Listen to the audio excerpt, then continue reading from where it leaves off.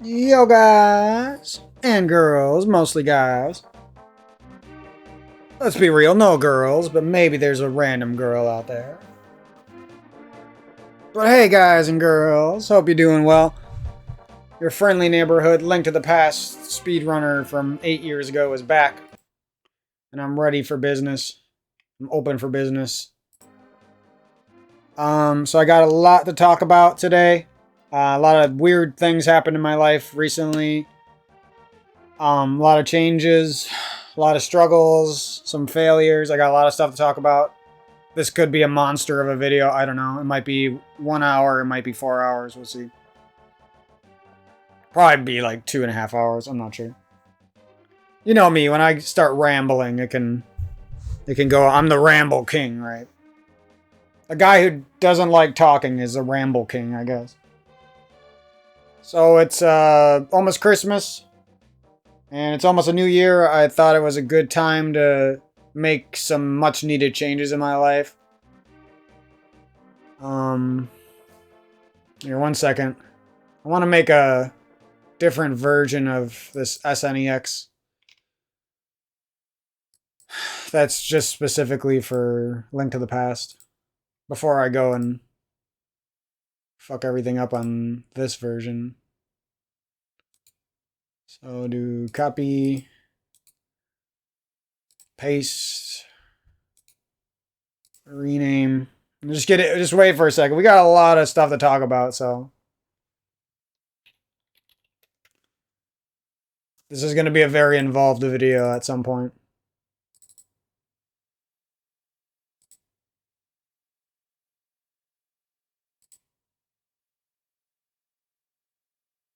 Speedrun, Link of the Past, and back in my day, we didn't have no practice hack. Well, that was sick.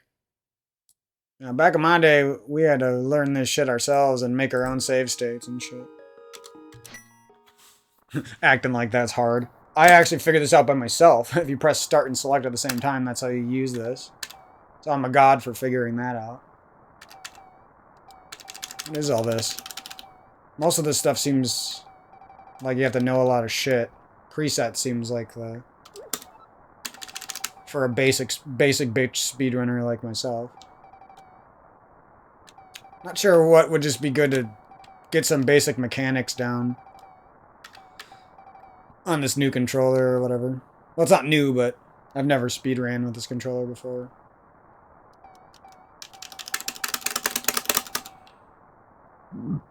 Ugh, sorry, I just ate a bunch of food, so you might hear some gross-ass burps.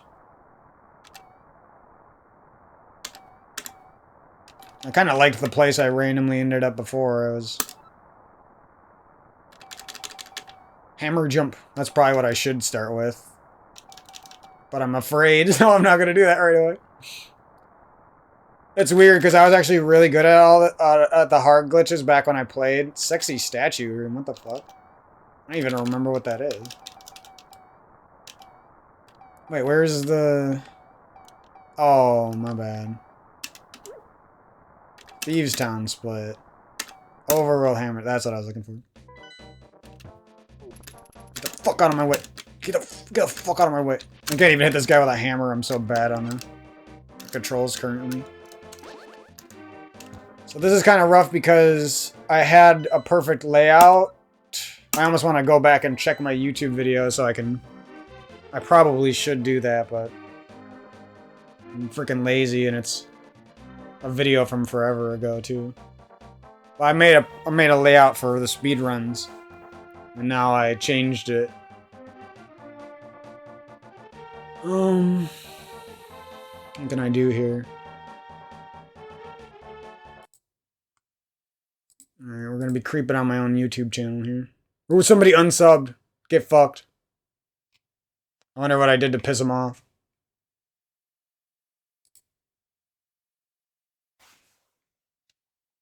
Get fucked, me.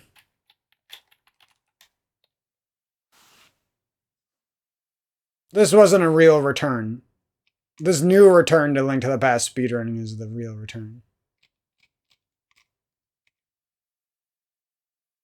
God, that fucking all those subscribers and one leaves and you just feel like shit, dude.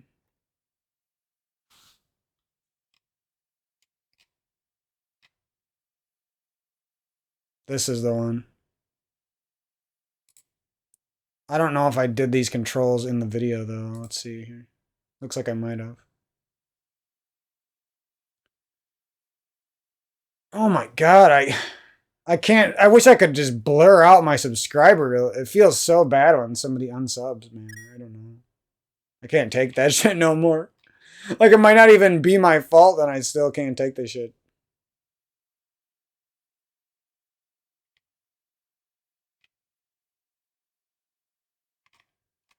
So I tried to return to this game a while ago. It's the only thing that didn't really work out was I was just trying to do blind runs, and it was just kind of pissing me off. So I'm not going to do that this time. Even though I should for fun, I don't have the motivation or the patience, honestly. Well, I guess I did have the hack back then. I just... Oh, okay, I put it in a different folder. I didn't even remember having the hack. Yeah, we're going to have to redo the controls manually, I think. So I'm going to do some talking before I get into this gameplay, I think. We're just going to do some random practice right now in this video. It's probably going to take a while, but it's not going to be... We ain't doing runs for a little bit here, that's all I'm going to say. So I got a lot to talk about, like I was saying. I got to complain about that singular subscriber that left. I've been watching, I just got back into WQ stuff. I used to watch this guy back in like 2013, 2014. I don't really remember what year that was. Might have even been some in 2015 when I was like phasing out. So we're going to talk about some of the topics I noticed he was talking about. We're going to talk about Link to the Past. We're going to talk about emotional stuff and depression a little bit. We're going to talk about like everything I always talk about. We're going to talk a little bit about the Link to the Past speedrunning community. Some of the things I like and miss about it. Some of the things I don't like. Some of the people I think have a dark side to them that get away with it. Stuff like that. So we're going to be calling out some motherfuckers.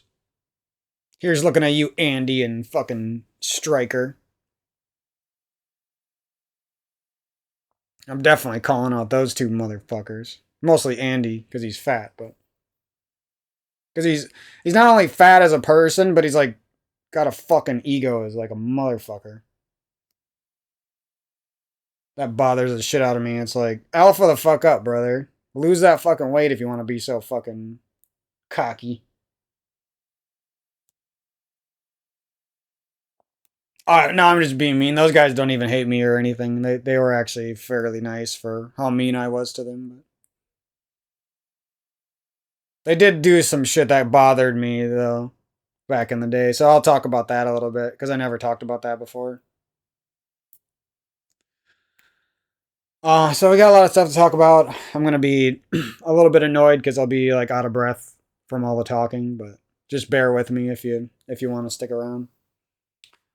So this video is also going to be all over the place because I'm just kind of freeballing it. I'm just trying to think like where to begin and everything. Also started watching Eddie's speedruns. They banned me in no reason for some fucking reason. I redeemed some channel points in his Edwardinary Twitch stream. That was his name. Last year, I redeemed channel points. I didn't even know what I clicked on. I didn't know what channel points were. And he just like, I don't know if he just finished a run or he just lost a good run or something. And I redeemed some channel points and they banned me right away. And then they didn't unban me. And then I got mad and I said mean shit to him. But I mean, that was pretty justified because I was better than him back in 2013. No, I'm just kidding. The guy's obviously a fucking god at the game now. But He was like 2 years old back when I streamed. Uh, but yeah, that was one reason I didn't get back into Link to the Past speedrunning last year, was because I started watching his stream and I was like getting motivated to get back, and then I got banned from his chat just for redeeming channel points. I didn't even say anything offensive. So I don't know what happened there. We're gonna let it go because he was really nice to me in the last few days. So we're just gonna let it go. I don't know why that bothered me so much. You know, it's like you come back to a scene and certain people have like sort of taken over the scene and they don't even know who you are, even though you were somebody who pioneered this or helped pioneer. I didn't pioneer the scene, but you know, I was there in the early days and I really loved a lot of the community members. So if you come back and get banned in the most popular stream, it kind of feels bad, man, you know? Feels Batman for you weird superhero fanboys. Um but yeah, I was really enjoying Eddie's stream. I know his runs, they're hard to watch sometimes because they have to be so perfect to keep going, you know. But it does make it really fun when he has a good run going. So I got a lot of plans, not only for A Link to the Past, but for my channel and for what we're speedrunning after A Link to the Past and everything. I'm gonna go over all that. This is like gonna serve as my December / beginning of 2023 like update video for the YouTube channel. And I will be streaming some on Twitch. We're also going to talk about the plans I have for video editing and what's going on with that, and hopefully the plans I have working with my brother. I'm not sure if he's really interested in us working on some Twitch streaming together and some YouTube and some TikTok, or if he doesn't like me. I don't really know. Whenever I try to talk with him, he's like a mystery. He's like a closed book. He doesn't really say much. So it's hard to tell.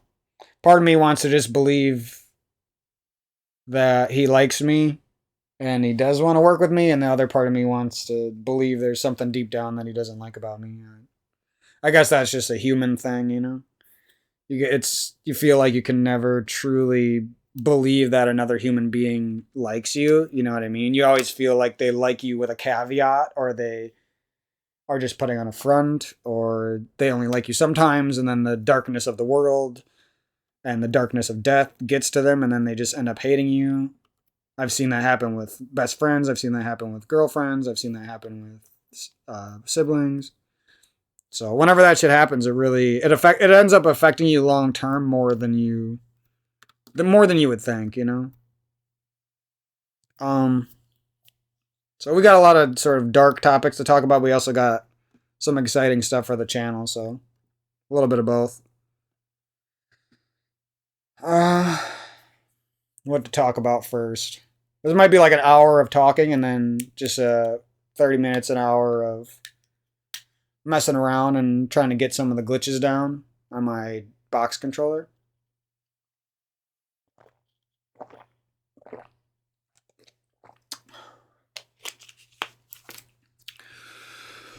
But I think I know how to talk about first. We're going to talk a little bit about what I've been going through. And I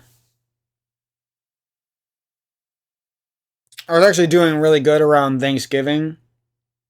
I was feeling more social. I said social. I was fearing. Again, this is what happens when I talk too much. I can't fucking talk. I was feeling more social, and I was feeling a little bit excited for once in my fucking life, and I got COVID in December, or this month, I guess, and that was rough for a little bit. So that kind of put me down. And I had a couple problems with my family, and we had this person who was acting like they were going to pay us some rent money, and seemed like they were going to be a good family friend to us and like help us clean our basement and remodel some of it. And And I'm usually really don't like when somebody's trying to invade my family's personal space. So I was hesitant. And then I was nice to the guy and he ended up stealing from us. And he might still redeem himself, but it's just like even if he did, it's kind of too late. You can't really, you know what I mean? It's even if he would have to like really make it up to us. But that even then, even if the person really makes it up to you, it's you can never really trust them again. So that kind of sucks. Um, it's just shit like that makes you believe the fear in your brain. You know what I mean? It's shit like that makes you become the fear in your brain instead of just having that fear. Your mind and your attitude towards people sort of becomes a lot more hateful and a lot more trustworthy. You're not willing to trust these people, and you almost just want to blatantly hate them from the beginning because that's what happens when you get cheated on. That's what happens when people steal from you and they were saying that they were going to be a good person to your family and stuff like that. And sometimes they even are a good person for a few days and then they just snap one day and they do something fucked up, dude. I don't know what is up with this world. It's like, why would you want to build, well, like, why do you want to gain trust of a family and then steal from them? That doesn't make sense to me. I've never done that to people. I haven't even done that to people who cheated on me. I haven't even done that to friends who completely betrayed me and used me as a joke for their new friend group. I never stole from them. It's weird. And then the thing is, the more this shit happens to you, the more, even if you're a good person, the more you sort of become corrupted and you just want to do it to somebody. Like it's sickening to think about that evil people can fuck up a decent person, a good person. They can affect you in such a negative way that clearly they're never going to change completely because they're completely corrupted.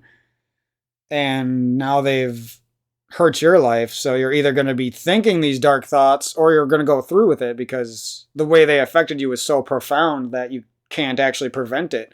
And it becomes more clear to me like why is there murderers? Why is there people who are quote unquote pedophiles?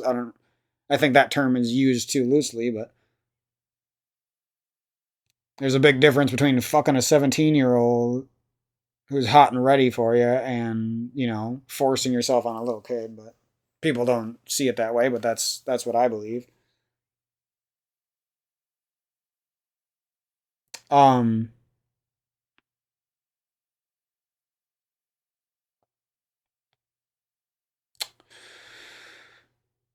Jeez, this video is getting way darker than I thought it was gonna. I thought I was just gonna be talking about Link to the Past. I guess I needed to talk a lot about this shit, but yeah, I was like I was saying, my December just kind of went really dark all of a sudden. I wasn't really prepared for it. I've been sober. I've been like getting more sober throughout the year, like as far as like smoking weed goes.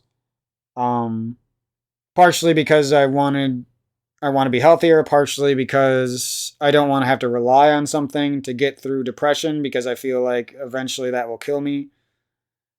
I don't want to keep using, like, I don't mind smoking weed once in a while, but it's like I don't want to be attached to something like that, and I don't want to. It's annoying when I have to quit it.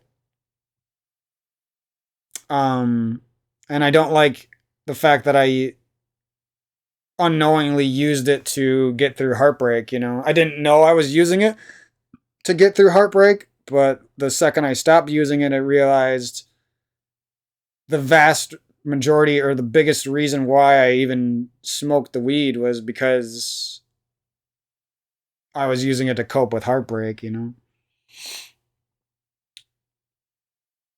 then when you don't have the weed, all of a sudden the heartbreak, you realize you weren't really solving anything. Like, yeah, you might have reduced the heartbreak a little bit, but it's still there and you weren't solving it, right?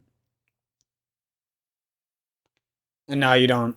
have the weed, or you need to quit the weed. Even it's not that you don't have it; it's just you need to quit it for a while. So what are you gonna do? Here comes heartbreak from 7 years ago to come fuck you, you know. And that's kind of how my December's been going. But like I said, yesterday it was kind of a pivotal point for me in my life. I came across Eddie's channel again a couple days ago, and yesterday I watched a lot and talked to them a lot. And then I found WQ again.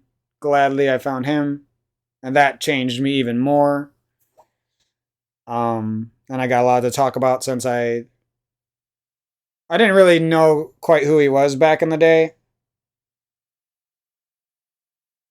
because I was just like, there were so many Link to the Past speedrunners I was into that it was hard to become like close friends with any of them, you know. So I just was just an acquaintance for all of them. Actually, I wasn't good friends with any of them. Not that I didn't want to be. I did. I liked that community. It was just in that phase where you're like really pressured to finish college, and you're really pressured to get a girlfriend and start a family, and you're really pressured to like um make some success and money for yourself. And that's sort of where my life went, sadly. Instead of sticking with the Halo community, or instead of sticking with the Link to the Past community, or the montage editing community, or and all that stuff, got pushed to the back burner, or like completely ejected from my life for the better part of the last 8 years. But another thing is like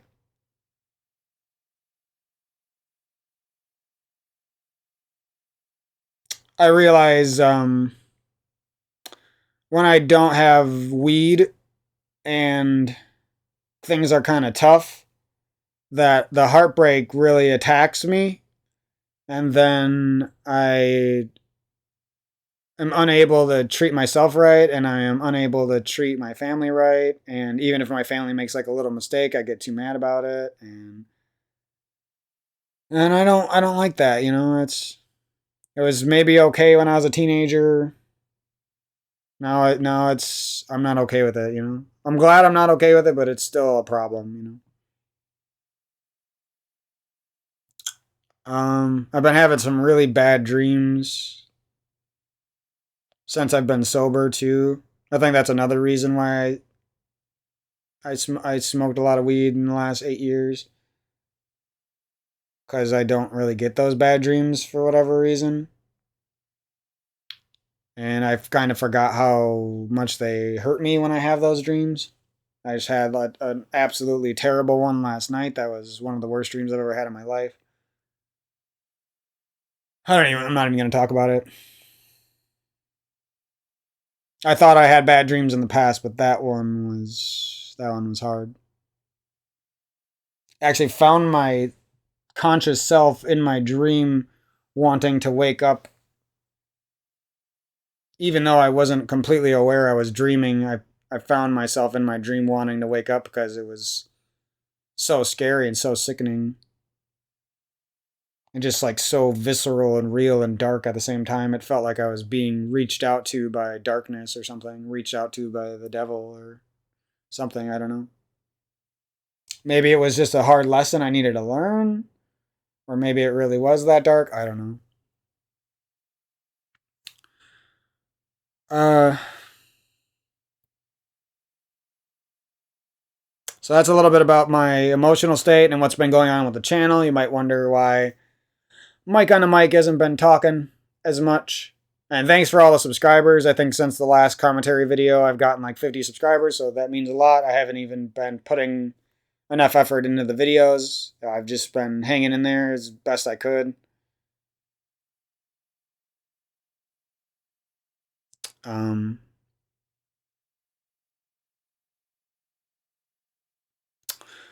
my brother got us a PS5, so that's been really exciting. I was never a PlayStation fan, but now I am. Which is weird because if things were different as a kid, I probably would have been a huge PS1 fan and a PlayStation 2 fan. Like, if we even had like $400 more to spend on PS1 games, for the and we got it like right when it came out instead of a couple. I don't remember when we got the PS1. And if my parents got it for me and my brother instead of my sisters, even though like it was just weird as a kid, like you feel like because clearly my family let us have the PlayStation 1, right?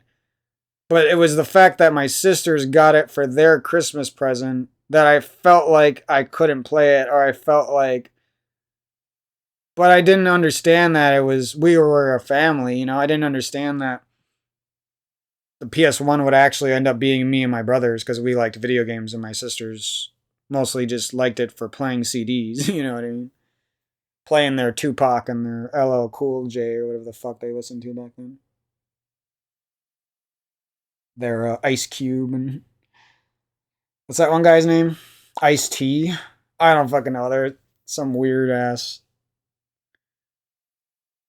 I mean, they listen to good shit like Bone Thugs and stuff like that, but they also listen to some generic ass like white girls shit back then.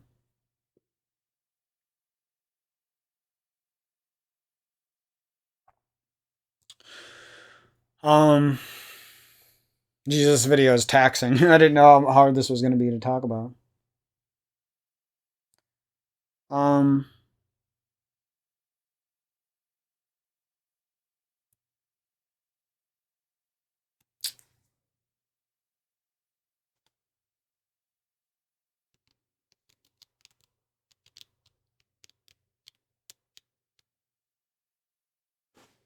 I'm fucked up, Brand. That's all I got to say. This month is it's gonna be a little bit before I'm recovered.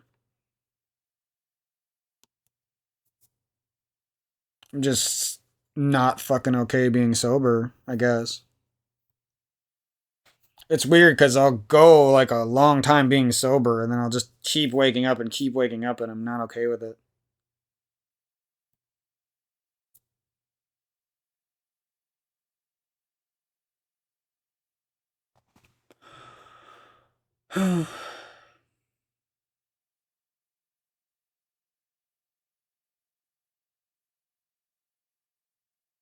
The cocky alpha attitude of a lot of these women, it's not even alpha, it's more like demonic.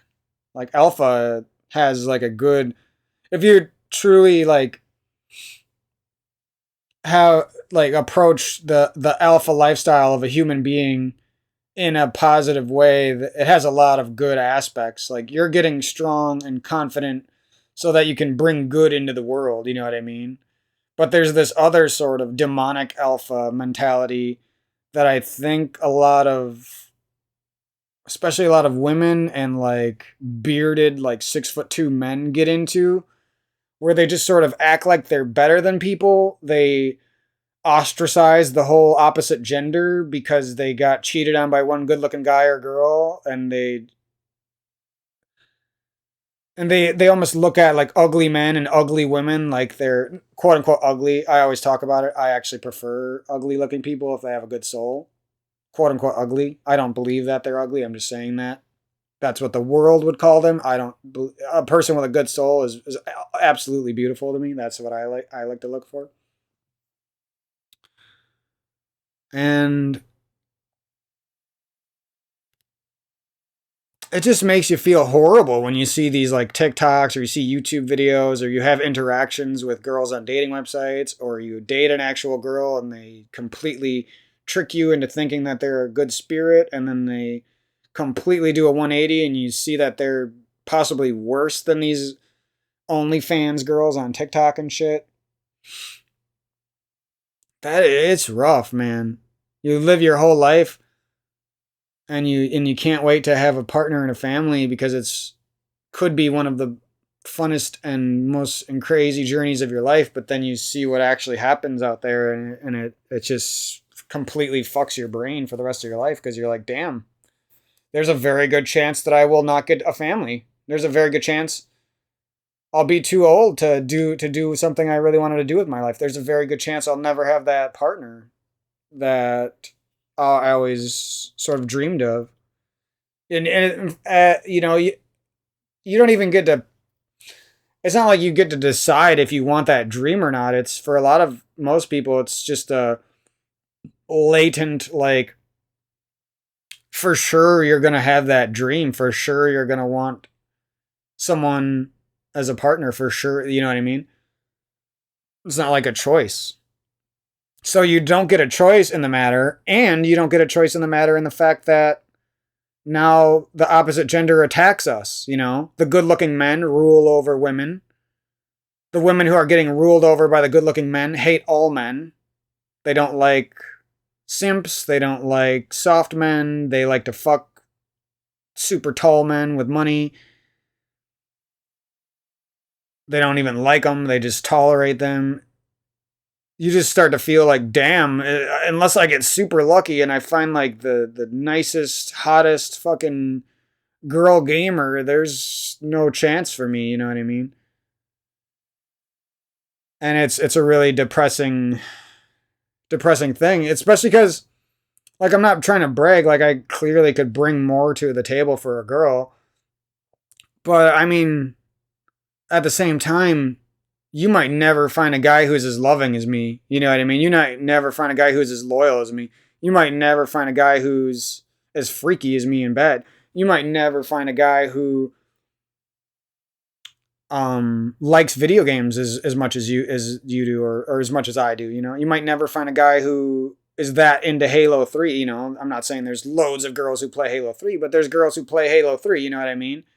You would think that some of those girls would be interested in me because I'm the best player in the world. You know what I mean? I've beaten every one of the other best players in the world, so clearly I'm either at the best player in the world level or I am. You know what I mean? And I'm not asking for loads of adoring fans or anything like that. I just want some of the best players to admit the truth. That's all. I admit other players who are the best, you know what I mean? I'm not going to name names, but I always credit the other players who I believe are also the best, you know what I mean? I've done it hundreds of times before probably. And it's just weird to me that I don't get that same consideration. It's like people, they like to think that a certain select group is the best, and there's nobody who can enter that group unless you somehow become popular. And if you become popular, then they'll come around and simp for your fucking for you. You know what I mean?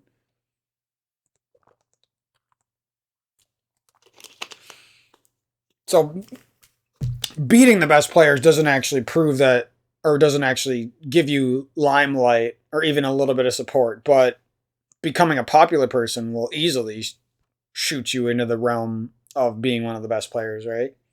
Makes no sense. And that's kind of why I got so motivated by WQ, because sorry, I'm still getting over being sick, so might cough a couple more times. Well, I'm not really sick at all anymore. I'm on the tail end of COVID.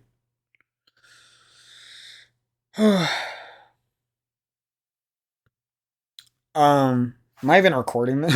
One time I recorded a video like this and I tried so hard and then like it didn't record or something, and I was just devastated. Um After all this talking, I'm getting really excited to relearn Link to the Past.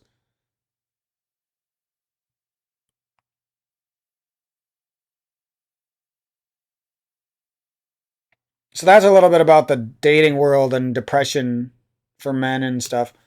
Not that women can't be in the same boat. I just don't really interact with women and I don't watch their videos, so I don't really know. I have seen some women that they seem like, if you think I'm passionate about wanting good men to have the support that they deserve, I've actually seen some videos of women, like decent, like great looking women who clearly have like bright eyes and a beautiful soul. I've seen some videos where they're like fucking crazy about it. Like they hate egotistical demonic alpha women, you know what I mean? They really hate that shit. So I know there's women out there who understand what we're going through, right? it's hard to believe in those women because guess what? I don't have any of them as friends. I don't have any of them at my side. I don't, you know what I mean?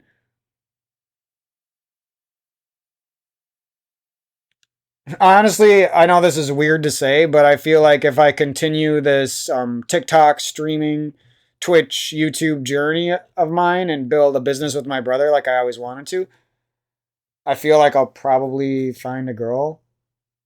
I don't know. I just feel like that. I don't know. It's weird because my whole life growing up, I felt like I was never gonna have a girl. I couldn't feel it in my heart. I felt like I don't know. I just felt like they were never gonna give me a chance. But for some reason,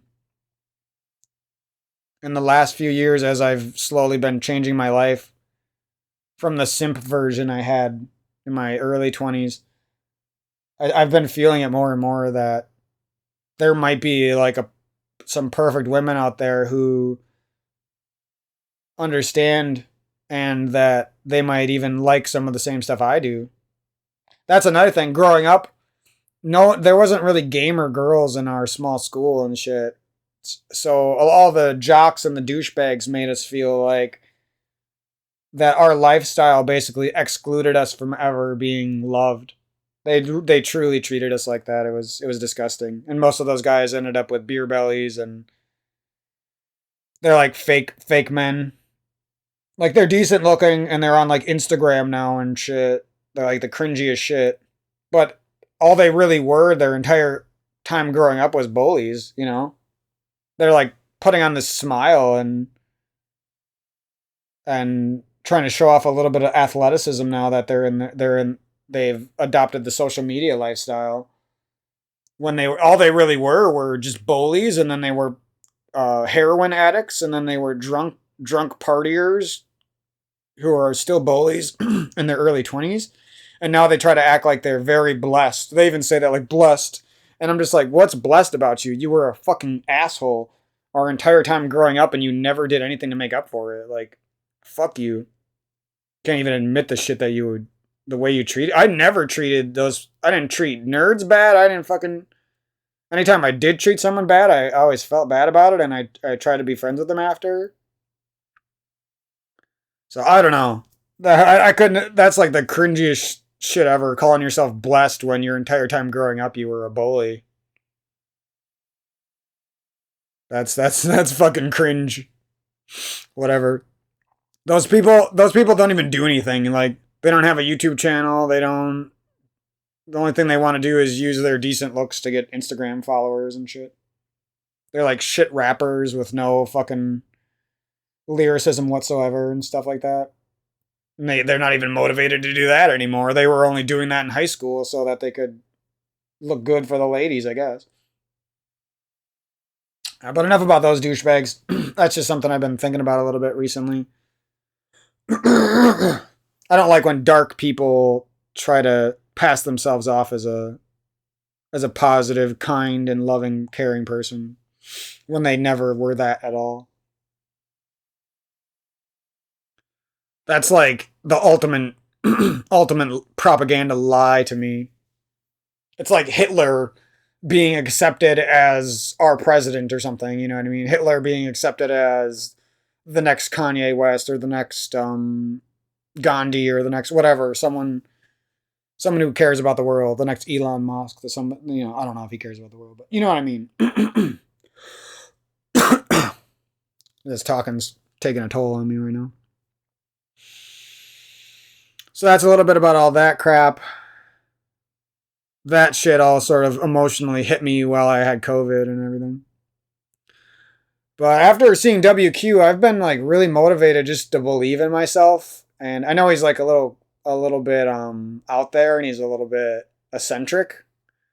But if you really listen to what his morals are, you're like, oh, I get his humor now. I never understood it back in the day because I hadn't been attacked by women like that yet, and I hadn't been grown up enough yet and gone through enough shit. My life was frankly a little bit too easy back then. So I listened to the guy back then and I didn't understand. Even though I was a pretty smart guy, like book smart wise. I needed some life experience, I guess, still. So I'm also I'm sad that I left this community, but I'm really happy that I get to come back and get some easy PBs and stuff. I don't know if it's going to be that easy, but so that's a little bit about all that boring shit. I wanted to get the darkest part of the conversation out of the way first, so I don't have to dwell on that anymore and think about it. Um, yeah, WQ. I didn't know this guy even knew I existed. He's clearly somebody who cares about the community deeply, even if he just seems sort of like he doesn't care sometimes, like he's alpha as fuck and shit. He seems a little bit eccentric. He actually really seems to care. He's one of the only people who were super talented who remembered who I was. Back, actually, he's one of the best in the world, and he knew who I was. So that gave me confidence in myself and made me feel like I was, even though I didn't get to be a part of this community as much as I wanted to back then. It shows me that there were people out there who cared about me, even if it was just a little bit. So that was really kind of eye opening for me and gave me a lot of motivation for my YouTube channel and to get back into speedrunning and be a Twitch streamer again. Me and my brother were. It was hard for me, at least, not for him. He did a great job, but it was hard for me to find my place in the world after high school. I did really well in college, but it just wasn't for me. Um, I did pretty good at all my jobs that I had, but it just wasn't for me. And speedrunning and streaming, I don't, not to a lesser extent streaming. I don't really like streaming. It was mostly just to connect with other people in the speedrunning community is why I did it.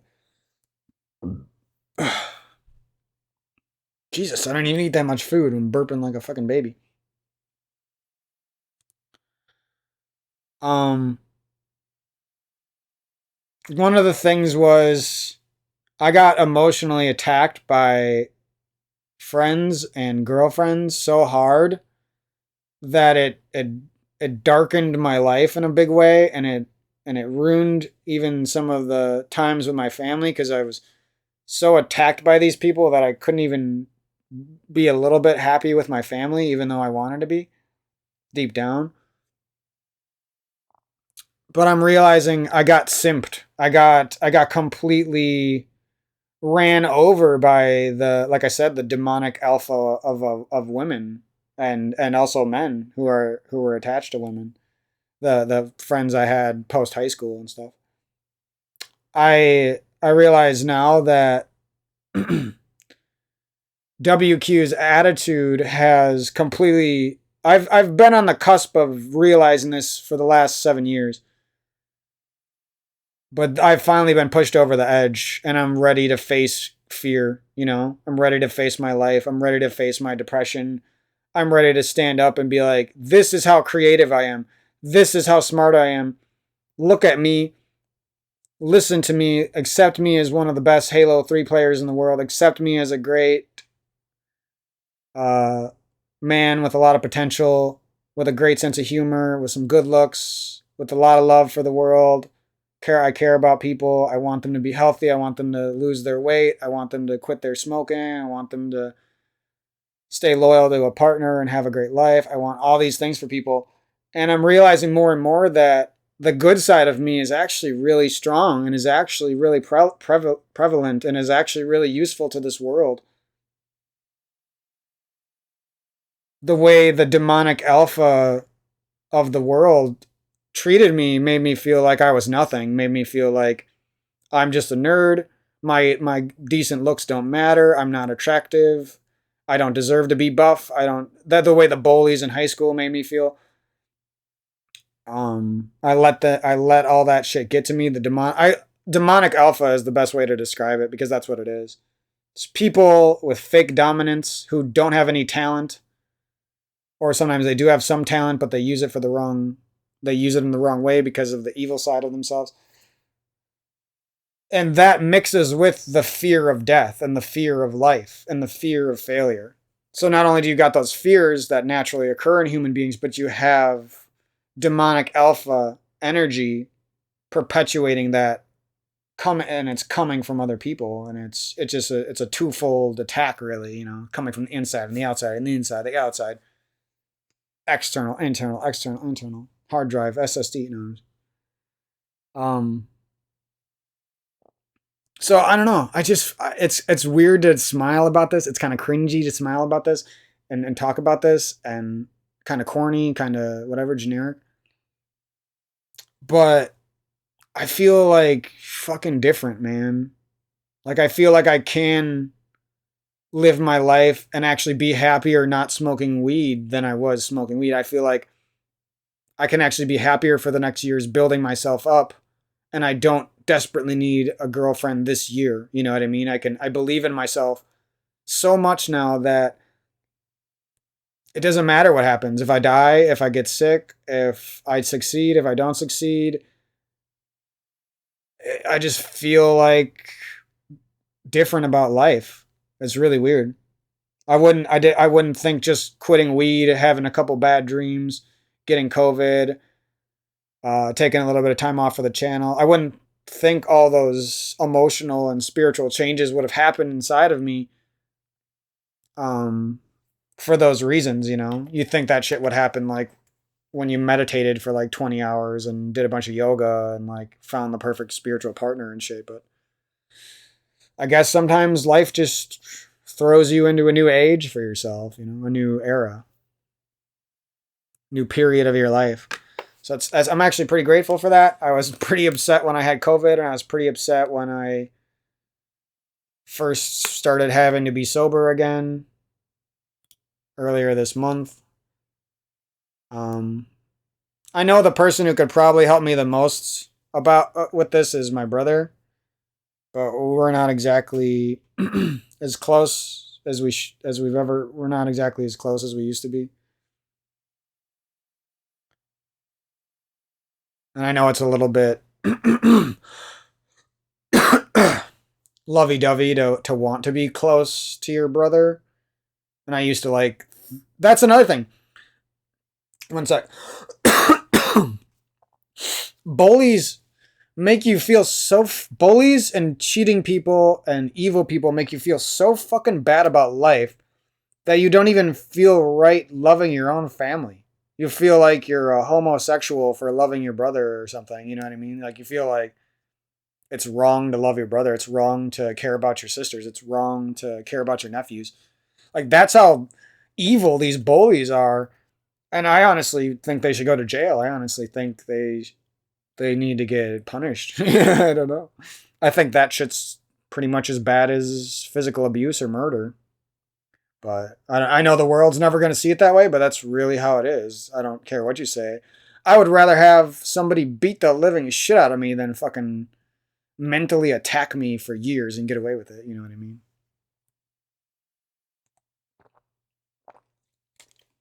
I'd rather get raped by a fucking girl again. That's what girls do. They actually... And they get away with that too. It's fucking sickening. They seduce men and then they crush them. It's fucking sick, bro. Any woman who does that needs to go to fucking jail. They need the death penalty. They need some sort of punishment. That's fucking sickening. I'm not even mad about it, bro. You mad, bro? Who hurt you? People who say that type of shit need to fucking burn in a fire, man. It's evil. You could say I'm evil for what I say about it, but no.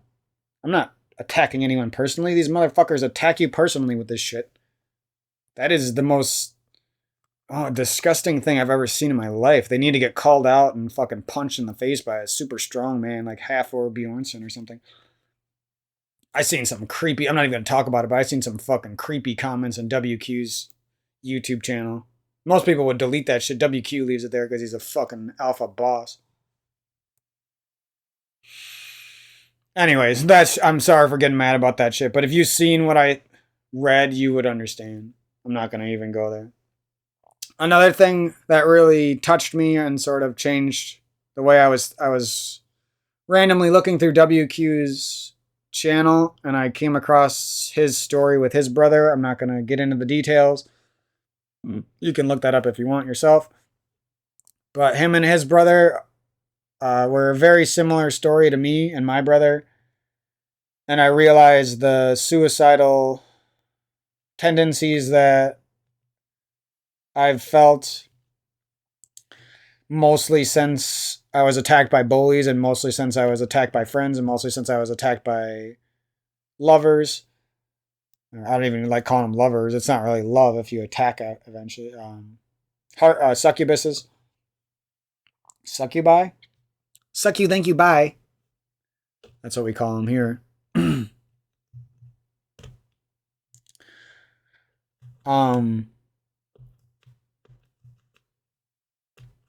Anyways, I never wanted those depressive thoughts to ruin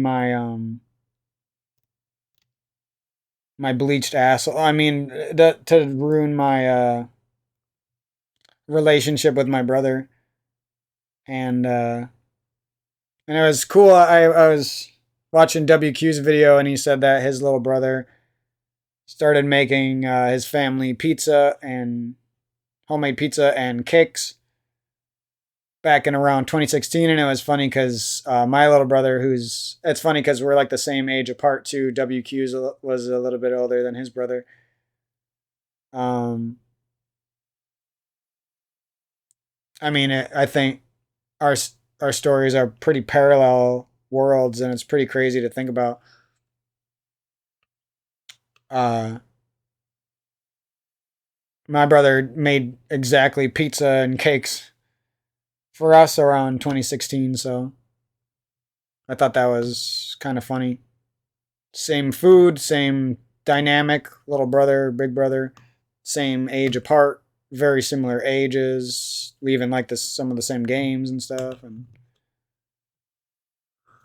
anyways, that sort of motivated me to help with my sober journey and to help with my new alpha lifestyle, and not seeing alpha for what it.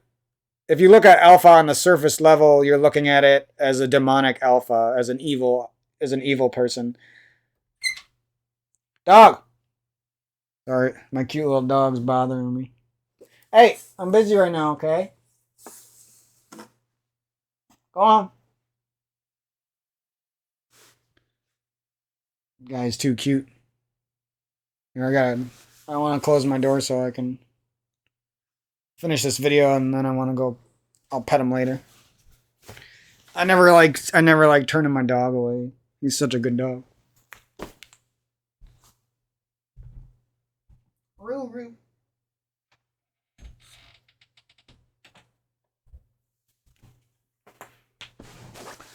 Okay. I just need a little time. I want to finish this video because most of this shit I don't really ever want to talk about again, so that's why normally I would just stop the recording and go spend some time with my dog, but this video is kind of important to me.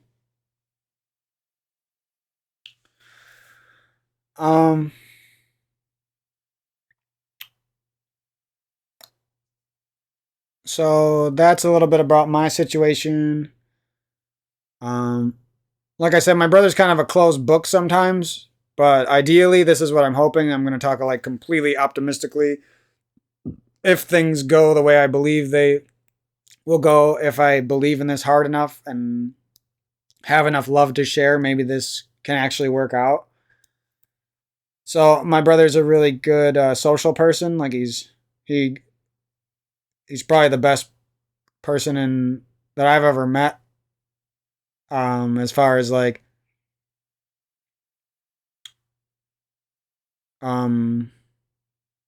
giving other people a humorous, humble person to look up to. You know what I mean? Like, I know he was a little bit, he had a little bit of that bully asshole mentality in high school. That's just kind of the way it was around my high school. Like, people were shitheads to each other and stuff. But besides that, You know what I mean? Like every other aspect of the way he treated people was good, you know what I mean?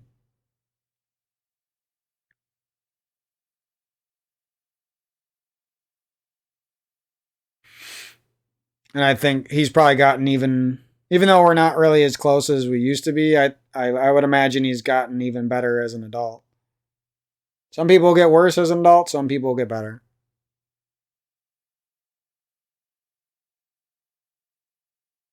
And don't get me wrong, like I definitely did a little bit of bullying in high school too, but again, I guarantee if there wasn't so many fucking asshole jock bully fucks and petty ass women in my high school, I guarantee I wouldn't have been like that.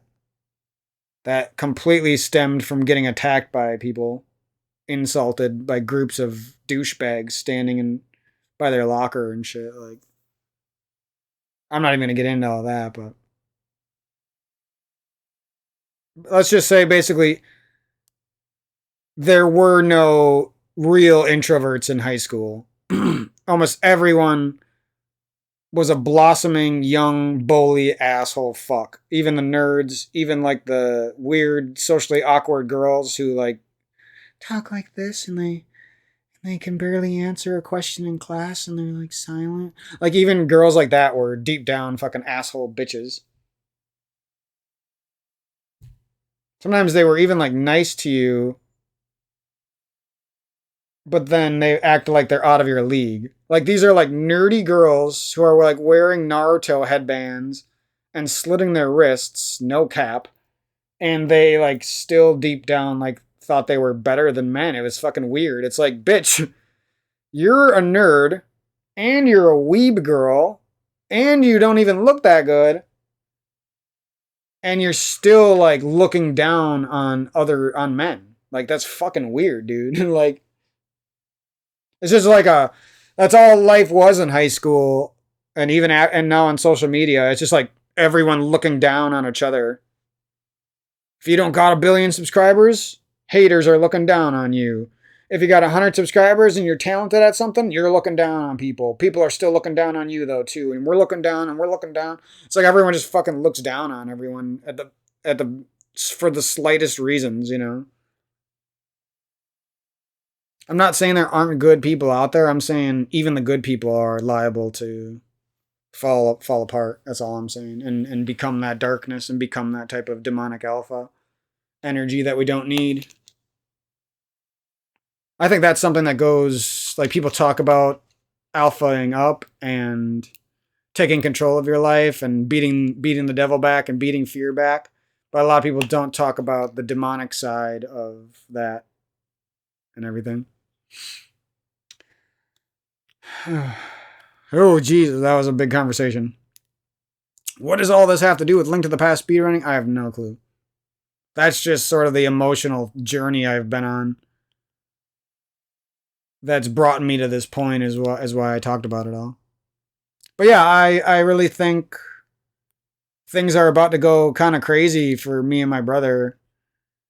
Um, we barely even used to speedrun back in the day, but we were already polling like 50 viewers, which is kind of crazy now that I think about it because polling 50 viewers is actually really hard,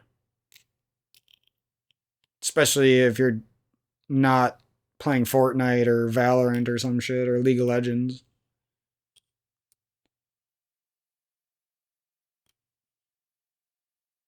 Now, I can't really tell you what stopped us from continuing that journey. It's I really liked Link to the Past, so I don't, and I really like speedrunning, so I don't really know why I stopped. It wasn't like I stopped playing games and stopped trying. I fucking tried my butt off. I've played 15, 20,000 hours of Halo 3 against the best players in the world, so it's like since then. So it's honestly I don't want to say it because people are going to be mad at me, but I think it was women. If I had got lucky and found a good partner, things would have been different. But I just kept finding these dark, fake women who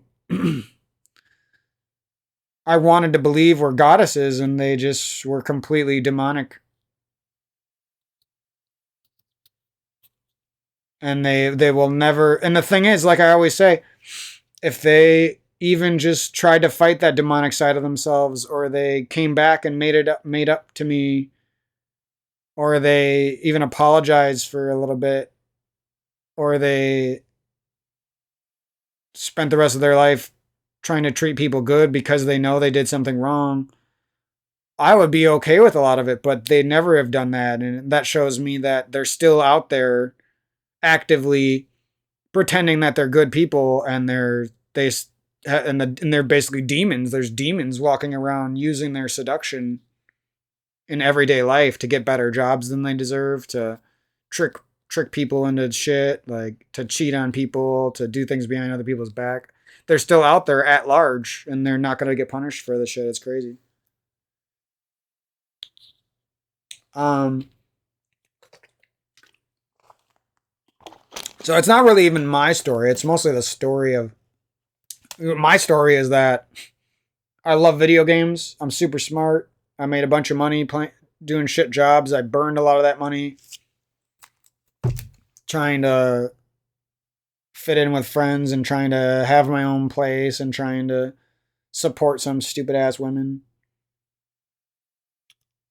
Um, I did a lot of shit for a guy who might seem like an introvert or might seem like a straight gamer. I actually did a lot of crazy shit. Like I would drive over to Sheboygan, a big city near me, and film music videos for random rappers. It probably wasn't safe. Like I might have got my camera stolen or I might have got hurt or something, but I'm surprised I even had the balls to do a lot of that shit. Again, a lot of those, I don't regret all of it, but a lot of those dumb decisions happened because I kept getting in relationships with evil women. And then I felt like I would have to live up to their standards and be like a crazy, successful, outgoing person. And then I would go do shit that wasn't safe. And they don't care. They don't care if I lost my life in some big city to some fucking criminals. Because frankly, I did run into some criminals.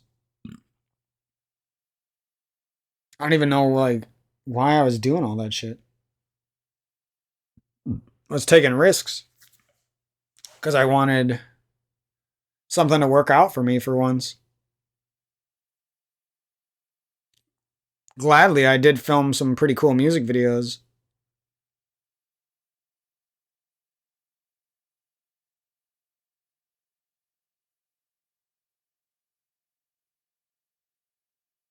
Um, so that's all that crap. Uh, shit, that was that was a lot.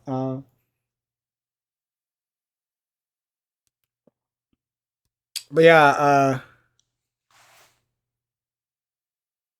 my brother seems to want to take streaming seriously, so I'm hoping that we can like both double down on TikTok, YouTube, and Twitch, and any other sort of businesses we can mix in, like music and video editing and music videos and stuff like that. Um, I'm hoping we can double down at the same time and sort of find some success for us. That could be a fun time in our lives. A lot of times, even though we're not really actively doing the stuff together, it helps when we're both just doing it at the same time, but separately. You know what I mean?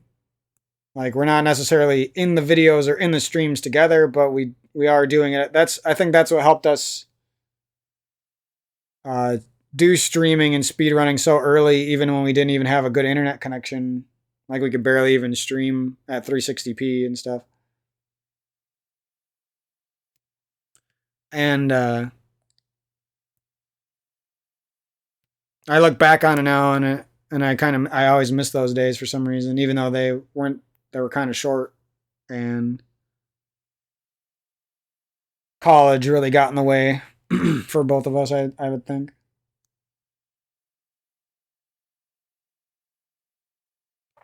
Um, But yeah, that's most of the dark stuff I wanted to talk about. And there's no real way to completely move forward from all that stuff. Like I always say, if you've been attacked by areas of life, which all of us eventually do, you never really can move away from it 100%. But at least understanding that fact can help you create good times through all the bad. And one thing that I always kind of bothers me is that I know this is a weird personal problem, but so I had this shitty like wireless phone internet back in 2013, and Andy and Stryker both, well, mostly Andy was like cocky about Stryker's Halo 3 skills. I'm not saying he's bad. He's not as good as me. He's not even close now. He's a great artist and he's a cool person. Stryker is. Andy was kind of a fucking annoying, cocky asshole who needs to get punched in the fucking face. Like, I want to like the guy, but the way he acted about this shit was so fucking cringe. It's the cringiest shit ever. They made like a huge. Okay, so I shouldn't have never done this because I was stupid back then, but I should have never played Stryker on his host because that's not fair. Fiber internet hosting against a guy using cell phone tower internet in 2013 when that shit was the laggiest garbage internet ever. So that's not even a real 1v1, first of all. And they challenged me to a 1v1 back then, and I don't even have the internet to play that sweaty of a 1v1, first of all. Not to mention, I never really got to practice Halo 3 before that because I never had internet until like 2011, 2012. So it's not fair. And even though it's not fair, me and Stryker, it was like 12 to 11. That was the score. And in Andy's mind, that means Stryker's better than me. And he made sure like he shared that fact with his whole stream, and he like always remembers that Stryker quote unquote beat me in that 1v1. But if you really look at the facts, I beat him. I won every BR battle. He kept picking up camo like a fucking pussy in a casual 1v1. And I'm not associating his gameplay with who he is as a person. He might be a very good person. I'm just saying. I don't 1v1 like that. I'm at a significant disadvantage because he's on fiber and I'm on his host, and I have satellite internet that is 0.5 upload. Like, the fact that I made that a 1 point game shows that I was far better than him. And instead of seeing that truth and being like, damn, okay, MK, you're the real deal, Andy and him were both like the cockiest fucking douchebags in the world about it. And guess what? Stryker added me as a friend, so he clearly saw something in me. And this is back when I never even could practice Halo. Like I said, I didn't have internet. And I had just gotten internet, and it wasn't even proper internet. It was cell phone tower garbage that never worked right, and it was always red bar. So take it for what it is. And I haven't even thought about this in years, but I just remembered it because I came back to like I said, I'm coming back to the Link to the Past community. So that reminded me of it.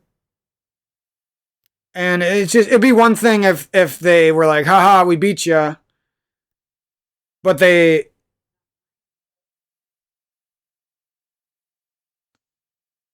just didn't acknowledge the fact. Sorry, somebody was talking. They just didn't acknowledge the facts. They didn't credit me for what I did good. He didn't 1v1 me on my host. He would have got fucking shit on because my internet was shit, so I probably would have been lagging for him. I don't even do 1v1s. I'm a 4v4 player. I always have been. He probably had internet from like 2004 to 2013, and he's winning by 1 kill on his fiber internet host. Like, That's not a win. If I did that, I would feel like I lost. You know what I mean? I 1v1'd Janitor on his host earlier this year. I'm just using this as an example, and I beat him 13-8 on Heretic when he has some very significant advantages, and I don't play 1v1s, and I didn't have a headset on, and you really need a headset for 1v1s with no radar, especially. And I beat him, but I felt like I lost. Do you understand? Because that's how serious I take the game. Even with all those disadvantages, to me, that was a loss. 13-8, that's not good enough. Not to insult Janitor, he's a great player. But I hold myself to this ridiculous standard where I need to be the best in the world every match. You know what I mean?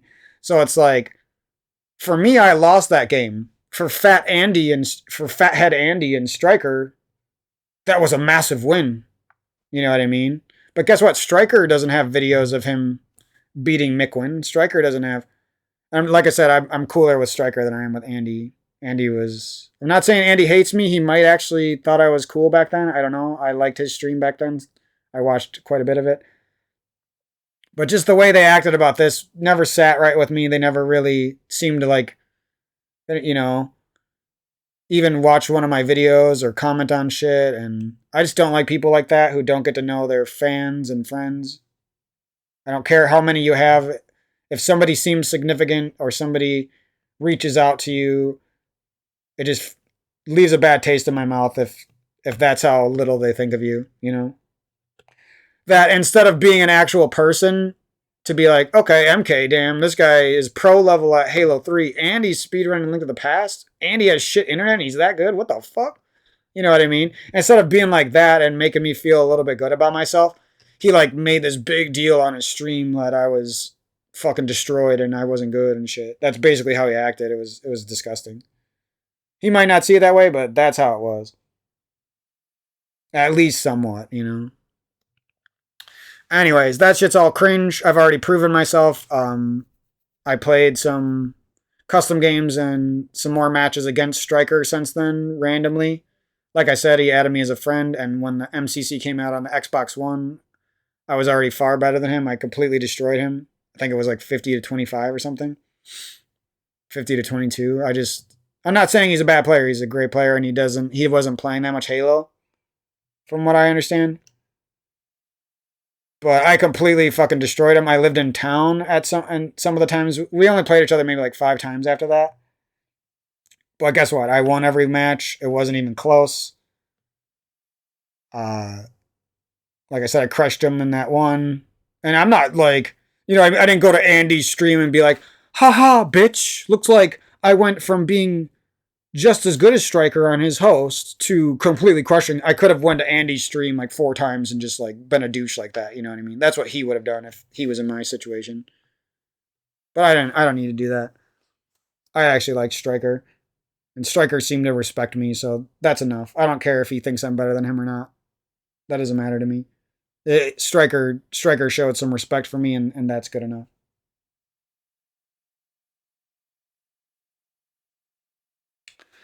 But anyways, I'm probably even better than what I'm probably far better than him since then because I put in another 15,000 hours. I have decent internet now. I play on higher sensitivity. I've beaten numerous pros since then. Gotten loads of Kilimanjaros, catastrophes, Killpocalypses. So I'm not worried about it anymore. And if he got better, I'm happy for him. Fuck Andy, though. He didn't need to act like that. Could have been friends, linked to the best speedrunning friends. Could have been like I said, Striker showed respect, so that's enough for me. But if you care anything about this shit, watch out because people on Twitch will use you for fucking content and they'll throw you in the trash bin. You know what I mean?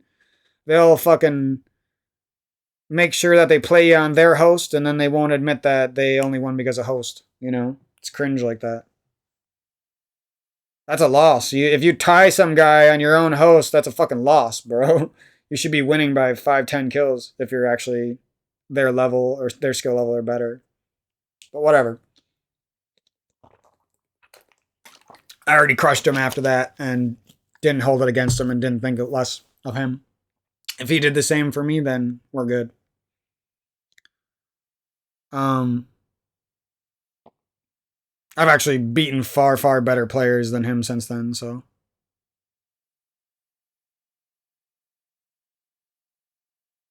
I'm more worried about them being at my skill level than I am him. That was just something that never sat right with me, you know? I think if you really want to see who's better, you would play with the person. You would be friends with the person. You play some matches with them. You do some 4v4 and see who can carry harder and see who can help you through the hardest matches of your life. That's to me is true Halo skill. 1v1ing, especially back in the day before dedicated servers, means nothing. Absolutely nothing. I've beaten players I probably shouldn't have beaten, and I've lost to players who are complete trash. You can literally, if a good player is just playing the 1v1, this is how me and my brother used to play. We didn't even pick up camo most of our 1v1s. And we didn't really play that many 1v1s, but we did take the practice seriously. And it was all about no-scoping. It was all about practicing BR mechanics, and that's how we played. We're not trying to pick up camo and beat the other good player by 10 to act like we're 10 kills better than them or some shit. Like, that's not how we were, you know what I mean? I'm top mid, trying to out BR my brother. He's top mid, trying to get me off of S3 from no-scoping him. You know what I mean? We're not sitting there making it a cringe fest like Flazen does, where we're in a paid tournament and we're camping in illegal spots because we're about to lose the match. You know what I mean? That's fucking cringe. And then people do shit like that and they can't even admit that they. That was one of the cringiest things I've ever seen in my life.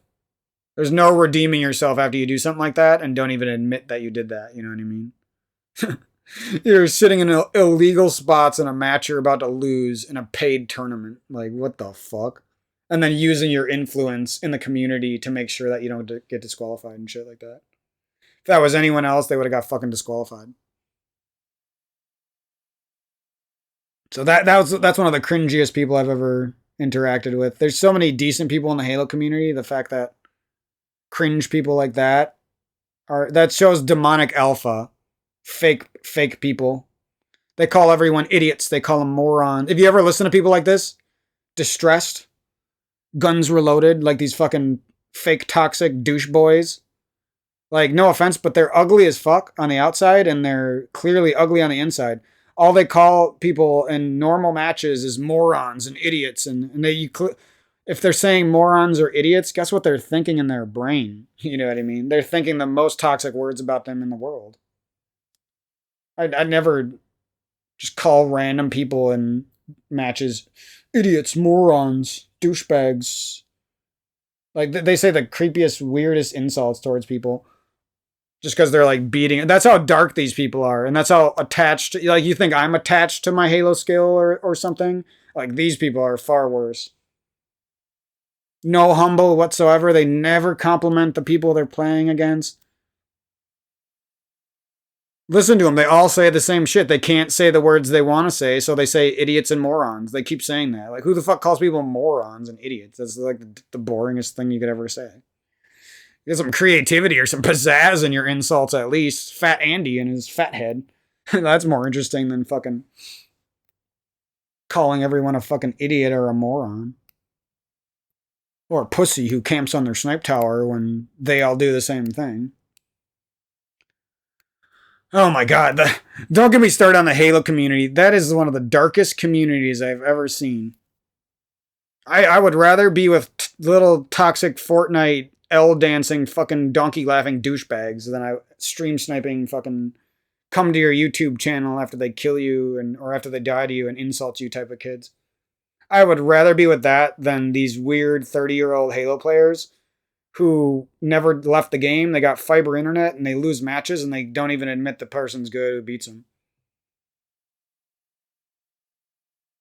I'll never. That's another dark area of my life. Like, you wonder why I didn't do more with the Halo community or I didn't put out my best Halo clips ever and stuff like that. That's a big reason why. I hate that shit. That's disgusting. All right, this stuff is taking away my energy for Link to the Past, so we're gonna move on from all that. And there's even worse. Like I mentioned, a couple people in the Halo community, but there's actually worse people. The super popular people are even darker and faker. Not even gonna mention their names. And there's lots of these like little clicked up fucking boys who get like 10 viewers or less, and they attacked my Twitch channel because they hated that I was better than them so much. I beat them in snipers matches when I don't play snipers, and they are partied up and I'm not partied up, and I'm beating them in something. And they got fiber internet, and I had satellite internet at the time, 100 millisecond ping, which is not fair at all, especially in snipers. And they, even though my channel was like dog shit small, like the most I would get was like 10 viewers when I was streaming Halo, and I'm playing at a disadvantage, and so many things. There's just like these dark douchebag boys who act nice to the people who support them and subscribe to them, but they were so creepy and fucking weird when they came to my channel. It was I can't even imagine. I've never done that to people for no reason. It's weird, you know. I maybe have been mean to some people who were clearly, like I said, demonic alpha types. Deep down, they're beta boy bitches who can't face life, but on the outside and who they appear to the majority of people as demonic alpha. And most people don't understand what demonic alpha is, so they think that it's just a confident person or something, but it's really not. A true confident alpha person, like I said, has very, very good morals. They treat other people very, very well. They're very, very selfless, and they want to give away any type of following and money they get that they don't need. They give it away. Anyways, I've never, like I said, these fucking Halo boys are so fucking douchey. I haven't even seen one of them like make that their mission. Not even one of them. That's crazy. There's like 50 different Halo boys making money off of Twitch TV, and not even one of them has shown that they're a very humble, giving person who wants to support the little guy, who wants to make sure other people who are amazing get their name out there who deserve it. I've never even seen one of them. Isn't that crazy? And I've spent probably thousands of hours now in the Twitch Halo community and stuff, and the YouTube Halo community. Or I should say Halo 3. Like, they're really different communities. Like, there's not much crossover. There's the Halo 3 community. There's the casual Halo community, which is much bigger. There's the Halo Infinite and the Halo 5 and the Halo 4. Those have more crossover than Halo 3, right? Anyways. Whew, that was all a mouthful. I don't even know how much time passed. I gotta feed my turtle soon. So we're gonna try to buckle down soon and get some gameplay going. All the Link to the Past videos after this will be primarily focused on learning the run and stuff like that. This is just more of a channel update mixed with Link to the Past. Because like I said, there's a lot of things changing. I'll keep going over all those changes and reiterating them, partially for myself and partially so you guys know what's going on. But anyways, that's, if you wonder why I struggled so much with the Halo community, all of that shit is why.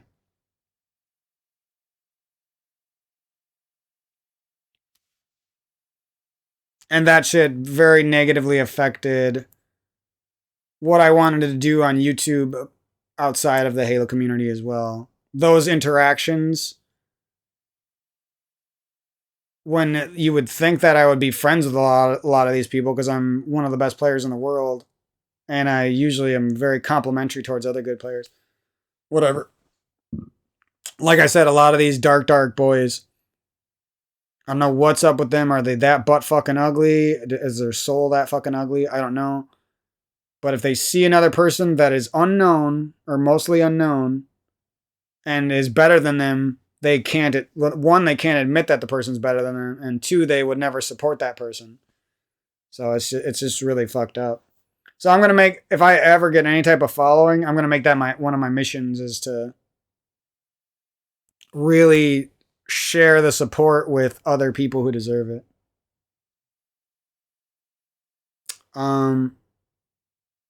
So yeah, that's all that dark shit. That was. Now I'm starting to see why I needed to vent all that crap, because it's truer than I ever thought it was. I was trying to sweep a lot of that shit under the rug, and that shit's just not gonna fly anymore. Life is too hard to have that type of burden and not vent it and not try to overcome it with a community of your own and stuff like that, and with your own positive actions for your life.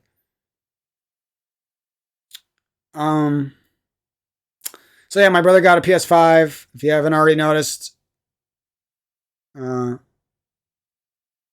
excited to bring in some more people to my YouTube channel. You know, I never really cared about subscribers, obviously, but I want to make up for the 30 people or so who left my channel over the course of it growing. I want to make up to the 1,000 or so people who used to subscribe to my other channel that I've neglected. And I want to do better and bigger content, and I want to do more, more variety. I want to do more with my brother. I want to do editing, art, all this type of shit. 3D programs, all sorts of things. Fitness journey. I want to get back into lifting. I'm very inspired, like I said, from WQ. Got me remembering the good days that I spent with my brother and my mom when we would go to the gym and stuff. And for a long, long time, like I said, I was crushed emotionally by the demonic alpha women and the jerkwads from post high school that I used to be friends with. I was very crushed emotionally from all that bullshit, and it made it so I couldn't lift the way I wanted to, and I couldn't exercise the way I wanted to, and it eventually got so bad in the last 2 years that I couldn't even do yoga the way I wanted. I love yoga too. I'm like the biggest proponent of yoga in the world, honestly. I could talk about it all day for no reason. But anyways, I finally feel different. Like I feel like I'm back in 2013, except now I feel more mature and more motivated and more inspired. So it's a really good feeling.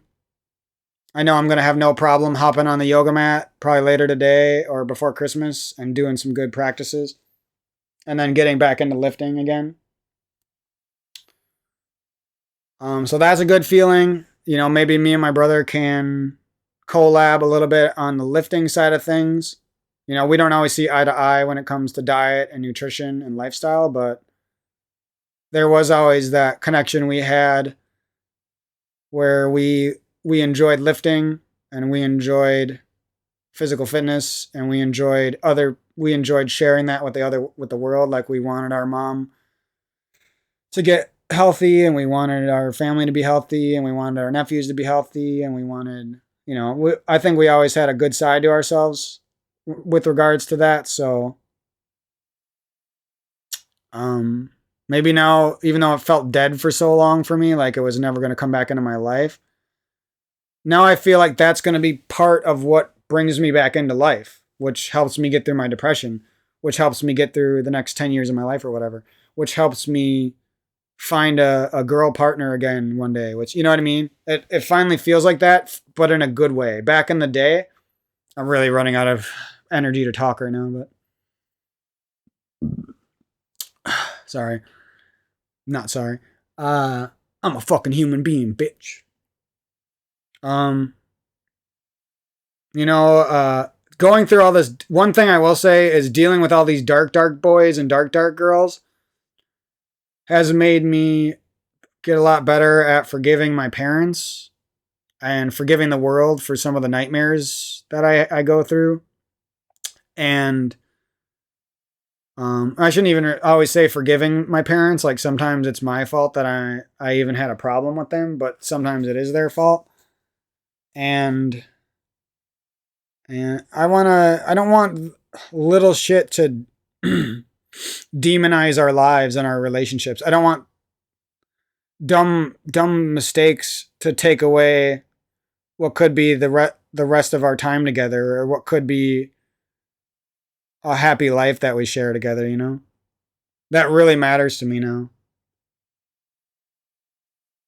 Sometimes you can't even prevent dumb shit. You just, shit doesn't line up and you say something wrong to the other person and you can't take it back and it's fucked up.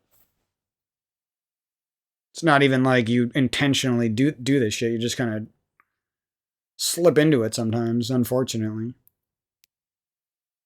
Or you're having a rough day and then somebody else is having a rough day at the same time and they accidentally say something and then you say something and then it's just too late. Both of you have already fucked up, you know? Um, so shit, that's the dark side of the internet and YouTube and relationships and life and all that shit. But a little bit of hope and a little bit of inspiration and a little bit of exciting new things thrown in there. But it's really exciting to get back into lifting. I was actually fairly, for somebody with a couple joint problems and stuff, I feel like I was pretty dang strong on deadlifts and squats and stuff. So I mean, I know there's like loads of roid heads who could make it look like someone like me didn't. It wasn't great, but I think I actually was pretty great at fitness and lifting and everything. So I'm excited to get back into it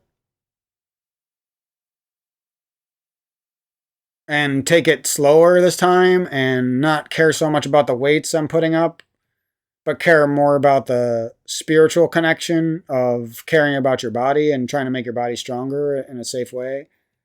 I feel like yoga and super depression and heartbreak taught me all that.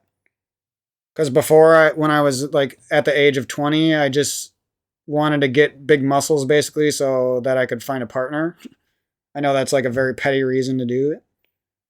And it actually worked a couple times, so that probably didn't help things either. But now I feel like I'm finally gonna do it for the right reason, you know? Or I should say reasons. It's not one reason anymore. It's a lot of reasons. Uh so yeah, that's most of the crap I wanted to talk about. And life just feels really different for me now. Like I don't know, I just don't feel the same. Like the games I'm interested in are changing, the type of women I'm interested in are changing. The relationship I want to have with my family is changing. The My attitude towards growing up as an adult is changing and for the better. Because the last 10 years it's been pretty dark. I feel very comfortable moving past a lot of the dark community members from Halo and from montage editing and from even some from Link to the Past and stuff like that. So I feel a lot different about that stuff. I used to be very upset by all the haters. I didn't understand why some of these people hated me, but it's kind of the reason why I didn't give WQ a chance back when I was younger. It's because I didn't want to let another person in, you know? I didn't understand it, but I was closed off to, not saying we had any disagreements back then, but I could have been better friends with him and I wasn't. I could have been better friends with Runner Watcher, but I wasn't. I could have been better friends with other people, but I wasn't, you know what I mean? And now I'm starting to see why that happened.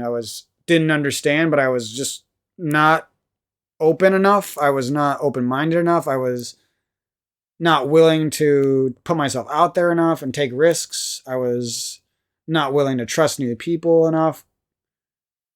I don't really even know why.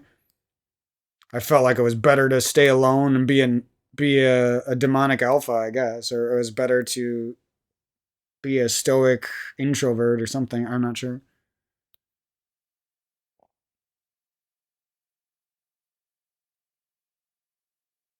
What else? So sorry about all that. I know you might hear some of the stuff I say and be like, "There's something wrong with this guy," but just trust me. I'm a half decent person, and everything that I sound very passionate about, there was some darkness towards me. I'm not making this shit up.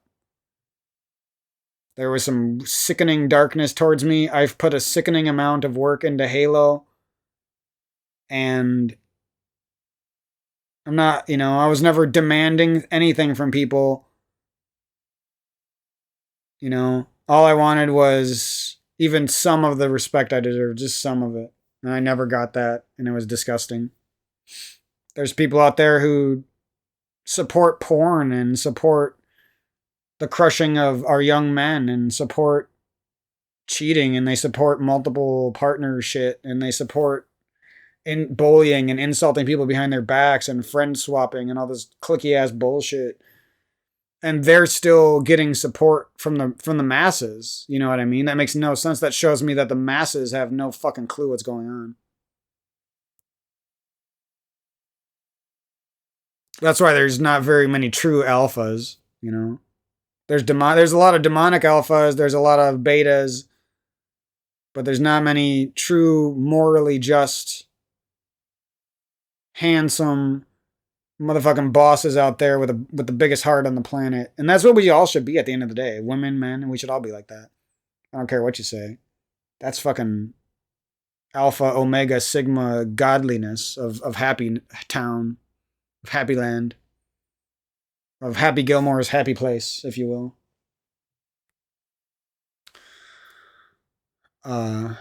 You eat pieces of shit for breakfast?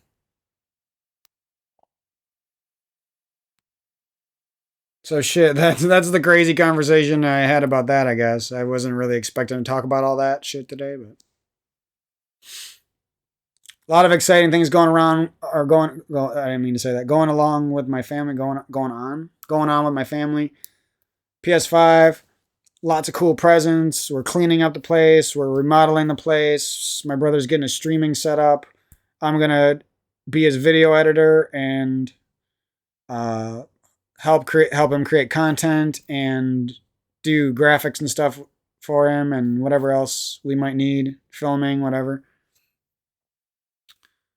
Also going to work on my own shit clearly too, but I really want to back him up because I feel like he could be on the fast track to helping our whole family. So I just feel like even though the cocky side of life would tell me to work on my own goals, I know the truth is that I should back up my brother, you know?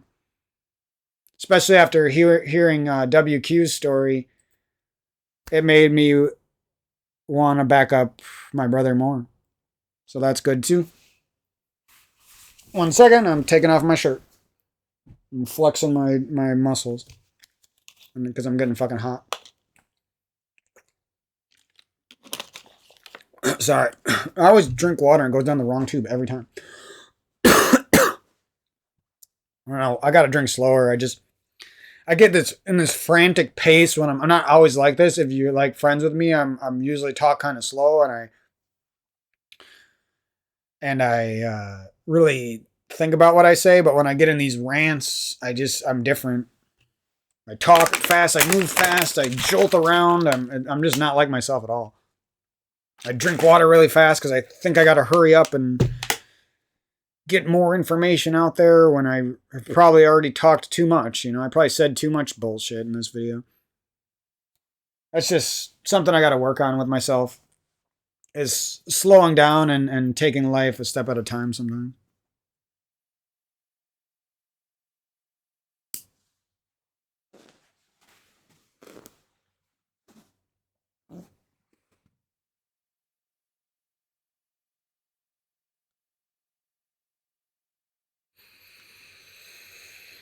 Holy shit. That's like a weight lifted off my shoulders with all that crap. But yeah, I pretty much have every single person in the Halo community blocked, and I only go to once in a while to a select few streams. I'm not following any of the people, not that I don't want to follow them. It's just there's too many super evils in that community, so it's not something. I need to keep my energy safe. I can't be putting myself out there into super evil territory. with the people who call everyone idiots and morons. Which makes no sense, because if you consider yourself one of the best players in the world, if somebody's better than you and beats you in a match, these guys are just, they have such a disgusting ego that they just call them idiots and morons. These are like unknown players who are better than the known best players, and they probably have worse internet, and they're beating the quote unquote known best players. And these people are so up their own asses that their fans are sitting there being like, making excuses for the popular streamer to have lost. Well, he only beat you because he was stream watching or stream sniping. That was like make excuses for the toxic person. It's really weird. It's like, no, you're toxic fucking ass with fiber internet, just got fucking shit on. You're not one of the best. You just want to be so desperately known as one of the best. And I wouldn't even have a problem supporting those type of people if they were even a little bit humble and supported the little guys, but they don't. They never do.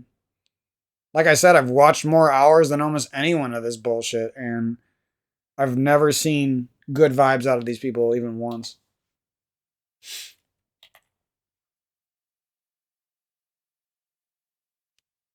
And that's having the world have so many people that are demonic alpha, or they're just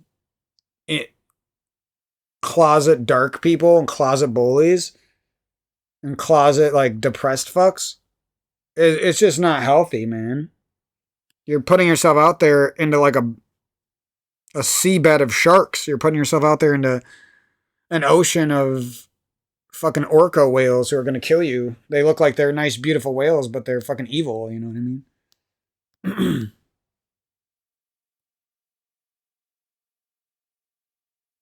Holy shit, man. I did not want my day to go like this. Ugh. Anyways. If I ever meet one fucking person who I can clearly see was a dark alpha and they change, I'll tell you guys. I'll be like, oh shit, it can happen. One of these dark people can acknowledge the fact that they were a dark, popular person and they can change. But I've never seen it, and I don't think it'll ever happen. I don't know what keeps them in their dark alpha ways, or demonic alpha, I should say. It's not even dark. It's worse, or it's what's worse than dark. Dark alpha wouldn't even be that bad. It's demonic, satanistic, death, fear-focused sort of ideology garbage. I don't know what it is.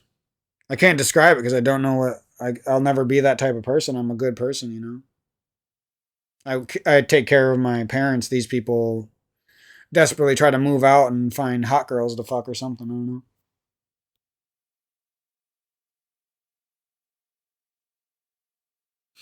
And guess what? All of that darkness, it all sucks, and it might sound like I'm dwelling on it, but all of that shit is the reason why I'm sober right now. All of that shit is the reason why I'm getting back into lifting, and I'm going to double down on yoga, and I'm changing my life in all these ways. So that's the good I'm making from it, you know?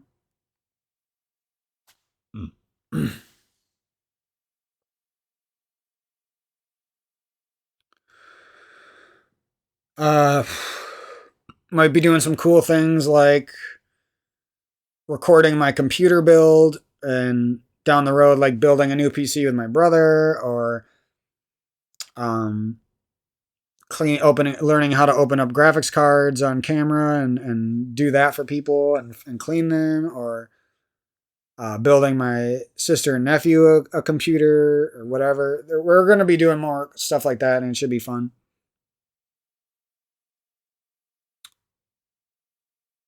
Learning coding, designing games, stuff like that.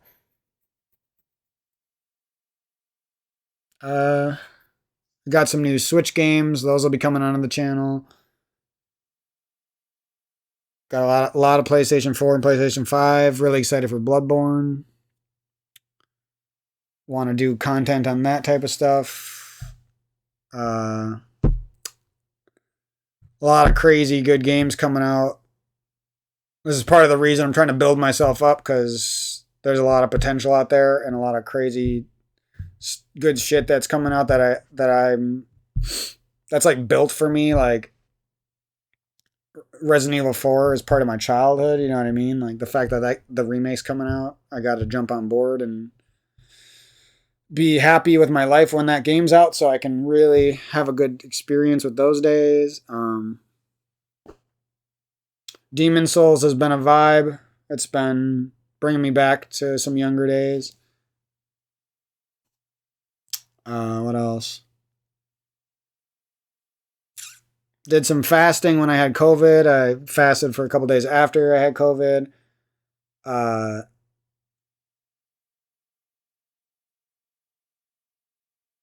the spiritual side of life, it seemed like it was really gone for me in the last year, but it feels like it's rushing back into my life right when I need it. So that's a good feeling as well.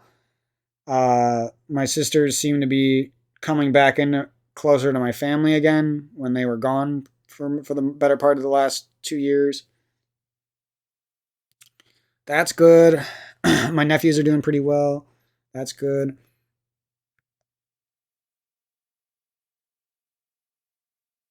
Mm. And yeah, that's pretty much all the bogus shit that I wanted to talk about.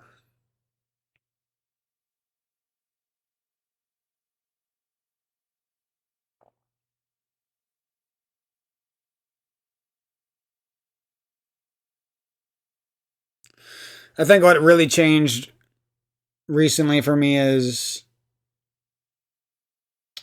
I've learned that I don't really care about being better than people. I don't really like I used to use that as a way to prove myself or like document my progress from going from a nobody in the gaming world to somebody. But now that I've actually surpassed any type of skill level I ever cared to be at, now I realize how little I care about the skill level and how life is just so much more than that kind of stuff. And how now that I realize all that stuff, being good is actually fun again. You know what I mean? It's not such a fucking. I don't need to win every match. I don't need to hold myself to some ridiculous standard. I don't need to care if other people who are somewhat known or unknown or good or bad. I don't need to care what they think about me. That doesn't affect me anymore like it used to. I feel a lot more like a man, a lot more independent, and it's all good feelings, you know. I went through that wave of darkness in this month, but now I feel like a wave of good times coming in.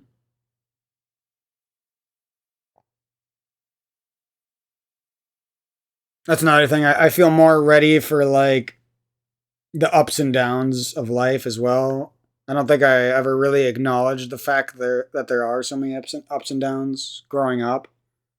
I just like desperately wanted things to be good all the time, and when they weren't, I wasn't okay with it.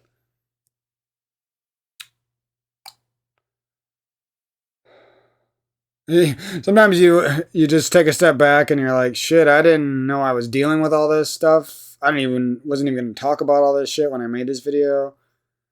I didn't know it could feel so good to vent all the stuff, even though it's not fun to talk about. Like I don't like talking about this kind of stuff, but it feels different when you vent it. Feels like there's room in your life now. There's a weight off your shoulder. There's a clear path forward when there wasn't before.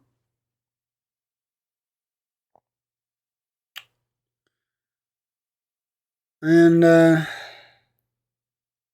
sorry if I offended anybody, but just speaking the truth, you know what I mean? A lot of these people I wouldn't even mention, but there was a very dark side to them that they're lying about, you know. And I admit the dark shit I do. Like I said, sometimes I go to people's chats who I know are evil and I say something super mean to them, or sometimes I get so fed up with Halo 3 or something because there's so many toxic motherfucking fuckers dealing with that deal with me and attack me personally. that I'm just not happy anymore and I teabag a random stranger or something, you know?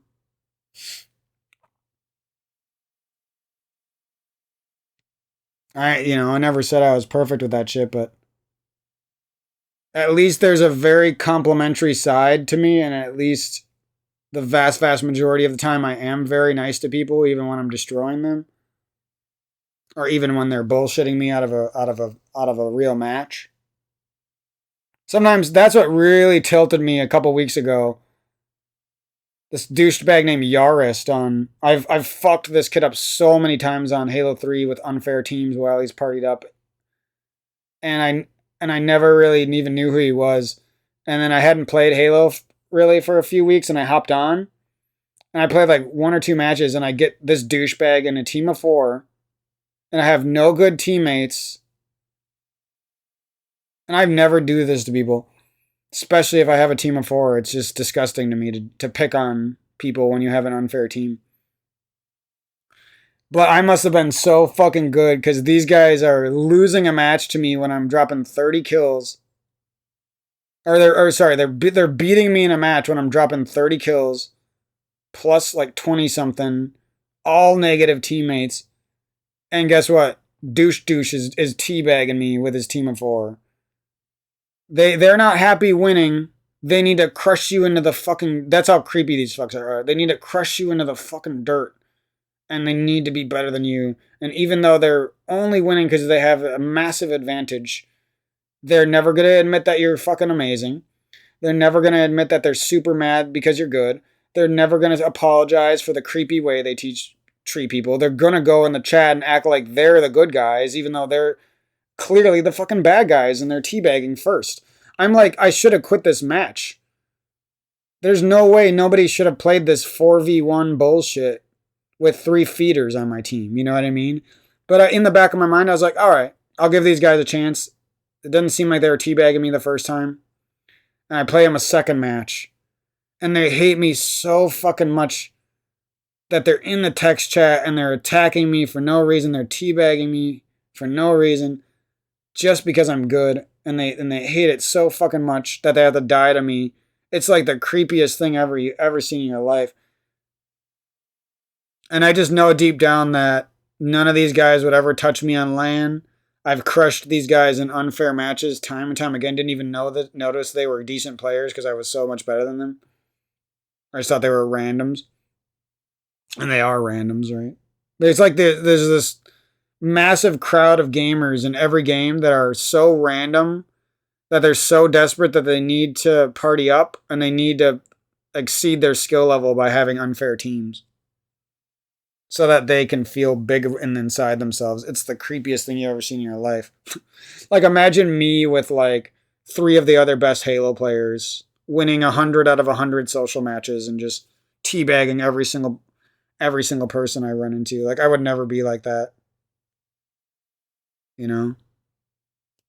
I can't believe people are like that. And that just goes to show you why they can't beat me in fair matches. And you're like stupid douchebags like Carson, I think his name is, or Carson or something. Always toxic when he has a team of 4. Always gets mad when you beat him. Always hops up in the text chat when you're shitting on him. Whenever you match him in a fair match and he's solo queue and you're solo queue, he AFKs and complains like a douche. I literally beat him standing up with no game audio. I stood still for the first 20 kills because I don't give a fuck. I pick up the controller, just fucking shit on him. And then he AFKs and hides in the base and complains in the text chat and shit.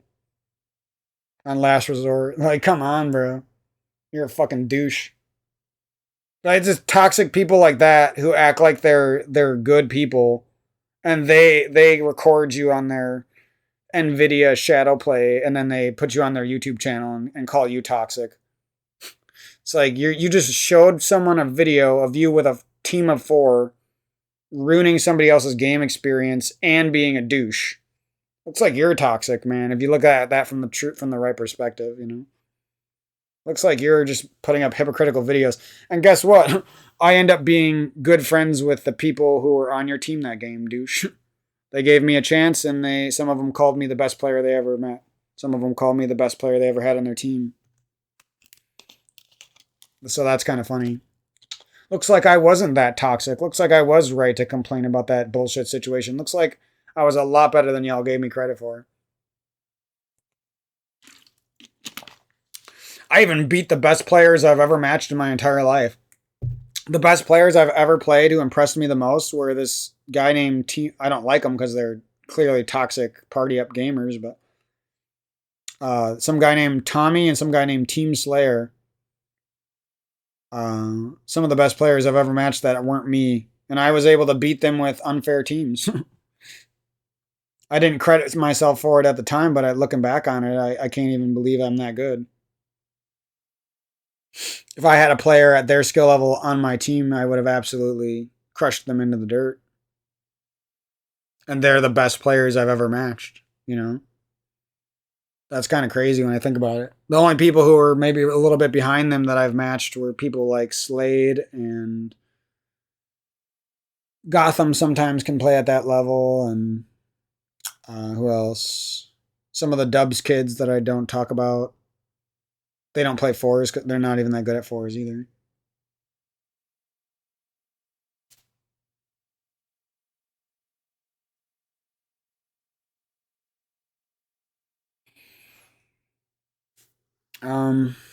But yeah, we talked about the garbage Halo community for too long. That's enough.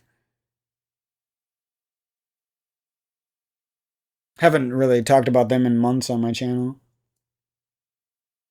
But that's been all the interaction I've had with them mostly. Has there been any good interaction? Let me think. Nameless Hero is a G. That guy's cool. Even though his douchebag friends tried to sell me for a bad person, he gave me a chance eventually. He was definitely a douchebag to me at first. Like, I'm not gonna lie, he was a complete fucking douchebag to me for no reason, just because I was beating him in his party ups. And his douchebag friends don't like me because I'm better than them. But eventually he gave me a shot, and he's been an absolute fucking G ever since then. So there's one good interaction I had.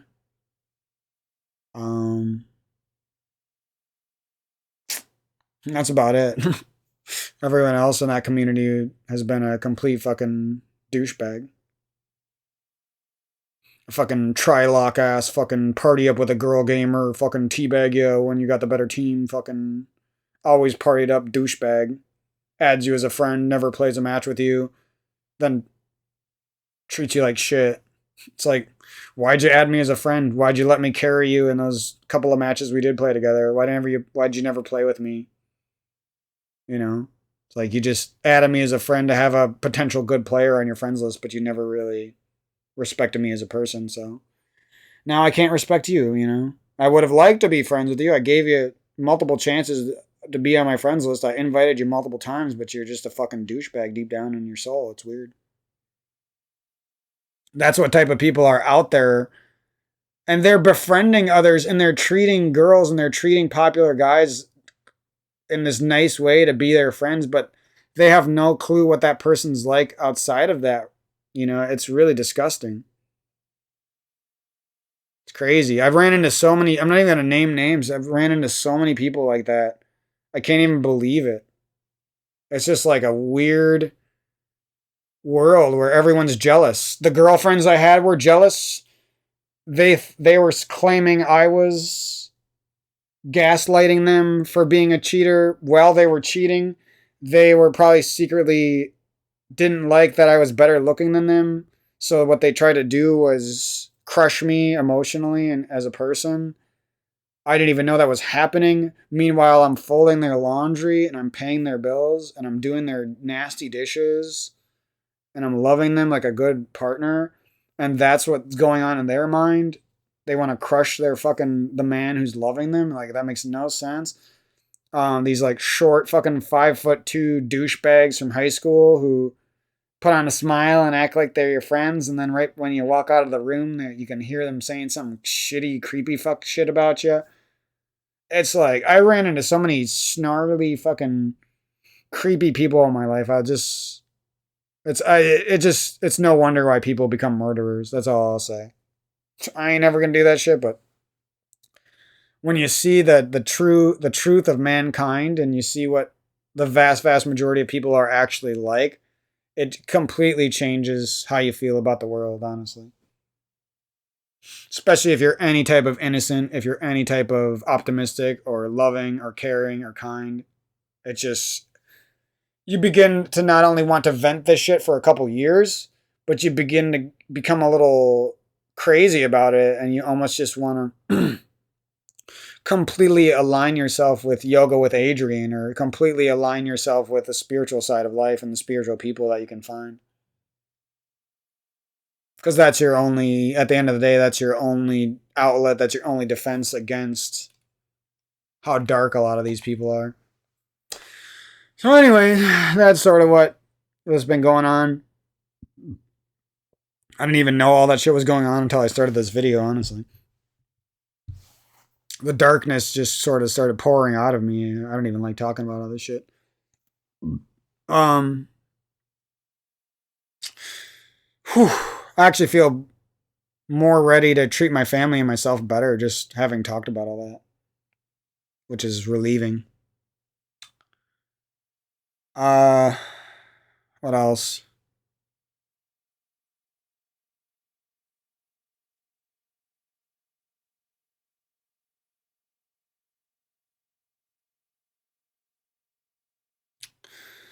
So I think some of my advice is to, if you listen to my story and you didn't immediately paint me a picture as me as the bad guy, you might see the good side of what I'm saying and the morally just and the positive alpha morals that I'm talking about.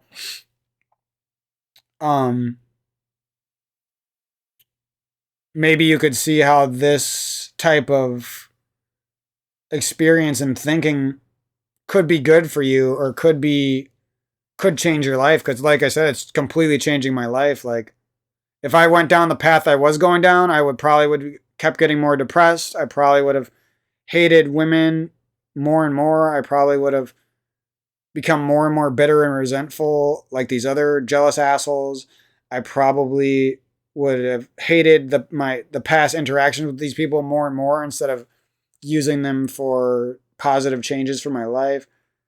Um, all this type of shit. That's probably what would have happened if I didn't go through this period of change in my life. More and more reliant on smoking weed and stuff, bad food.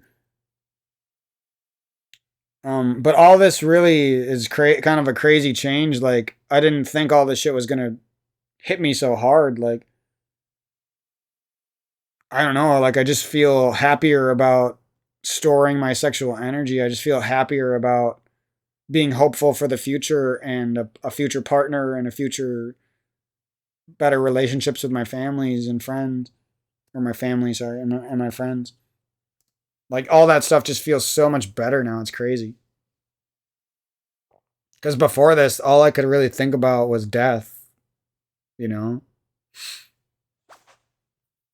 That's another sad thing. It's like all these evil people that are deep down evil, they're making other human beings crumble before death. That's really what they're doing. It's fucking disgusting. And like I said, it's no wonder people become, like, decent people become murderers sometimes. It's like, because we allow that type of bullying, because we allow that type of gaslighting, because the world doesn't put an end to that shit, and there's no proper moral compass being applied to a lot of these areas of the internet and school and the school system and the dating world, because there's dark demonic alphas in power as well. That doesn't help one bit. And because the people with a true conscious and a true moral compass oftentimes don't give a fuck about power, so power corrupts absolutely. It truly does. And true power and true love aren't easy to come by, and you know, they're the only things that could change the world for the better. But sadly, they're not easy to come by, and sadly, they don't dominate the world because they don't want to dominate the world, you know? That's crazy. It's a weird dynamic. So if you want true love and you want true spiritual power and you want all this good stuff, you really got to seek it out sometimes, or look in the right places, or be open to it and stuff like that, and then create it for yourself and all this stuff. I feel good, like listening to Edward, or sorry, Edward, listening to Eddie and WQ really. I was just watching them to because I like Link to the Past, but it kind of changed my whole fucking perspective on life, or at least evolved it. Not that I wasn't already headed in this direction, because I was. So I'm feeling a lot better about a lot of things. I feel like a confident, handsome man again. I feel like I'm going to be a boss at lifting and fitness. I feel like I'm going to be able to help people and help myself. Feels really good to have vented some of that dark stuff that I don't like talking about. I don't want people to see me as a hater. I don't want people to see me as someone who just gets in confrontations with people all the time, because I really don't. You know? Sometimes I go to these assholes' streams who have said creepy shit about me, and I compliment them still. You see what I'm saying? They've never complimented me once. They've never liked me. They've never viewed me as a proper player of whatever, a proper person. But I've still gone, not that I'm not tooting my own horn. I'm just saying, even with all that darkness, I'm in their stream saying, damn, that was a good snipe. You know what I mean? Or shit, that was an amazing game. That was an amazing game, or something. So that shows me that, you could gaslight me all you want. Look at me as a bad person, judge me for my voice or whatever, judge me for the things I say. But at the end of the day, at the end of the day, that's what I'm doing, Whatever.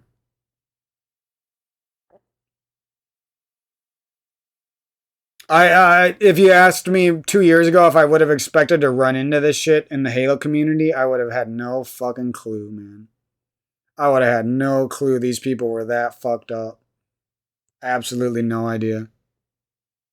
Not because I was naive, just because I wasn't ever.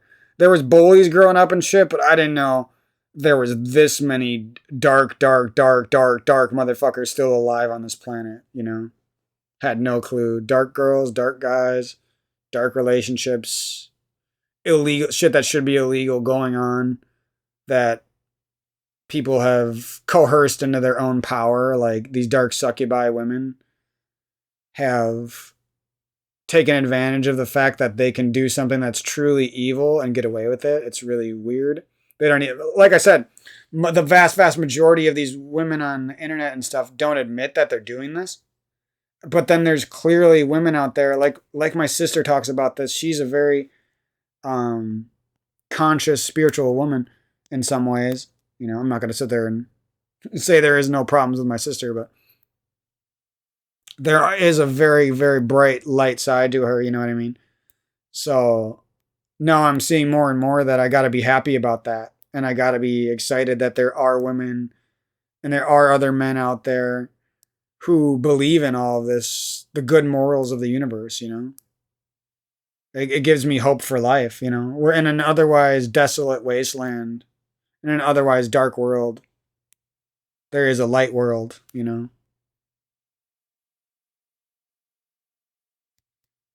So anyways, that's my big conversation for the end of the year. I hope you guys have a brilliant Christmas or whatever, holidays.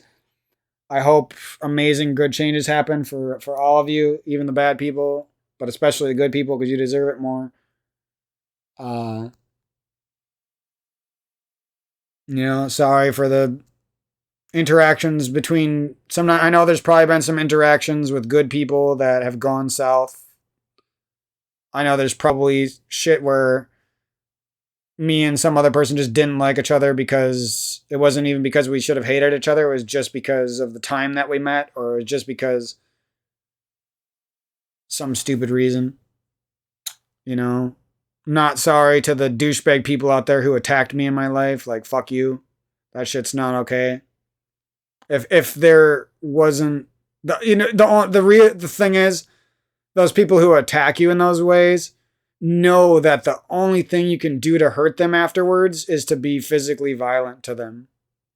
And that's how dark these people are. They want you to get to the point where you're so angry that the only thing you could do is beat the shit out of them and go to jail. The only thing you could do is murder them and ruin the rest of your life. Like, that's how dark these people are.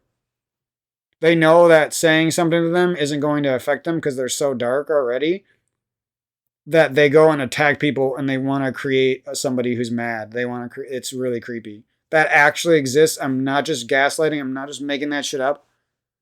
That actually exists out there, and that's disgusting. And that's what I'm battling against for the rest of my life. I'm going to find a way to battle against it with love, not with hate and violence as they would try to create. You know what I'm saying? The Kenny Gigsteads of the world, if you will. The completely evil bullies of the world who don't deserve to be on this planet. Or maybe they do. Maybe the suffering of this planet is the only punishment some of these people deserve. Because they're deep down that evil. Deep down there is no redeeming qualities whatsoever. Even if they've made it look like they're a good person. Holy shit. See what I mean? Like, once you see the truth of a lot of these people on this planet, it's a fucking monster to deal with. It's a fucking Joe Rogan podcast for the next 2 years that fucking talk about all this shit. And to truly, like, unpack their evil and expose what's going on. You know, I might not be like WQ. I probably am a lot darker than he is when it comes to my attitude towards people, but I do like a lot of what this guy presents. So anyways, let's get on to Link of the Past. That was the big conversation for the end of the year. So we're going to be running, wait for it, we're going to be running the Alpha Gamer Any Percent No Save and Quit 2013 Crowd Edition. I'm probably going to call it Alpha Gamer Any Percent No Save and Quit or something like that. Or any percent, or Alpha Gamer Any Percent Best Glitch Run. Or I don't know. Major or minor means nothing to me. It's more about like which run is going to be the funnest to run and most entertaining. Which route? The Alpha Gamer Any Percent No Save Quit route. I don't know what you want to call it. But basically it's going to be a lot like the old... I'm not even going to really acknowledge no major glitches as much. And I wouldn't like create this big battle between... But it is kind of a justice battle, you know what I mean? Because the runners of the game who love the game should choose the route, right? Not the people in quote-unquote authority with their website and bullshit like that. That's how I view it. To me, that's an abuse of power. That is saying we get to decide the rules type of shit. I don't like it. Should be more open to the community, more focused on fun and progression and change than all of that other stuff.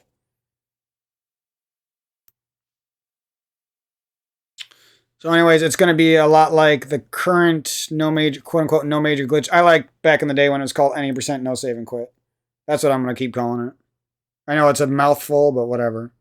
If it's going to be that much of a battle, then that's what we're going to do. We're going to be that stubborn and weird about it. It's the Alpha Gamer Any Percent No Save and Quit superior route.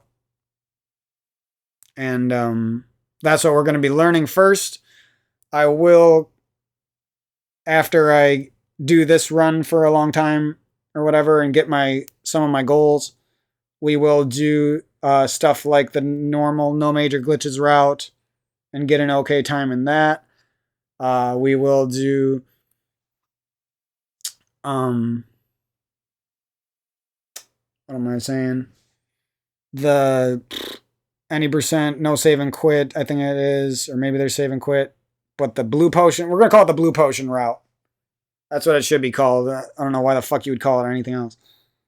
The Blue Potion Any Percent route, it's a super sick run. I mean, I tried to talk to WQ about it, but he wasn't really that interested. I thought when I learned that route back in the day, I never did any runs, but I learned the route, and I thought it was a really cool glitch, and it was super fun. And it was a so anyway. I'm not battling with WQ on the topic. I think we have different feelings on that one. He runs so many different things. It's no wonder that we feel different about it. And he's a lot better than I am. So it's no wonder that we just have different perspectives on something like that. Or maybe we don't even have different perspectives. Maybe he does like that run. But I thought back in the day that was a very exciting run for me, and it almost kept me sticking around Link to the Past when I was in college still, and I was busy with linear algebra and all this fucking bullshit.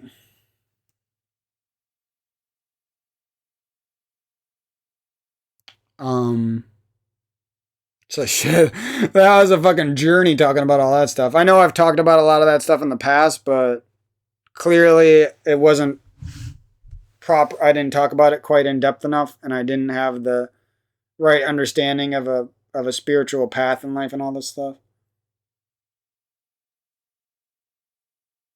But I'm excited for a lot of things. Like I said, diet, YouTube channel, TikTok, creating the business I always dreamed of with my brother, becoming a game designer, becoming a better lover of music and all this stuff, becoming more of an anime fan, not judging myself for any sort of nerdy qualities, becoming more open to the fact that there might be spiritual, loving women out there, becoming more, you know what I mean, which I think is important for any man because, or any man who likes women, because that's a life changer, honestly. Just as a cheating, dark, evil person could be a life changer, I feel like the good you can't give up on the good side of life because it'll ultimately result in you committing suicide or something if you let these dark people get into your life like that and never recover from it. It's like what could even help you recover from something that dark? Well, something the complete opposite, something that light and something that full of love. So it's fun for me to believe that again about women when I really haven't been able to believe that for the last 5 years. Um, lot of cool stuff. Want to, like I said, diet, grow a little bit of gardening with the family. Hopefully, we can get that done. All sorts of things with my family.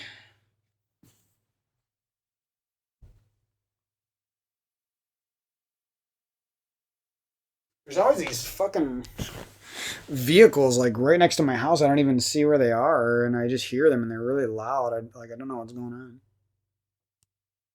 Like it sounds like it's coming from one direction, but it's actually coming from the other direction. And I'm just like, is somebody driving out of my driveway? No, nobody's in the driveway. Really weird. So, anyways, I talked a little bit about the category we're running for Link to the Past. I know this video doesn't seem like it's related to Link to the Past, but this is sort of the turning point for me where I break through a lot of that depression and a lot of that darkness that I incurred from these evil people and a lot of my own inner demons and stuff like that. I feel it's finally like changing, and this video is just proof. You know, I haven't been able to even confidently say any of this stuff for the last 2 years because I didn't know if I could do it. But now it's not really a question if I can or not can. I just know, you know. Now I just know I can do this stuff. 1 second, I gotta go do something quick.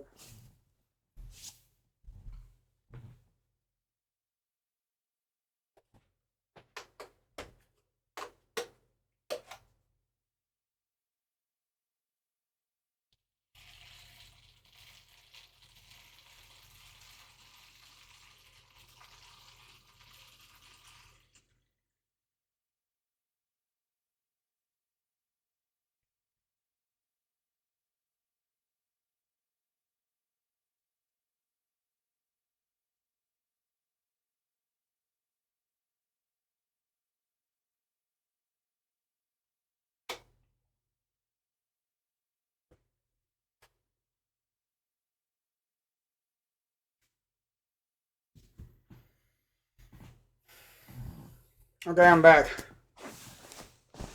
Freaking getting all hot and sweaty. I can't believe how much energy that took to vent all that. It felt like I was ripping out like a chunk of darkness from my soul or something. It's fucking weird. Holy shit. Like, you don't even know what's affecting you sometimes. And honestly, I should probably understand that there's going to be, even though I just ripped out that big chunk of darkness, there's probably some new darkness already growing in from the same situations in my past and the fear of the future. I have to understand that even when you remove darkness from your soul, that there's a place in everyone's soul where darkness keeps on growing. And that I've never understood that before. I always just thought like, hey, I'm lifting weights now and I'm going to college and I have a job.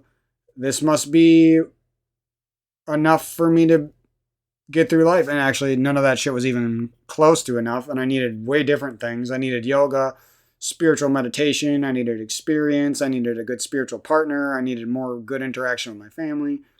I needed all this stuff that wasn't even related to college or a job. You know what I mean? I did college and I had a job. You can't tell me that I never did that shit. Just because I didn't spend my whole life doing that shit doesn't mean I've failed. That's the bully demonic alpha mindset that was forced upon me in high school and shit. Fucking, I honestly am bitter and completely resent that shit. I wish I could rewind time, teach myself, and then murder some of those people who fucking implemented that into our high school. Sorry, I know that's probably not even safe to say on YouTube, but whatever. Like I said, I'm talking about spiritual stuff here. I'm not talking about reality. It's different. And anyways, I don't think murder is as bad as fucking ruining loads of people's lives. like what's worse? Establishing this demonic alpha presence that crushes a bunch of nerds' souls in high school and getting away with it, or murdering one person who's evil? You know what I mean? Like, we can decide, okay, it's okay to murder Osama bin Laden, it's okay to murder Hitler, it's okay to, you know what I mean, murder these people and attack these people. I'm not saying that was wrong. But we can't do it to, but who gets to decide who murdering who is right? You know what I mean? That's morally justifiable to drop a fucking bomb on Japan, but it's not morally justifiable to murder a fucking woman who's out there killing people. She's murdering people's spirits and getting away with it because she's a woman, a quote unquote goddess, when she's a succubus. And that's okay, or that's not okay to call out that truth. That's a verifiable truth. You've seen it with experience. But it's okay to drop a fucking bomb that kills millions of people. Like, what kind of cringe ass fucking dynamic have we set up with the demonic alphas ruling this planet? You know what I mean? They don't even let you talk about the shit. They take the shit off of the internet. Like, that's how corrupted this fucking world is. I don't even like talking about it because I might overstep my fucking bounds. Apparently. I'm a little bit too woke and a little bit too smart for this fucking planet, I guess. And I'm just your average fucking guy who got through a little bit of shit in life. I haven't even been through anything that hard. And I've learned this shit, so you know what I mean?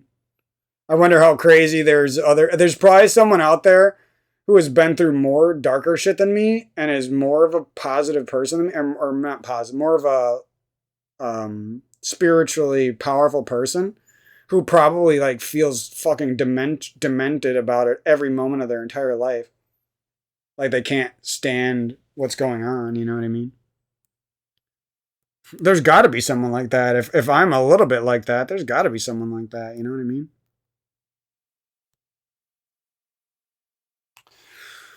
Oh, fucking shit. All that was a mouthful. I really don't have energy now. But we're going to do a little bit of Link to the Past because I did promise I was returning. So let's hop into it. You heard the category. You heard the story a little bit.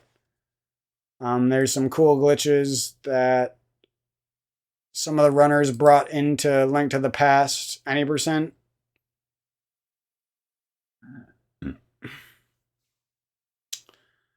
and that weren't accepted by some of the community. So we're gonna say fuck those guys. Who cares about leaderboards? You're not better than us. I'm running on emulator. I'm running with less experience. I'm running on an unfair box controller that can't do some of the things that you can do with a D-pad as easily. And so whatever, you know. I don't give a fuck about the rules. I'm one of the, just fucking call yourself the best of all time even if you're not. Who the fuck cares? You know what I mean? If other people are going to put you down and say that you're fucking trash when you're the best at something, then I'm going to say I'm the fucking best at something I'm clearly not the best at. Fuck it. You know what I mean? It's like, I don't give a fuck anymore. Fuck you guys. I'm the world record holder, bitch. For the amount of time I've invested, I'm the best. You know what I mean? For the amount of bullshit I've put up with from evil women, succubuses, and evil fake friends of the unconscious land, I'm the fucking best. If I didn't have to run into those fucking douchebags and I had a supportive, loving partner and supporting, loving friends, I probably would be better than the best currently is, even in this unfair age, you know? Whatever. I'd be the next WQ, bitches. I am the next WQ. I was the WQ of 2013. WQ came up and became the WQ. And now I'm trying to fulfill that legacy, bitches.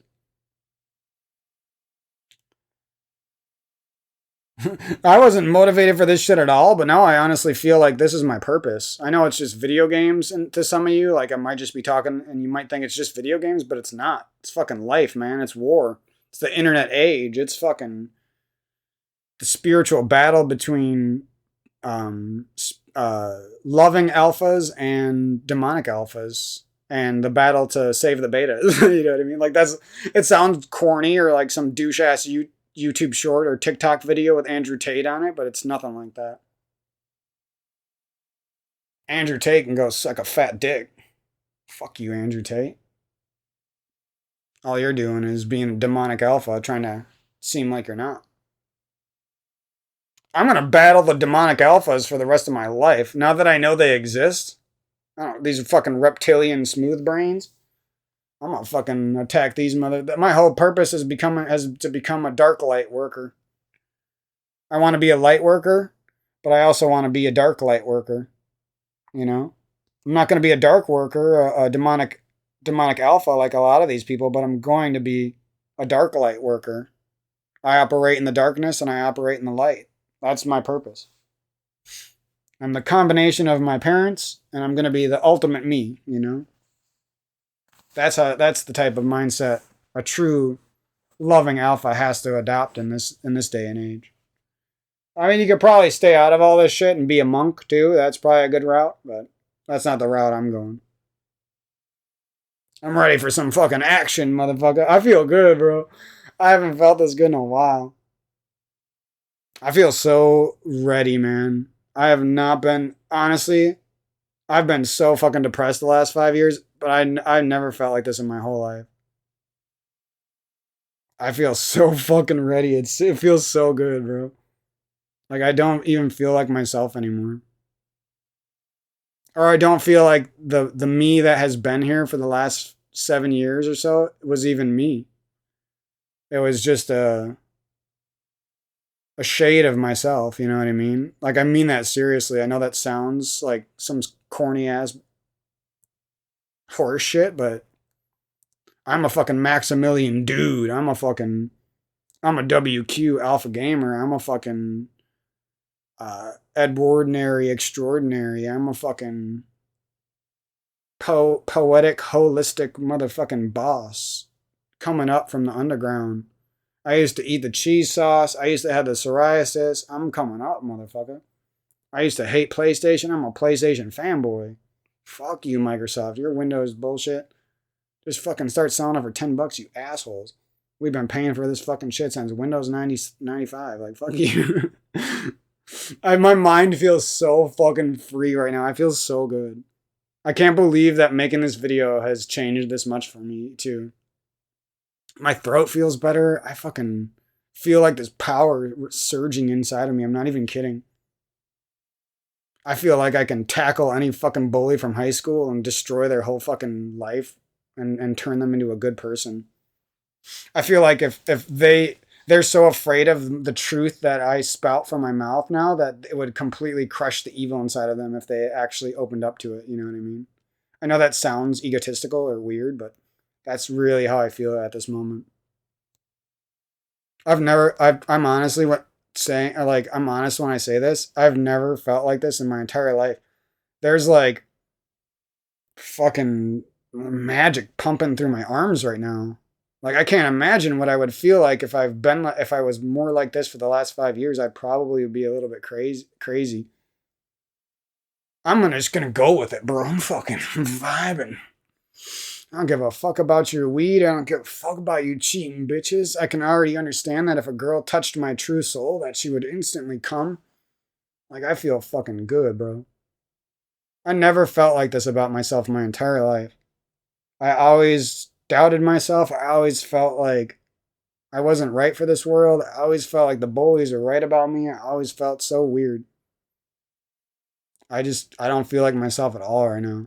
I'm like ready to fucking meditate for the next 10 hours. I'm ready to play some Link to the Past.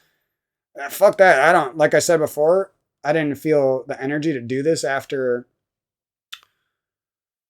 um talking about all that dark shit, but I don't feel like that right now. I feel like everything I'm saying, I actually feel deeper about it. I actually feel a little bit more crazy about it. I never felt so ready to eat an apple and drink some fucking water and be a master of the mucusless diet in my entire life. I feel completely already right now. Like I feel like I could go to my sister's house and help them clean their house and come back home and not even regret it. You know what I mean? Like I feel like I'm ready for death. I feel like I'm ready for war. I feel like I'm ready to love. I feel like I'm ready to be an alpha gamer. I feel like I'm ready to not commit suicide anymore. I feel like I'm ready to. Holy shit, bro! Who would have thought that just like starting up a little bit of changes in my life about speed running would have done all of this. One thing I did want to talk about was uh,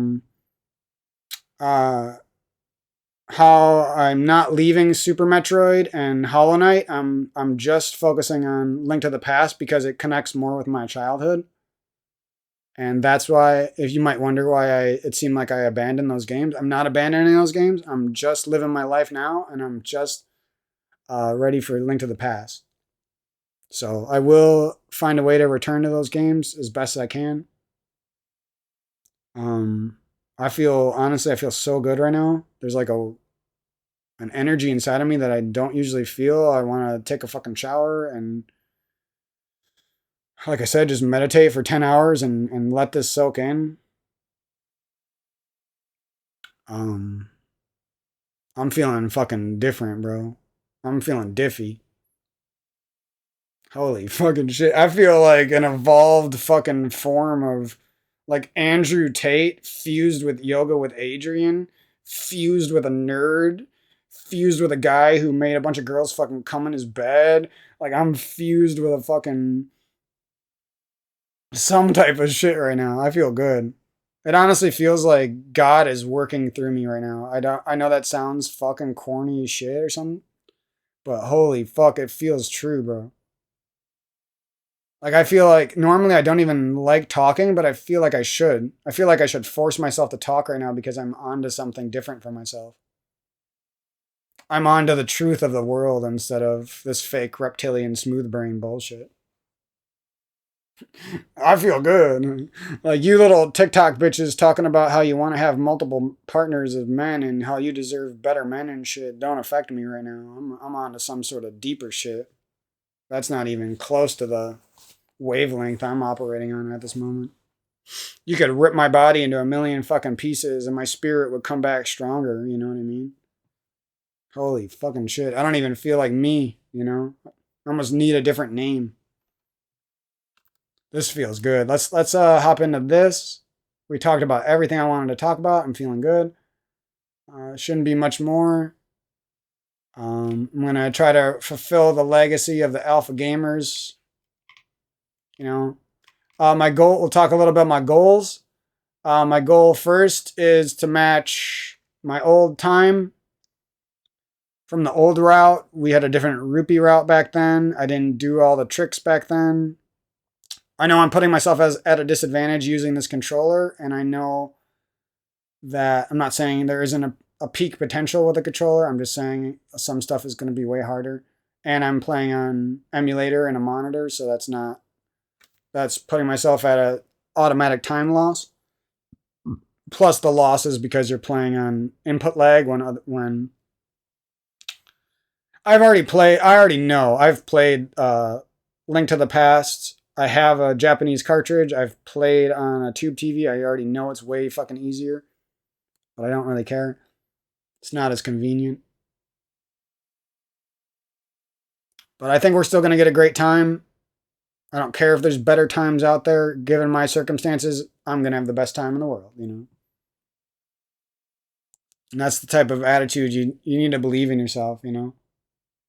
You need to not let other people's accomplishments stop you from having a good life, is what I'm saying.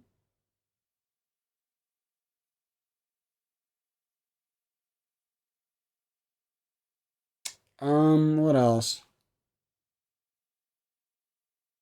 But yeah, my first goal is to match my old time with the new stuff, new controller, new route, new glitches, all that. And then my goal is to get obviously like a 130, 129. And then my goal is going to be to get a 126.59. And then my goal will probably be something like, I'm not sure exactly how this is going to go, but this is generally my plan.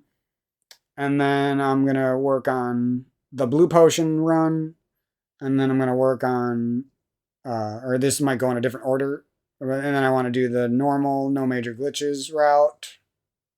We'll just call it the fucking Eddie route or something, because that's what it is, right? There's there's the Eddie route, there's the WQ Real Alpha Gamer route, and then there's the Blue Potion route, and there's all this stuff. It's all should be different routes. Like getting too specific with the categories, like the cringiest, weirdest gamer thing ever. Like let's just give them fucking names of the routes and run the routes. Like why the fuck are we making these arbitrary fucking weird ass specific rules to the category? That's like the cringiest way you could ever turn gaming, you know what I mean? It should be about fun and passion and progression and making things stay alive and making more ROM hacks that people can believe in and have fun with and all this type of shit, but our focus is in the wrong areas, and that again comes down to demonic alphaism. That's the term I'm going to coin because there needs to be a term for the smooth brain reptilians. There's a lot of them. The bullies, whatever you want to call them. The Hitlers, the people who drop bombs on Japan, the people in power, the money grubbing corporate machine. All these people fall under the demonic alphaism.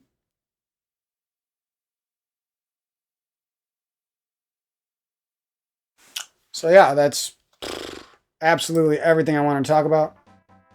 Let's get into a little bit of great A Link to the Past music, and we'll practice for a little bit. See if we can get bomb jump one time or something. See,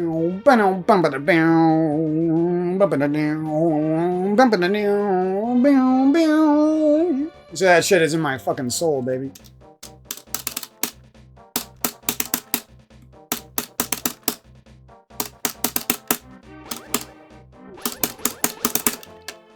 Stop, bitch! I'm the speedrunner now. Ooh, this feels fun to play on box. I don't care if I'm gonna be way worse. Just hold on, man. I'm gonna be nasty when I get good at this again. That shit is fucking hard to do on this controller.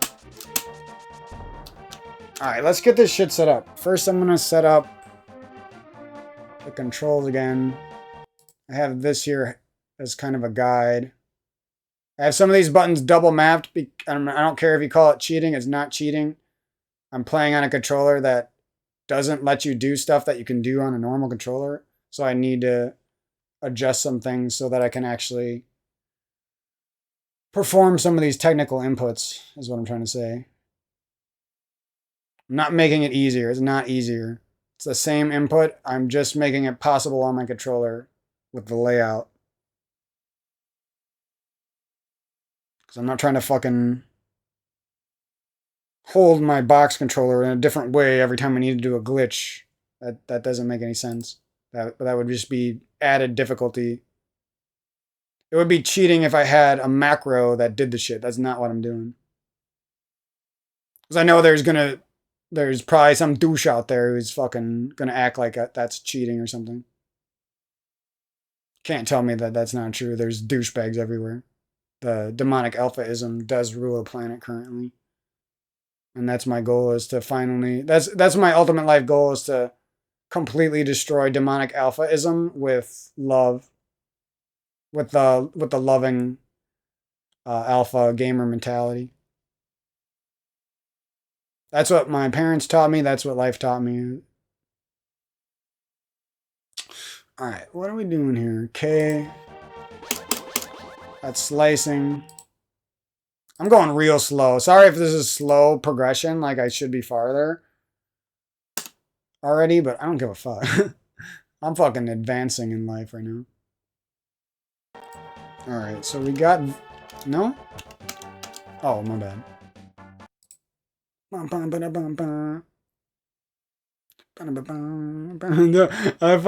live and breathe this shit, man.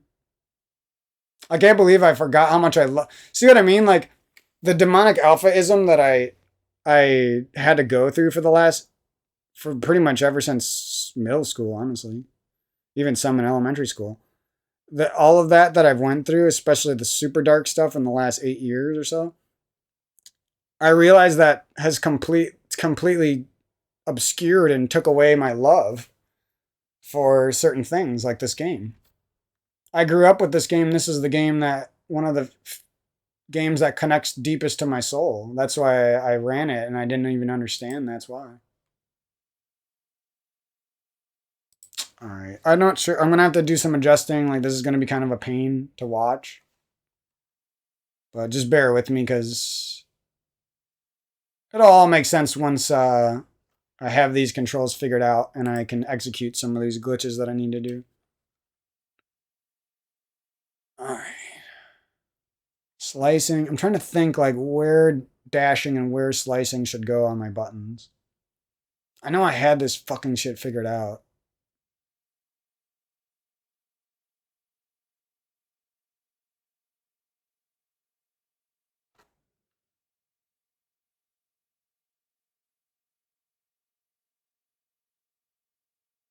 I think maybe that would work.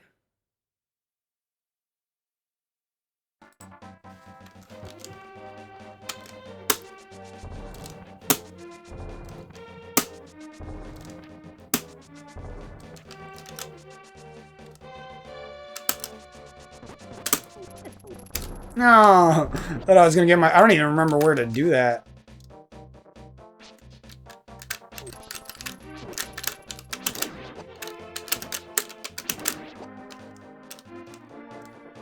I'm gonna have to watch a lot of fucking videos on this shit.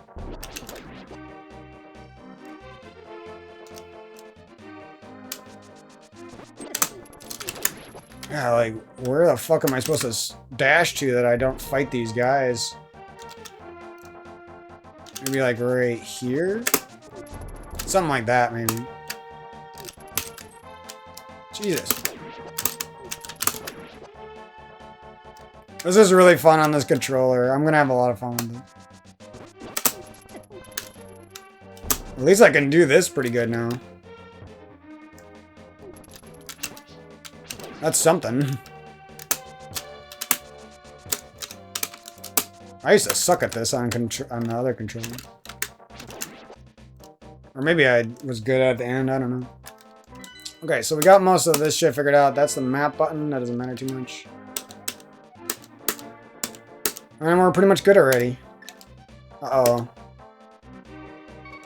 I don't know what I'm pressing. It's all fucking Japanese, and I don't know which button does what. So I have the basic... I might need to double map some of these things so I can press them, but...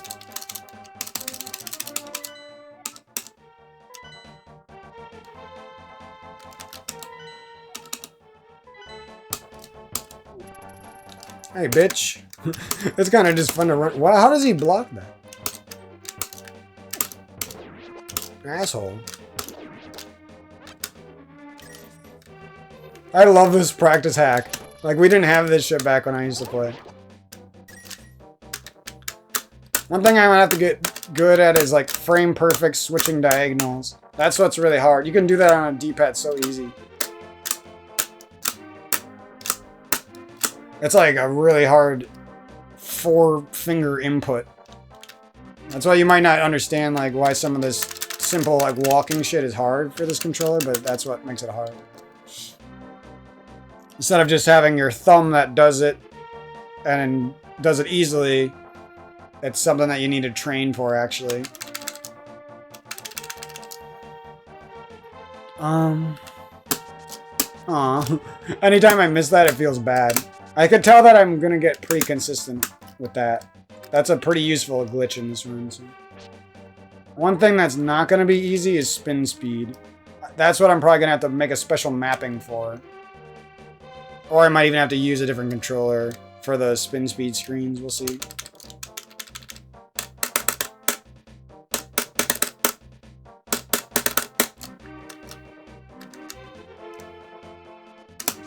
I don't remember where the fuck you do this. Like, you go under the sign? Like, I can't remember, like, basic movement that I used to know by heart. Bitch, see you later. I forget how to cancel that. I know you could use... Die, bitch! Oh. I want to hit somebody with a dashing... I see, like... Just, like, facing the right direction when you do a diagonal slice. Like, whether you're facing down or whether you're facing left or right. See, like, going diagonally down can face you that way. But also going diagonally down can face you that way, you know? I can go diagonally down like this. I can go diagonally down like this. It just feels really different on this controller than it does on a D-pad. And it's, frankly, it's just a little bit harder as well. It might not even be possible to always do the type of movements. Like, you'd have to be so perfect to replicate what a D-pad can do, is what I'm trying to say. Not that you can't have a great run with the controller, it seems like you can.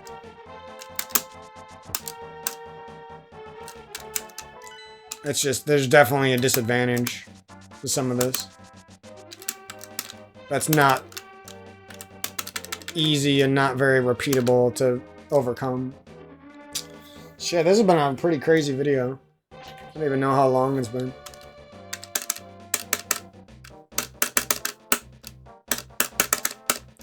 Yeah, I'm not doing much, am I? I'm just having fun. So what do we want to do here? I'm surprised I figured out how to use this fucking practice hack like that. Does it even have info?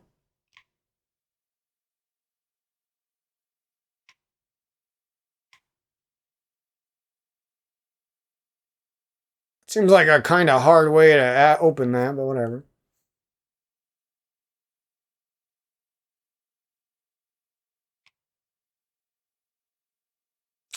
Some of the stuff sucks because I'm gonna have to, like...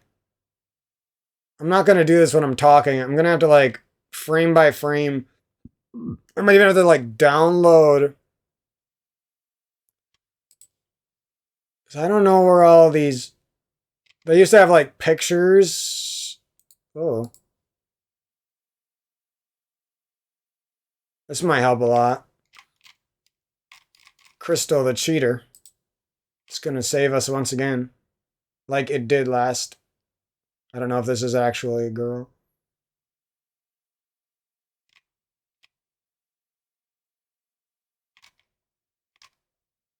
Like, I'm gonna have to copy WQ's and Eddie's and some other people's route because I don't remember the rupee route, and I don't know what all this new shit is. Wow, this picture is actually kind of fire. Does Crystal still have a Twitch?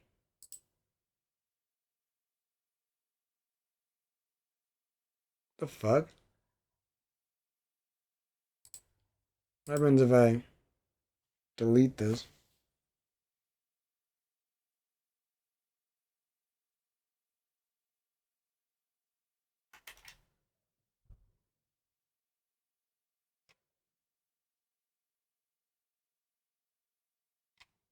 $5.6K followers for cheating.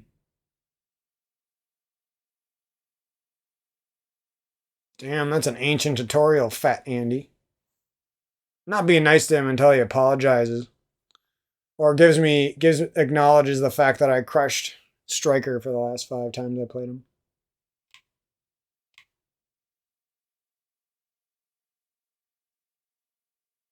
Is that the hack I have?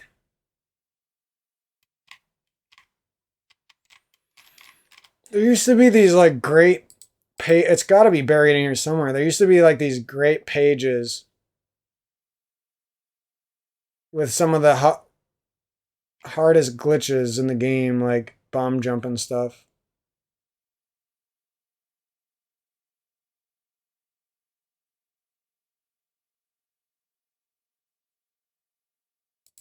Is this it?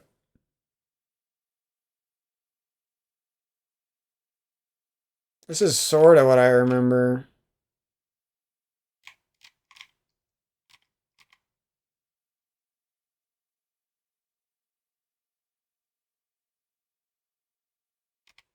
It's not as good as the one I remember. But it's not bad either.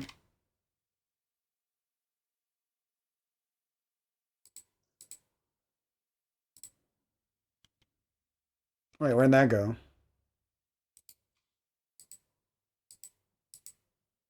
I'm very confused now.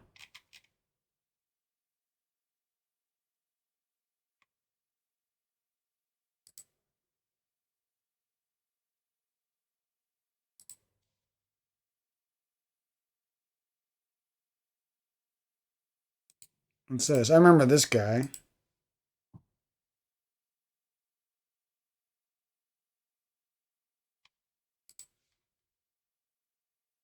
Vaguely.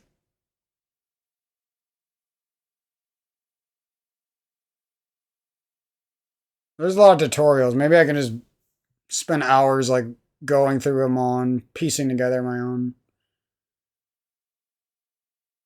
database of information in my fucking head and on my channel and stuff. Strategy hub? Where's that crystal note smash crystal? Aw. That's the problem with a lot of this Link to the Past shit. It's fucking dated. That's why I knew I was gonna run into some trouble. It's part of the reason why I didn't get back into it.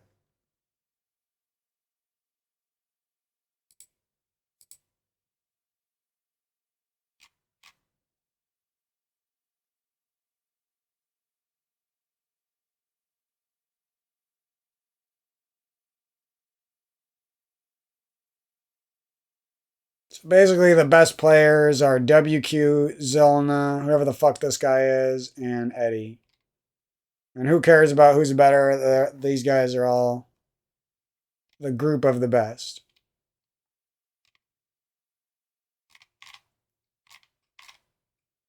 And there might even be somebody who's not on the leaderboards who's at that level too.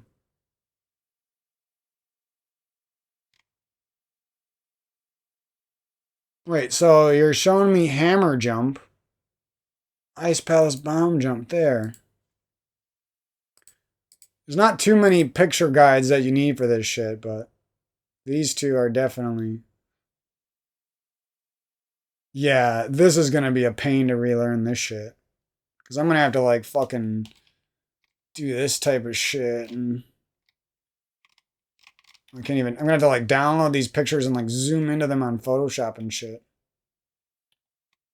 That's, like, the only... That's what we're learning. Someone's gotta make it easier to learn this shit.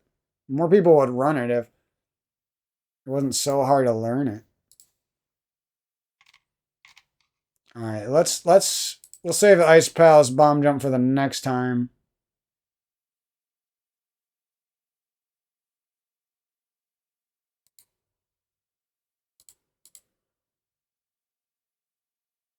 What the hell? This part isn't even right because the best version of the jump is... Yeah, look at these videos aren't available too. Why do I keep losing this page?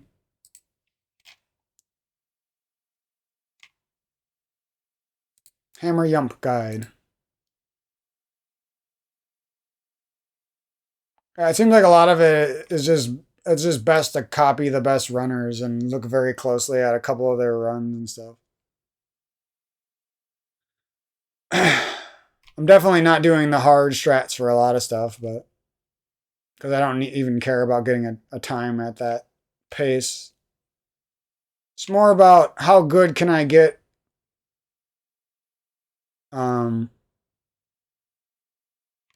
while having fun than it is how good can I get absolutely by completely trying too hard and grinding and stuff like that. I remember this little sword cue made this a lot easier. That's what I'll do first. I'm not going to worry about the double bomb jump bullshit. I might have to like watch ACM LM's runs for some of the safety strats. I'm going to try to do some of the hard strats, don't get me wrong, but I know some of the stuff I'm going to have to learn the safety strats for too, to get into the game, initially at least. Otherwise, because some of the hard strats are so fucking hard that you can like spend days practicing them and still not be good enough to do it in a run, you know? Until you've played the game more, that is.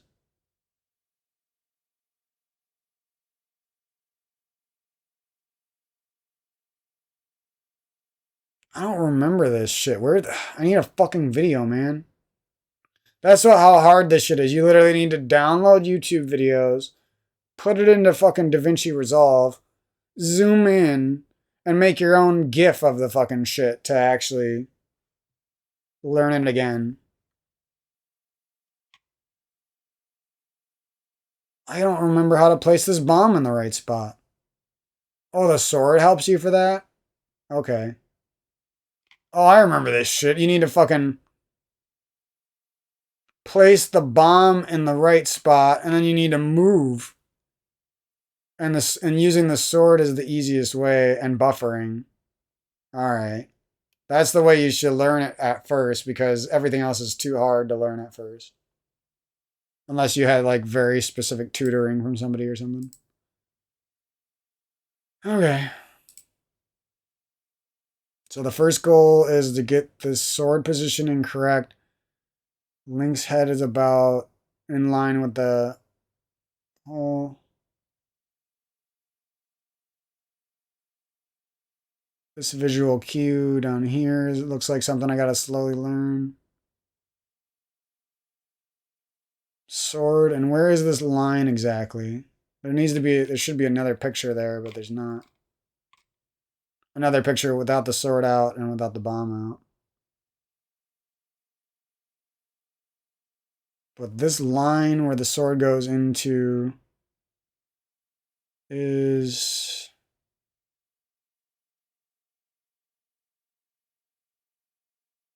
hard to see where this line is. Looks like just imagining it half a head's height, like below this railing, I guess, is a good place to mentally put this positioning, I guess.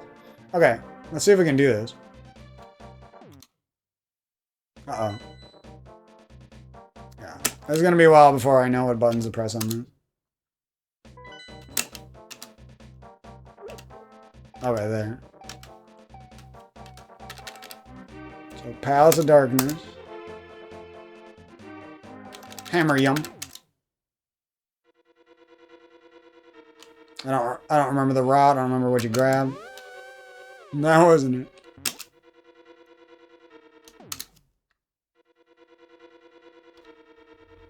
What's my... I don't even know what my grab button is. That's not my grab button.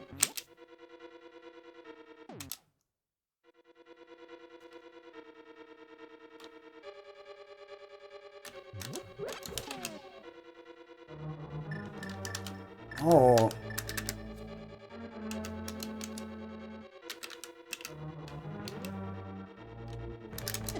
How do you... What are you supposed to do with that guy? Fuck. You throw something at that guy?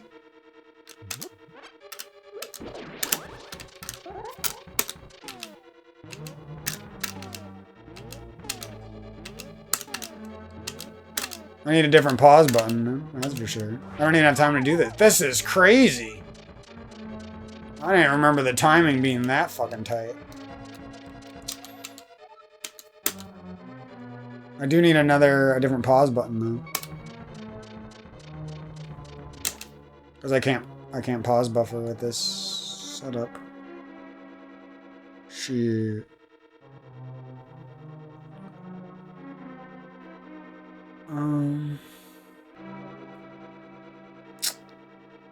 This is getting kind of hairy.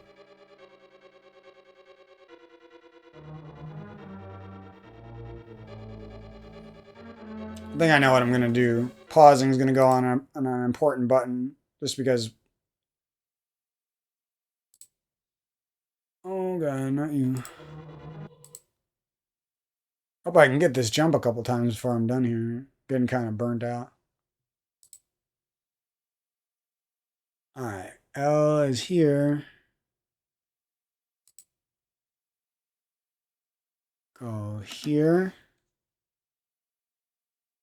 And then we go here.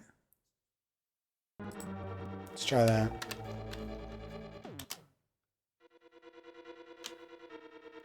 This shit's gonna be fun when I'm good at it. Okay, that kills him. And right there, we're almost in the... No. Is that the right spot? I need to find out where this spot is before I do anything. Oh, it's right there. Okay.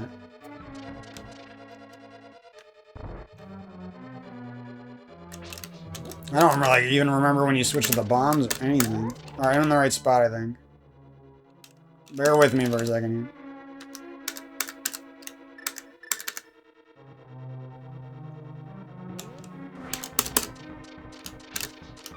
Holy shit, the timing on that is fucking insane. No wonder you have to practice this so much.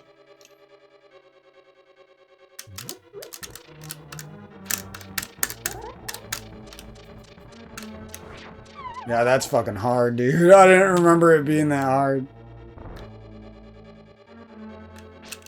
I must have practiced this quite a bit. Ugh. If I knew that what my pause button was, it wouldn't be so bad.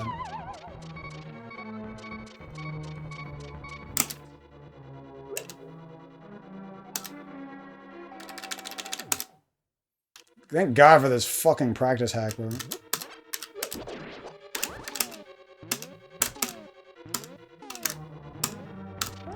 Dude, this is fucking hard.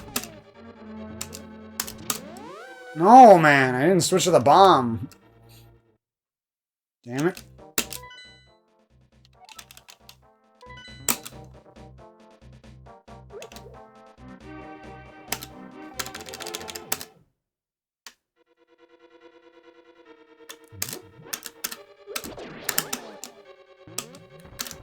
I'm just gonna try to super pause buffer this shit.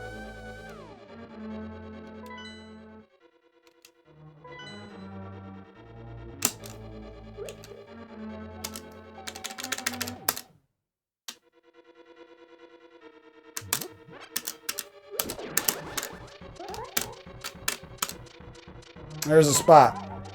We at least got to the spot.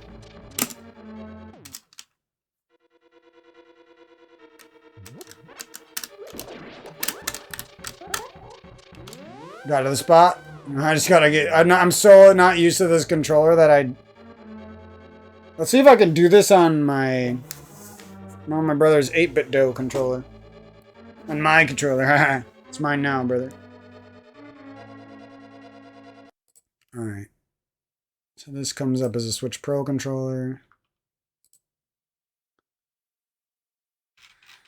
And we go here and we add. Hopefully this. Oh my god, if you can't remap this, I'm gonna be so sad.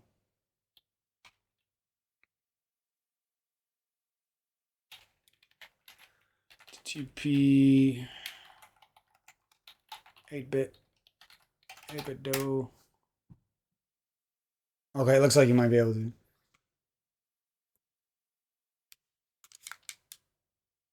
Oh, that's cool.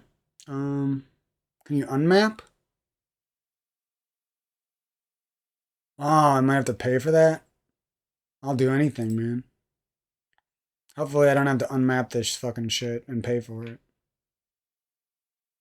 So I don't even remember what buttons are normally what on a normal Super Nintendo controller. I'm trying to think. I think X was a map.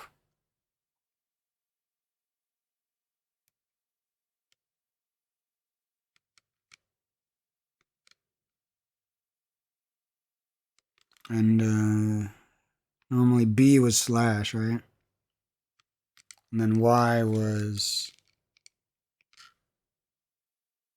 I think that's what it was. Now let's try that.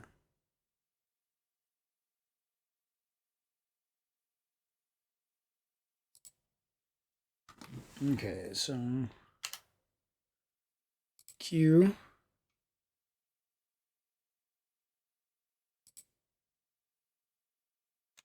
J...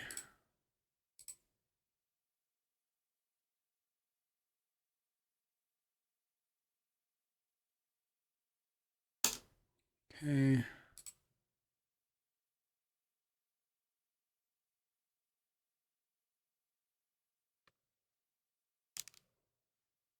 Start goes here.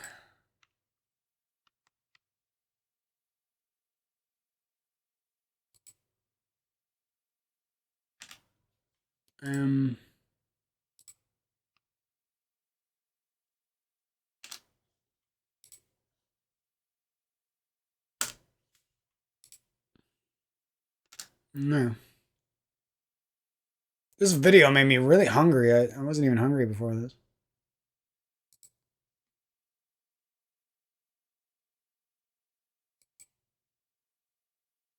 And apply. Let's hope this works. Oh yeah.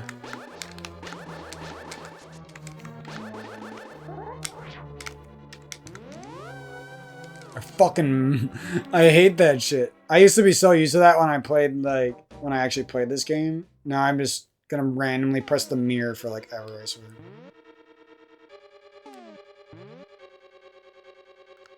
Oh, you gotta press start and R? Is that it? Wait, what buttons do I press? Okay, that one.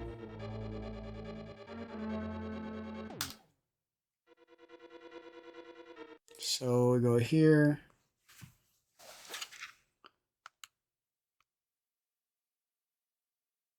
Not really sure what this one should be. F there. Save, apply. Back to the game. Oh no, what? What happened?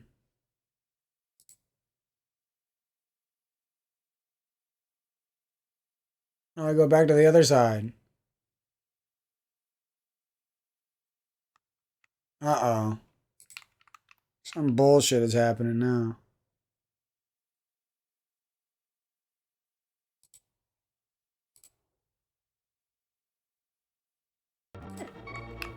Why isn't this working? Yo, that room is annoying. I'm trying to figure out shit.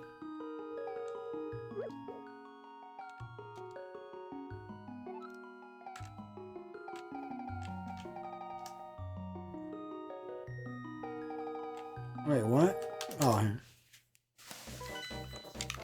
Why did this controller stop fucking working?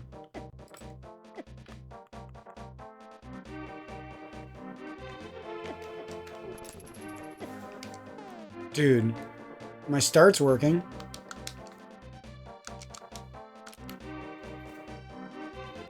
I'm getting really mad. I mapped one button on R and it ruined everything. The fuck? Maybe if I just turn this on and turn it back off? Bro, this shit's fucking glitched. Normally you can turn that on and off.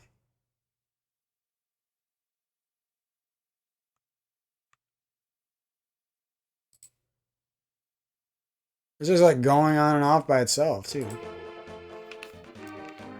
Bro, this is working so good and I map one button and it's ruined, man.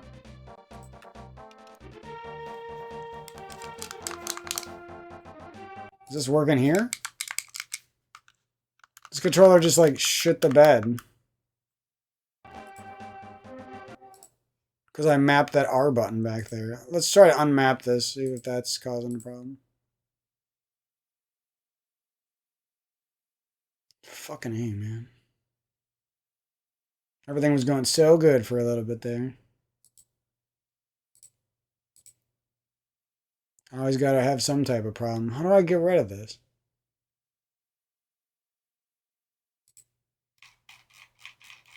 None. Look at it, it just... Save changes before leaving. I'm not leaving anything. Something glitchy is going on.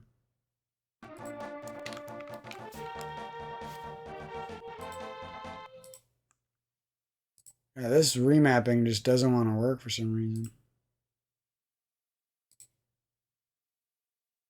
It was working perfectly for a little bit. Is it because I'm not unmapping these buttons now or something? Look, see, it just worked for a second and then it stopped working. Fuck, dude. This has got to be the most convoluted problem.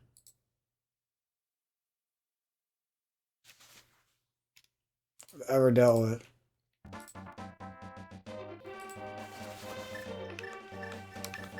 I turn off WASD and it's working again.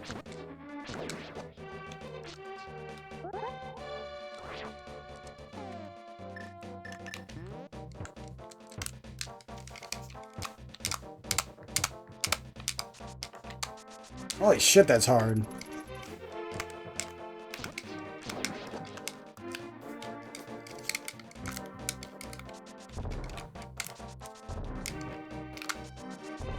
Alright, it would take some practice, but it wouldn't be that hard. Alright, maybe we go back and re-WSD, hope this doesn't glitch again.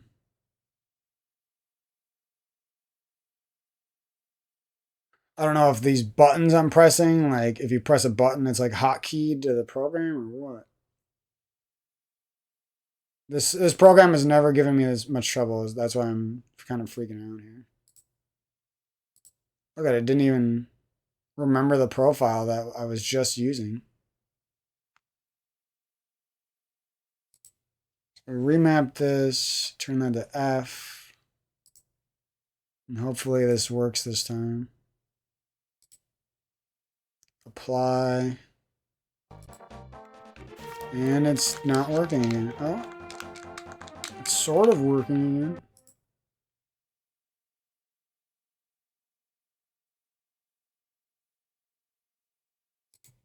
Maybe I just, all I need to do is close that? Oh, maybe that's it.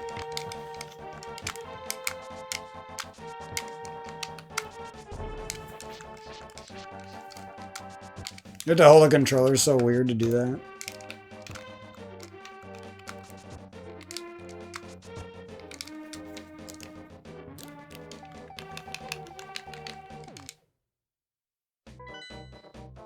Whoops.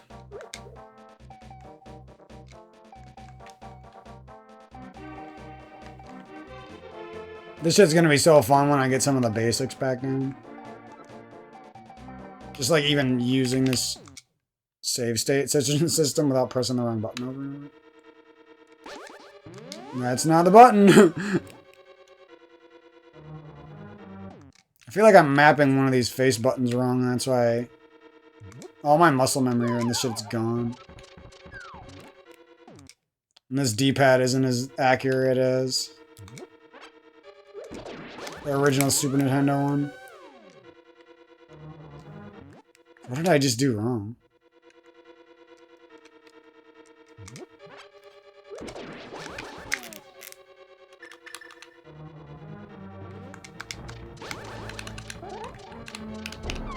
Almost.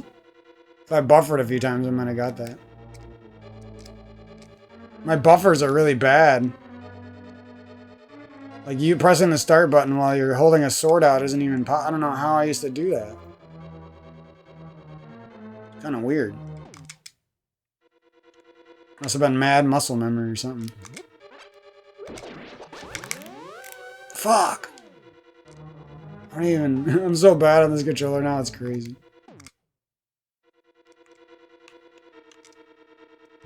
I'm getting this once on this controller. I don't give a fuck.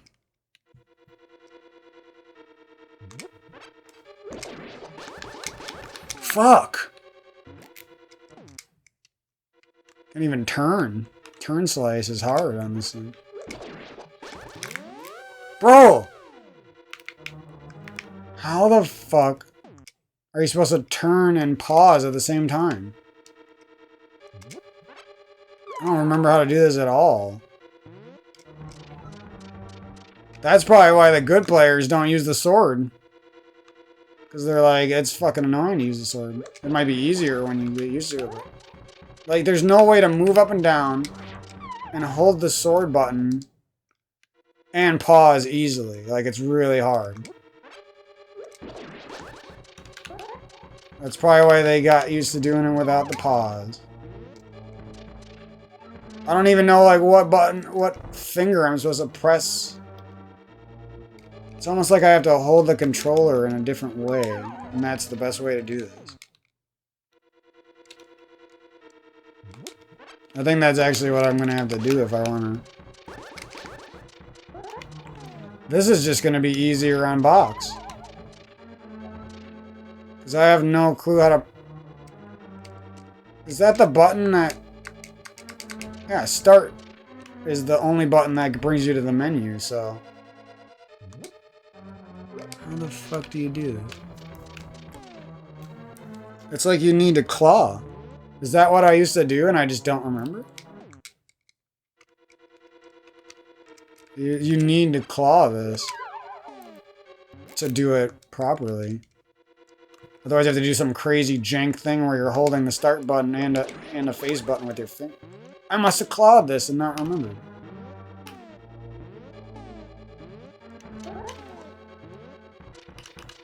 What I used to be... This is going to be hard without... Also, just so you know, I'm sitting really far... I finally got the spot. And you can't be holding A while you're in this menu. But then you have to hold the A again so that you can keep your sword out. Jesus, that's hard. I must have figured out some very specific finger gymnastics that made this doable when I was younger. Oh, I could have done it. This shit's harder than I remember. It's gonna be fun when I get this, though. It should be...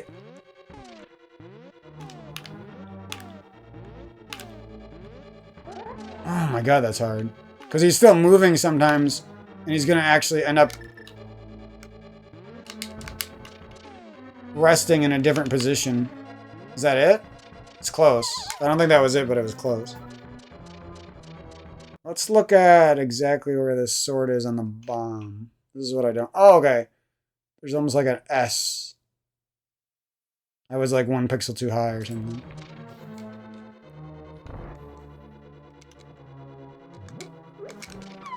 Oh, God.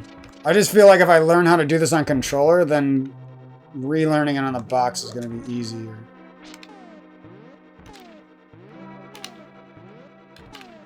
I now see why nobody likes this fucking trick. Okay, you just hope that you get used to moving up in one movement, and if you can't do... Alright. Yeah, baby! Let's fucking go. I'm not learning the double bomb jump ever.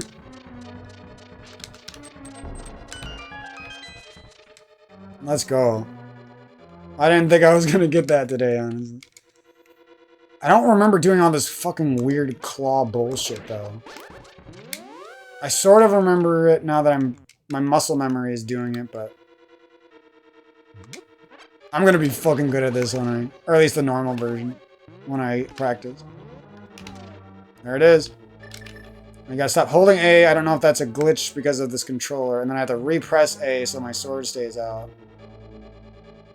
Eventually, hopefully I won't have to use a sword, but for now, that's all I can do. And you want to frame perfect, put that bomb down, so you got as much time as possible to line up here. And then you basically... At this skill level, you don't care how long this shit takes, right? Even if you have to buffer like 10 times, it's like, you can get a 127 with the slowest bomb jump ever as long as you get the bomb jump. So shit, I'm actually fairly decent at that for... Let's see if I can do it on the box now. That's going to be the real... Because I want to use that controller for as little things as possible. Hopefully, like, just spin speed or something. Alright, what button is what here? This is getting really fun now that I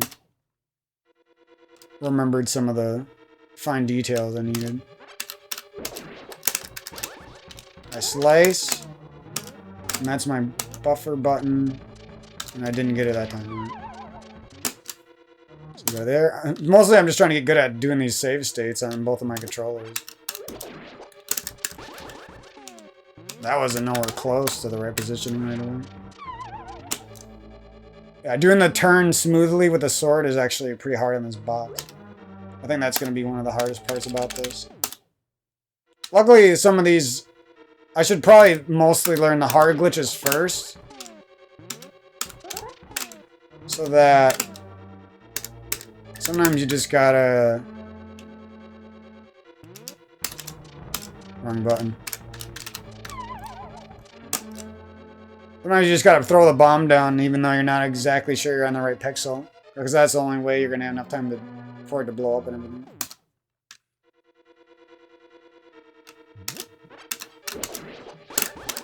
No, didn't face the right way. There's the pixel though. Fucking got it right away. Now let's try to put all these pieces together here.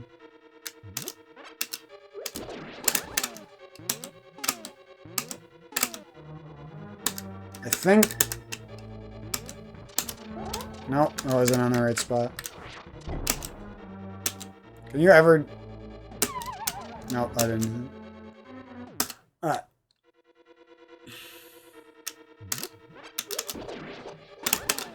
I thought this was going to be really annoying, but this is actually getting kind of fun. This is really hard on box.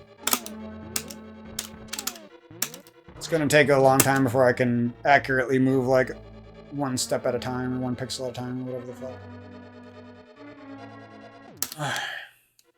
We're going to get this a couple times and I might stop it already here, but... Alright, we got the pixel. All this repressing bullshit is what makes it so hard.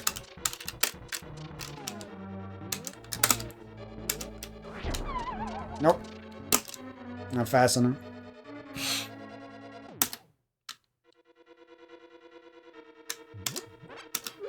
I now see why this was so scary and it killed so many of my runs, though.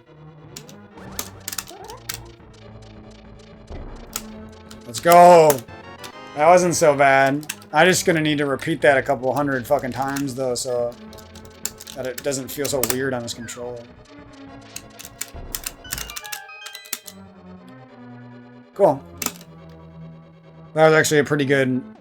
I know that was a bit of a fluke, like I just got it because I was lucky, but... What the hell? How did I miss him right there? I don't even know what just happened.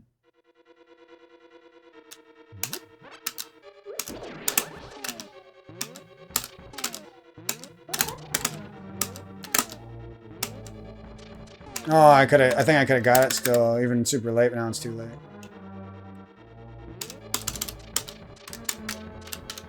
Yep. That's one thing. The better you get at this, the more you can recognize where you're too late, and you probably should just reset the room in a run. Did he just like throw that pot not far enough? Oh no, that guy's a troll. Okay, I didn't know that thing. If you're not in the exact right spot, that fucking guy doesn't run down at the right speed and he fucks you. I didn't even know that. See right there? I might be on the right pixel. Let's see. I don't think I am. I'm a little too low, but...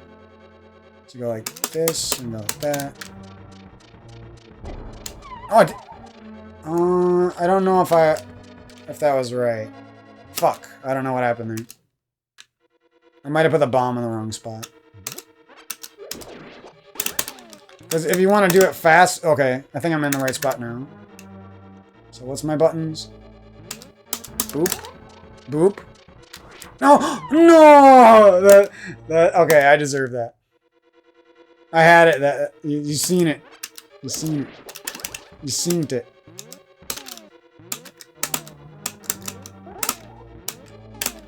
Right there, I need to YOLO. I don't know if I'm actually going to end up in the right pixel, but I have to YOLO because there's no time.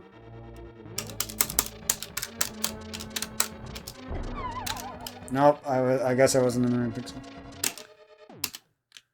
Yeah, it's a little bit easier on a controller for me, but I think I can get this down good on the box. Especially, like, if I was sitting next to my fucking screen and I could see shit.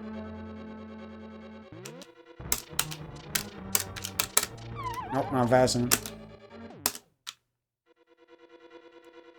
That's kind of the reason I like to practice from my bed, is because I can chill out more.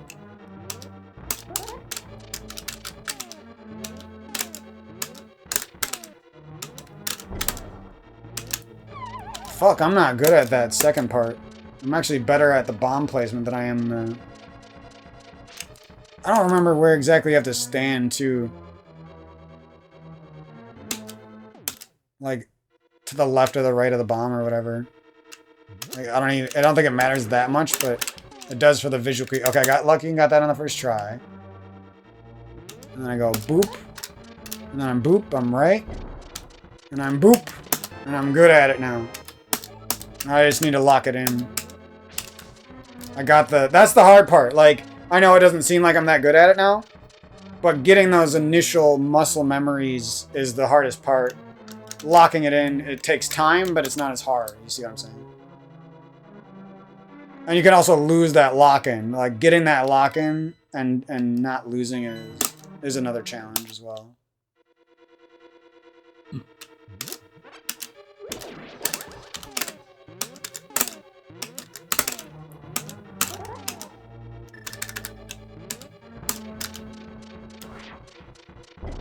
Let's fucking go. I'm getting good at that shit. You can't tell me that I didn't improve in that last, like, 15 minutes or whatever. So I guess I'm a little better than I thought I was at this. So that was actually one of the biggest glitches I wanted to make sure I could do on the box. Let's try a little bit of spin speed for this episode, and then we'll move on. I already talked myself out of oblivion, or talked myself into oblivion. So that was fun. Let's go find a spot to try spin speed. I already know this is going to give me more trouble than that did on this controller. Escape Eastern. Is this where you can do spin speed? Style Force entrance. Armos. Alright, I see. Go Desert Palace. Eastern. I remember when people like thought spin speed like wasn't even usable in runs except by maybe the top players, but it's actually like... Oops. Did I get it? I got it in one try! No fucking way. I'm not even like using the... That was all timing. That was... I'm not... On the controller, you can bullshit it because you can just slide your finger from slash to dash. But on this, I'm using 2 separate fingers.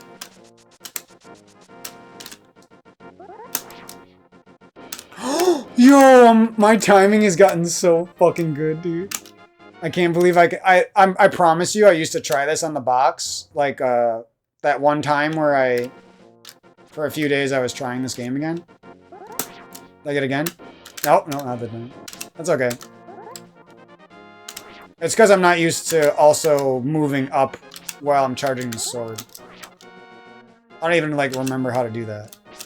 And my finger stays on up, and I'm so used to speedrunning that I don't stop holding this up button. Oops. Oh, now it's getting hard.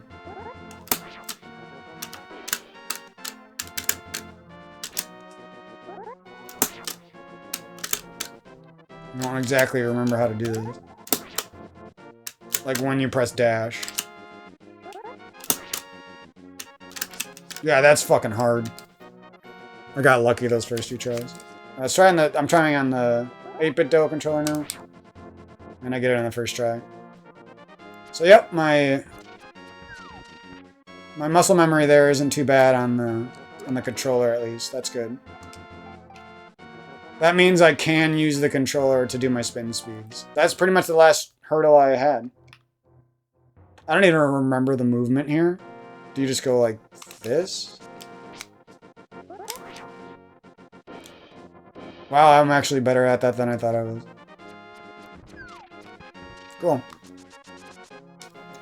Now the problem is if I want to learn that on the box, for maybe some of the spin speeds I should do on the box. I'm not sure. Just so that I start developing that timing better. Because like I said, it's really easy on a controller for me because I practiced it quite a bit when I was younger. I got it the first few tries. It's really hard.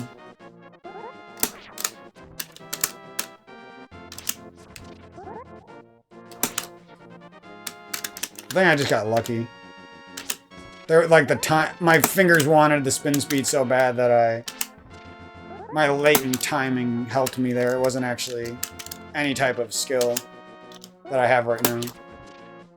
Jesus, fuck, that's hard on 2 buttons or 2 different fingers. Yeah, I can't even get it.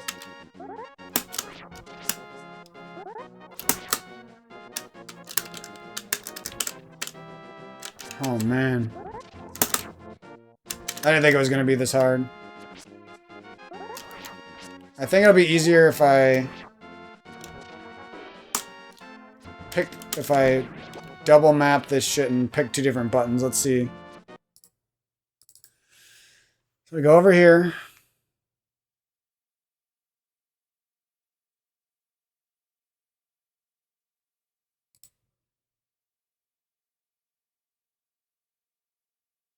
Oh wait, that's not the right one. You go here.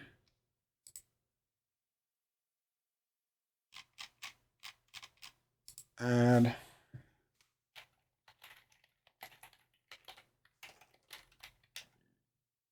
Oh, fuck. Fuck that up. Oh, God.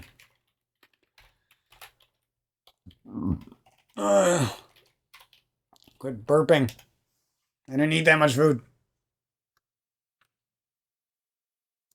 So what buttons do we want to do what here?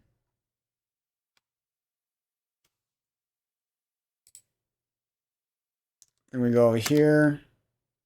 This is going to be a double map button. And then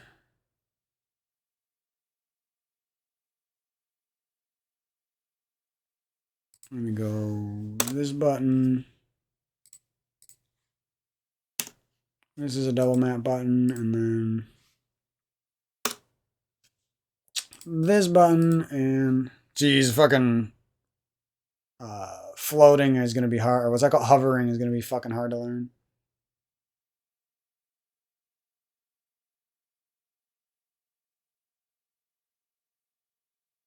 And that's another J. Let's see how this works. Save, apply, minimize. Alright, let's see here.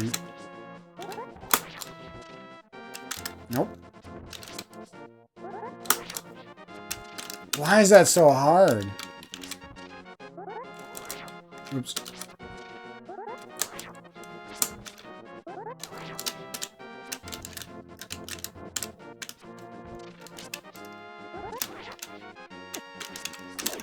That's like insanely hard on this fucking controller, man.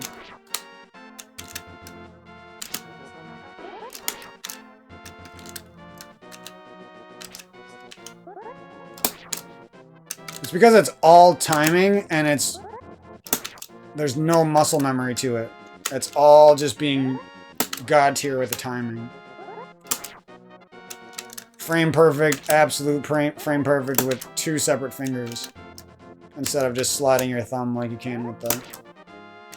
How did I get it those first few tries, but I can't even get it at all now? That's what's really stumping me. Oops. No? I thought I had that one, though. You could see me almost mimicking it in those inputs up there.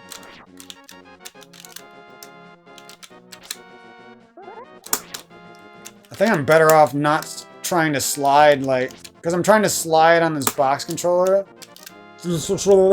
Like I would on...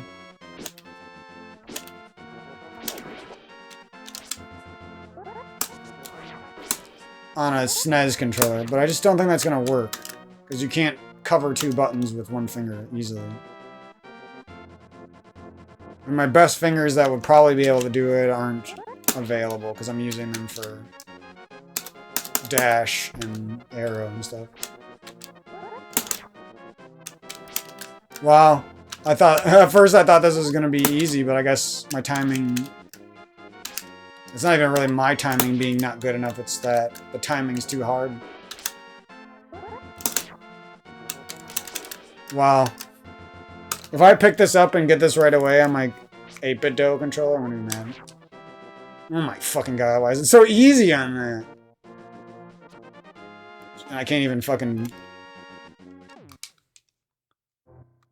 Yeah, there's a very good chance that this isn't gonna be a box possible trick, and I might have to use this controller. Yeah, I'm getting it every time. I'm actually better than I used to be when I was younger.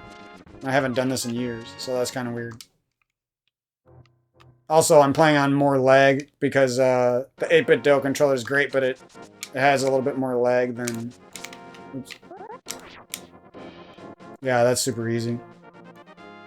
Look at me, I'm already a 1-2-6 runner. I'm just not quite there yet. This D-pad isn't quite as good for movement as the original SNES. Plus, like I said, there's a little bit more lag. I used to play on the parallel port. There's a parallel port adapter for the Super Nintendo. But it won't be so bad, because I can, on the screen transitions, there's enough time for me to switch controllers. Just barely. It might ruin some of my runs in the beginning when I'm getting used to it. I'm surprised how much muscle memory is still there for my fingers, though. Once I get used to the little bit of jankness of this D-pad, I think I'll actually like this controller. I remember I used to be pretty good at frame perfect starting my dashes. See if I can even do that one time. Nope. I was almost. That was like 1 frame late. Nope. 1 frame early. 1 frame late. I'm just guessing it might be 2 frames. I think that means you got a perfect dash if your sword stays out, is what I'm saying. This would be so much easier on a fucking CRT, though. I was like a frame or 2 late.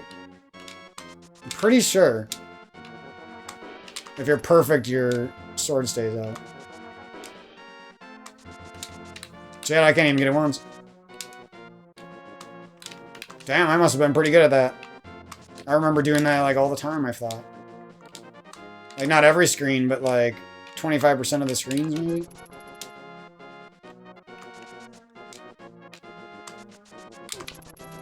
It's like you wouldn't think little shit like this is what you would practice, but it actually kind of is. Whatever. I think it's better just to not go for the frame perfect and just go for the... I don't remember the movement to all these screens though. Ah, this 8-bit controller is going to be pretty great. I think. Can you dash with an arrow? Ah, that's fun. I really wish I could do spin speed on this box controller because I can do so many other things on it, but I just... It's just this... It's so fucking niche, man. It's so niche because it's... just... works so well on the SNES controller. But it's absolutely fucking hard if you're trying to do it with 2 fingers. It's crazy how hard this is. How did I get it those... I must have really deep down wanted to get this on the box the first few. Because this shit ain't working at all, man. I haven't even gotten it one time.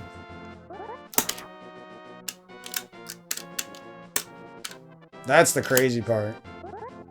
You think I would have got it by randomly getting lucky by now. Yep. Sorry, like, I really wanted to impress you guys and be like, I can do this on box now, but there's me on the one try on the fucking SNES controller. Yeah, we're doing that on the SNES. There might be some day where I get good enough on this box where I can do it, but for now, we're going to have to do it that way, otherwise I'm not going to be able to do my runs. So we go out the door, we swap controllers, we go up here. Oops. That was a rare miss. I got it that time. See, I'm so much better at... I'm so good at that on this controller that I know when I got it. Just from the feeling. Not even from anything else.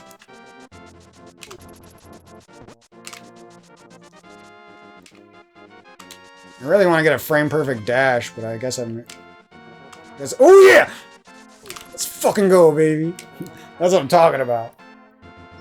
I didn't think that was going to be so hard to do that. Alright, so we got spin speed and we got hammer jump going. And next time when we come back, we're going to do Ice Palace bomb jump. And after that, I don't know if the Ice Palace bomb jump is in this route that I'm making. Or that I'm copying from WQ. But the glitches that I have to learn, the new ones, are going to be really hard. There's like a fucking flame rod glitch in Mire that's going to be hard. There's going to be... what else is going to be hard? My cock. You know what I'm saying?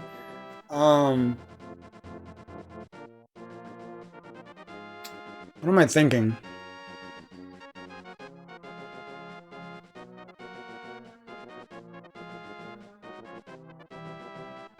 Oh, these fucking, Cane of Samaria glitches that WQ is...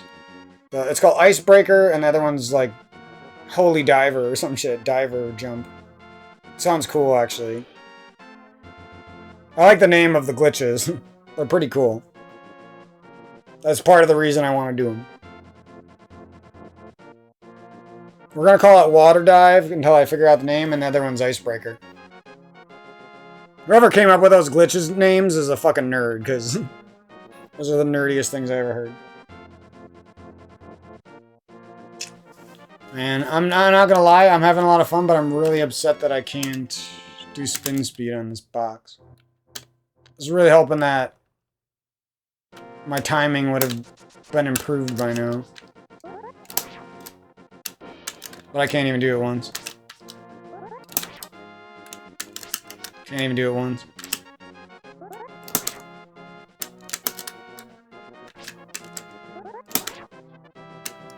You don't hold A after, or whatever the button I'm doing.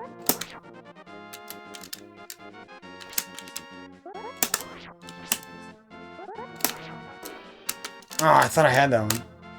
Yeah, that's really hard. think I'd have more luck doing it on these weird buttons up top. I can't slide. There's no way I'm going to be able to do this with the slide. Unless, maybe if I practice it for hours, I could maybe do it. That would probably be the method. It just feels really awkward to move up these stairs and slide on the box. I almost feel like I have to map some weird buttons and learn it with a thumb or something. My second thumb on the left side. I might actually try that right now.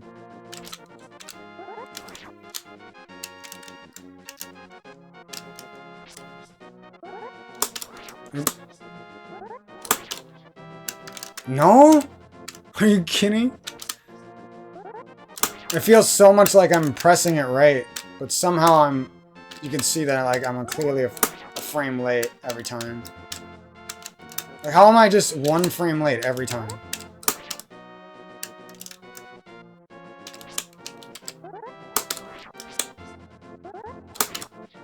I did it a frame early there because I wanted to see if going early would help me, but it doesn't seem like that's doing it either. Yeah, that's fucking impossible, man. I'm gonna have to come up with some sort of one try on the SNES. I'm actually way better at that than I thought I was. I thought I was gonna be like 50%, but I'm like 100% on the SNES. Got it again. I like how I know I got it before I got it. I didn't even play this game that much. Like, I was passionate about it, but I didn't really play it that much. Can you do it like that? Oh. You can do it like that, right? Wait, what? Can you not do it when you're facing sideways? Huh. I don't think you can do it when you're facing sideways. How do you stop that again? Okay. Oh, you learned something new. Yeah, I don't think I ever knew that. I used to be really good at that movement. I'm not used to this D-pad.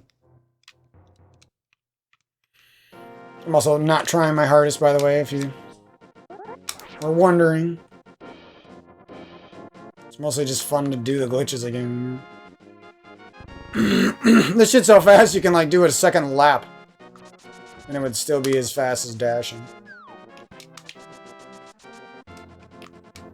Now I remember why I was pretty good at this game. I was so obsessed with this shit that I wanted to do frame perfect dashes on like every screen. Which isn't even possible, and it's very stressful. It like hurts your thumb after a while and hurts your ego every time you miss one. Cool. Well, we made a lot of progress. That was actually a lot of fun. Let's see if we can do one last thing here. If you don't know, I'm really worried about these new glitches, like if I'm going to be able to do them or figure them out, because there's not really that many tutorials and stuff. I'm going to have to like really grind them, but I think it'll be worth it. Like, it's very scary because I'm attempting something that doesn't really I've never done before, and there's not really like a community out there all doing these same glitches. You know, there's some people who do it for fun. But I think I just got to break through that barrier like I did with the hammer jump today, and it'll work out. Hammer jump? Why is it called that? Shouldn't it be called hammer jump? Alright,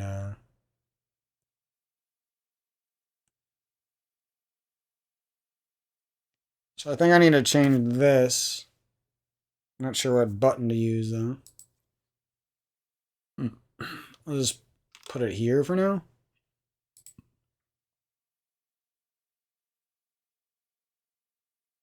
I don't even think I used that save quit screen in this run, but I'm not sure.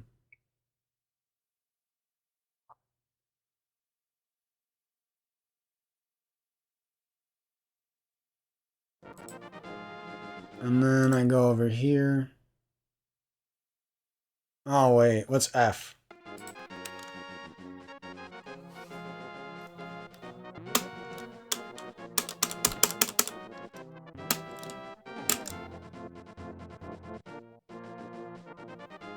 Oh, that's F. Okay, I just fucked up.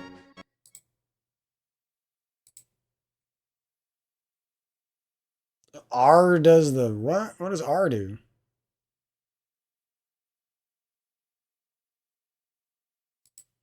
Whatever. So that is S. What the fuck is select? I'll just randomly put that here. What does select do?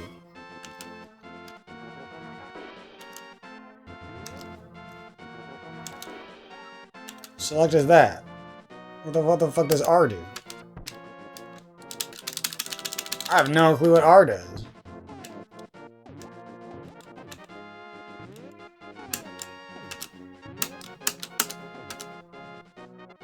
Alright. What the fuck? Where'd you see me from? Freak.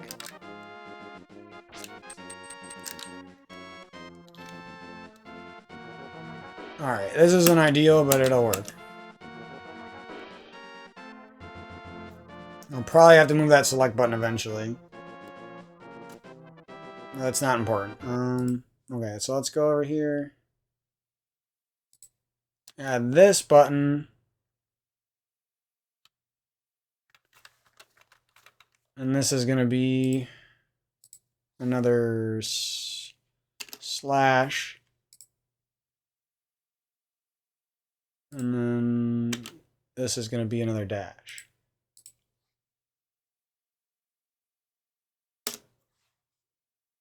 Oh wait, that's not jack. That is dash. Save. Apply.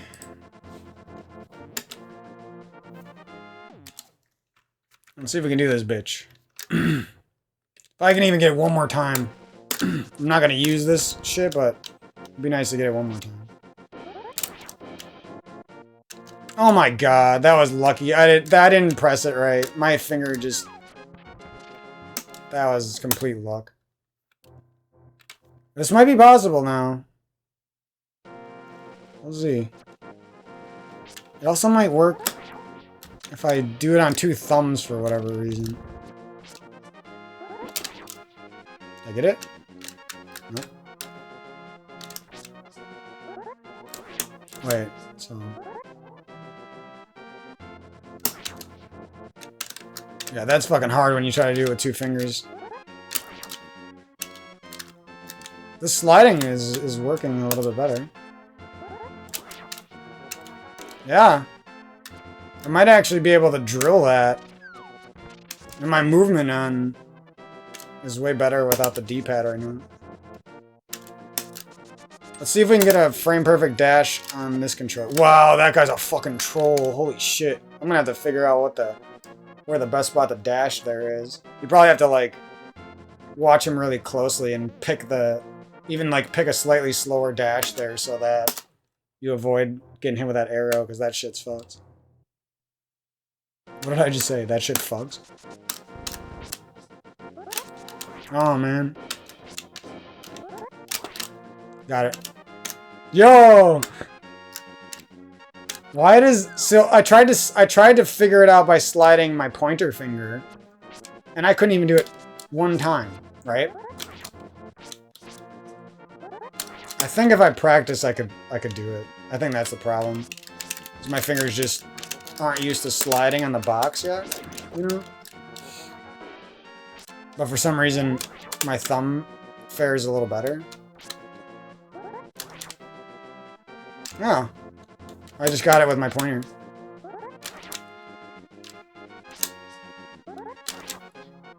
That's not so bad. Okay. Okay, we're moving in the right direction. So I got the 8-bit DO controller that I should be able to do it like every time on. Every time. Surprised I'm that good at it still. And I'm learning it on the box, so that's good. Now the next big challenge is... Oh, you can use arrows? What? Yo! Bitch! I didn't even know you could do that. That'd be sick if that was like a trick in one of the runs, or like maybe in Parallel Worlds. Alright, let's see if we can get this just a few more times for fun.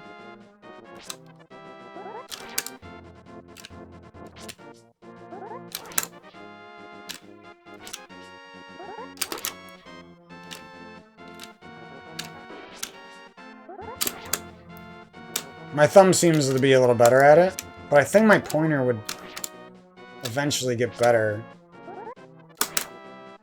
Or like a two-finger. No, the two-finger... There's like no ease with the two-finger. It's all raw timing. With the one-finger slide approach, it's like that. You just like feel that you got it, you know what I mean? With the timing, it's like you have no fucking clue. It feels like you did it, right? It feels like I just did it right there, but I didn't do it. It feels like I did it right there, but I didn't do it. Now let's try it with the slide. Nope, that was a bound. I think I got it. Yeah, see? The slide, the slide is the method, but you, deep down, like, as a sweaty gamer, you feel like you want to just be able to do it off of raw timing of your fingers. It's really hard, though. I don't know how I got it those first 2 tries.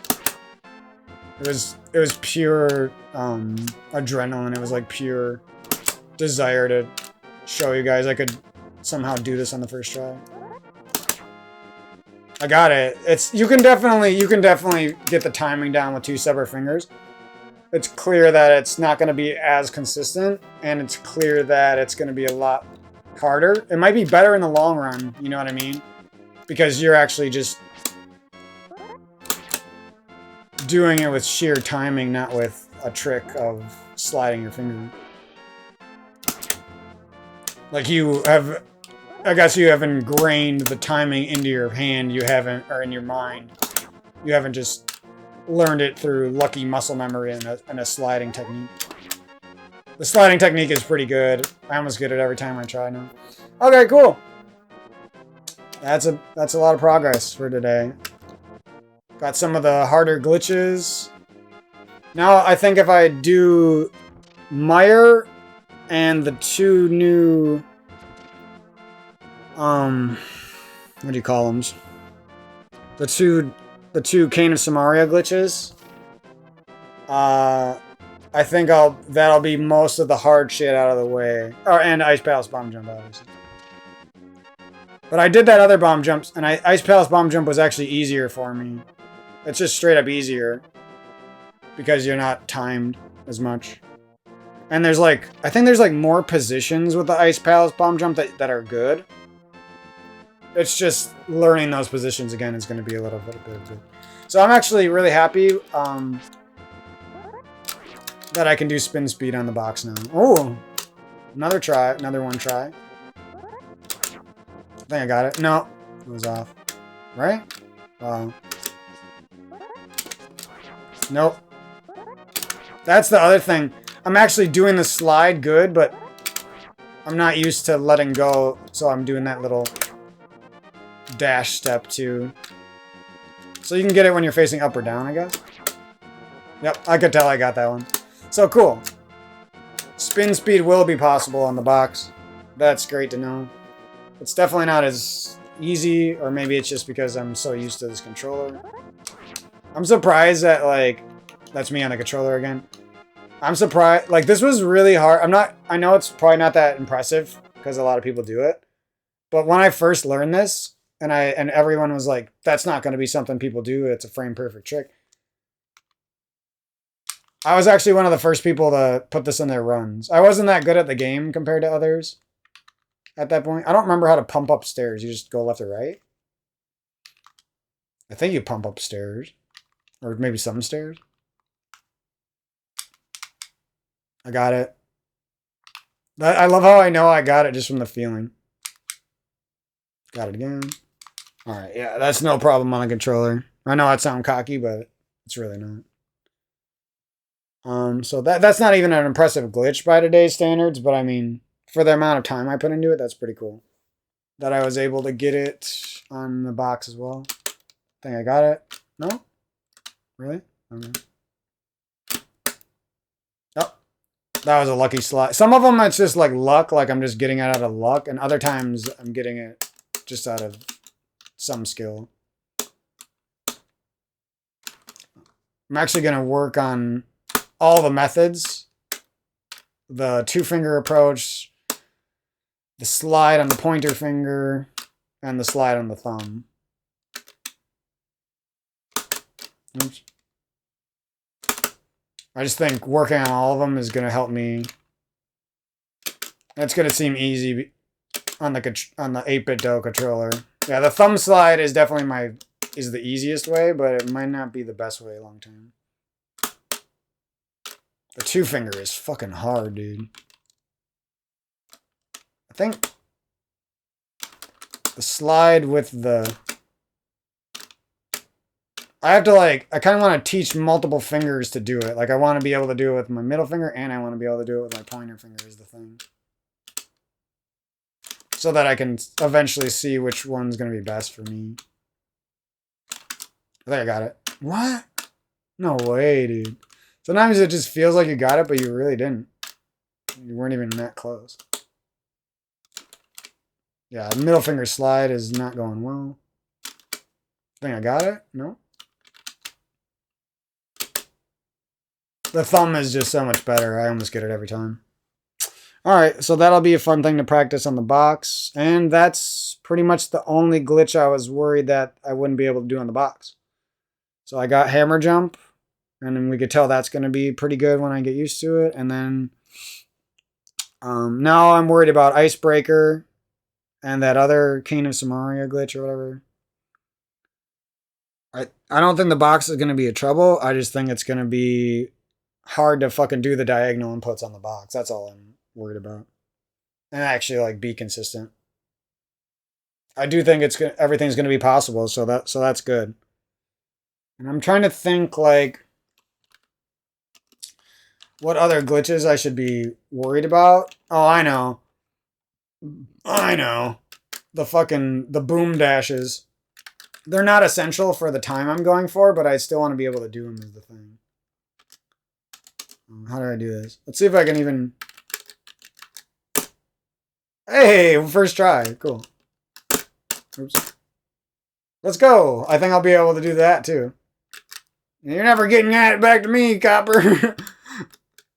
Being a little kid who like, I always like tried to run away from the boomerang as a kid. It's kind of funny now that I know how to do it. Or like get away from this fucking boomerang. I always would just like do that. Not sure why I never just like, oh, I must have learned that at some point. That's funny that I never even thought of that. You can just like dash away from the boomerang and then you'll just never get it back. I'm fucking happy that I got spin speed down. Look at that. First try again. The thumb slide is working. I'm so glad I figured that out. And I think I'll be able to not use the 8-bit Do controller at all. I just don't know. I'm using the 8-bit Do controller again. First try. I just don't know.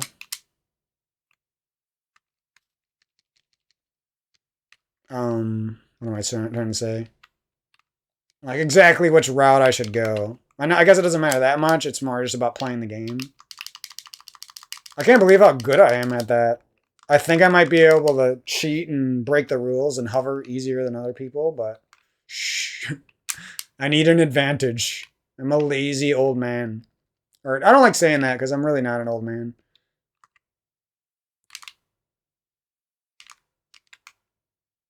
Can you do that here? Oh, cool. Yo, that's fun. Okay. What's my other dash button? Wait, what?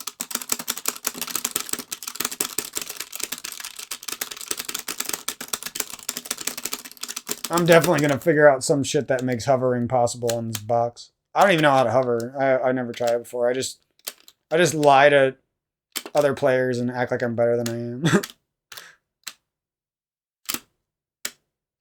Okay. I think I got it, yeah. Yeah, I think I'll be able to get that to like 80% consistency pretty easily. It's going to be... We're going to see if I can get it up to that fucking like near 100% consistency that I have on the 8-bit dough. Yeah, 8-bit dough is just... I don't think I was ever that good. I know I was one of the better players when this glitch first came out. Like, there wasn't many people who did this shit right away. Like, I don't even think ACMLM was a great player, and I don't even think he was doing this right away. Like, he probably could do it better than me in secret, but he wasn't, like, putting in his runs right away, if I remember correctly. Back when he was, like, a 127 or 126 player, maybe? I don't remember where he was at. Why is that so easy on the 8-bit, though? I don't even know if I failed it one time besides, like, besides doing this twice. Or wait, I can't even do it on accident. Or on purpose. The one where you do the slice and then you like accidentally hold the A button down a little too long. Like that. Because you don't get spin speed if you do that. Oops. Like that, yeah. Like I have to try to do that basically. And that's like the only way I mess up. Doing it that method. See if we can get the box again. Yep, the box. I didn't think I was going to be that good on the box, man. I didn't think. I didn't think. So, what's the other glitch? Isn't there like a hook shot spin speed bullshit? Or hook shot speed? I don't remember what it's called. I'm surprised. I remember trying to do this diagonal boom dash shit. Oops. Or what? Wait, I'm pressing the wrong buttons. Yeah. I remember trying to do that a little bit back when I briefly played this game on the box. And now it almost seems free. So I must have got a lot better on the box in the last year. Oops. Messed that up. I don't even exactly remember how to, or like what the inputs are. I'm just freeballing it. Oh, you literally have to press down and dash and... I see now. I think I'll be pretty good at that when I get used to it. Like, I was never good at this on controller. Let's see if I can do it on controller. It's because you have to fucking...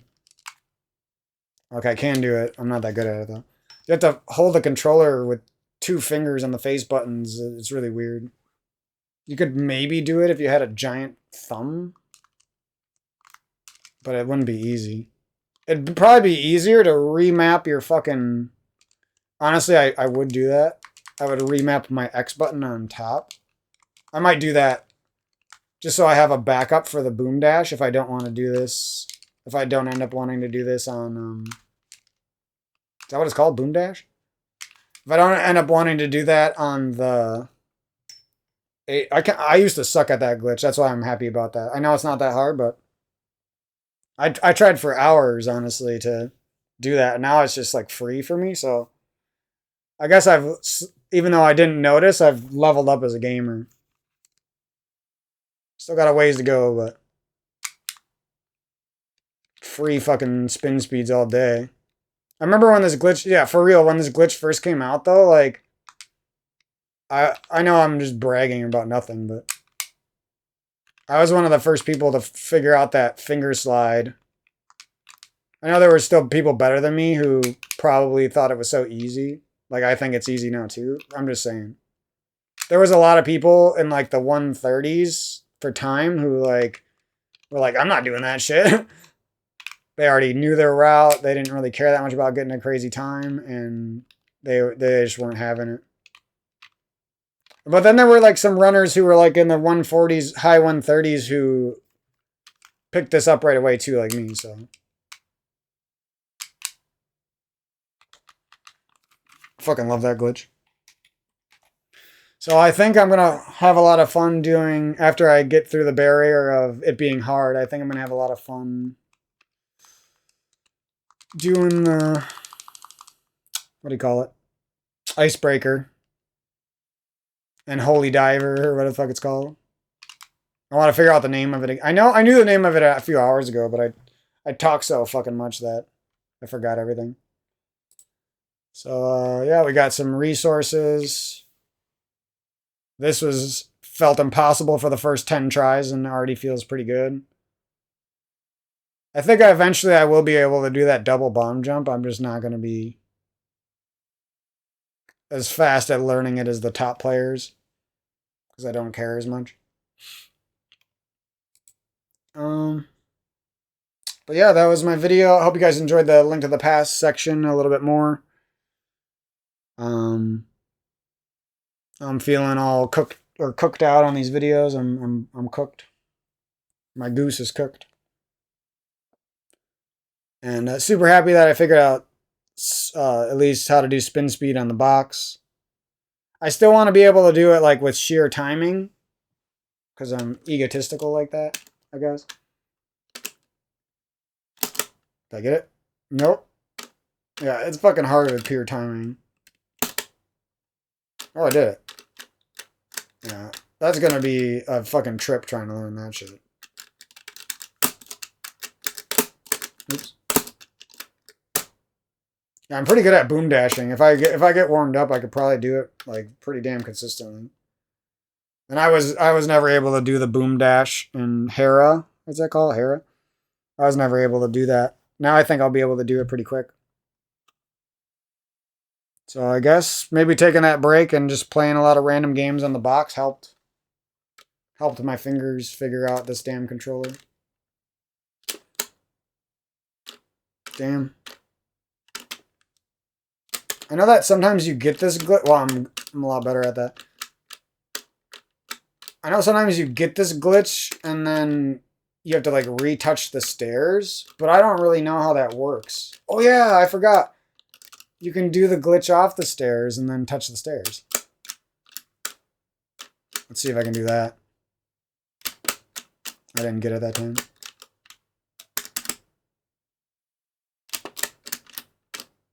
Yay.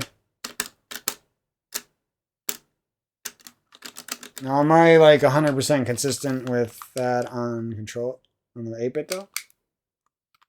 Yep. Cool. I know I'm exaggerating how hard that is. I'm still stuck in 2013 with this game, at least. No. There it is. Let's go, baby. I like when I shot that arrow and then I like was ahead of the arrow and then it hit that guy and killed that guy. I don't know. That was funny for some reason. So we got our basic mechanics there. I really need to get better at like diagonal slashing because that's important for stuff like Ganon and certain enemies like those fucking switch-looking enemies in the Tower of Hera. You need to like diagonally slice perfectly, like pretty much frame perfectly to like do some rooms at optimal speed and stuff like that. That's going to be pretty hard in the box, but I'm pretty happy this 8-bit Do controller is working. So maybe if there's any rooms that give me an extreme amount of trouble, I can just oh wait, can you? Yeah, you can do spin speeds sideways on the ground, but you can't do it sideways on the stairs. I must have known that back in the day, but yeah, I didn't fucking know that now. I forgot all about that. It's really if you used to speedrun this game and you haven't played it to death and you come back to it, it feels so fun for some reason. I'm really glad I didn't go and continue whenever the fuck. When the hell did I even play this game? Let's see here. Whoever unsubscribed, fuck you. JK, but fuck you. I don't need to see that type of negativity. Oh, that was almost a year ago already? Holy shit. As a fail video. It's going to be fun to get some splits.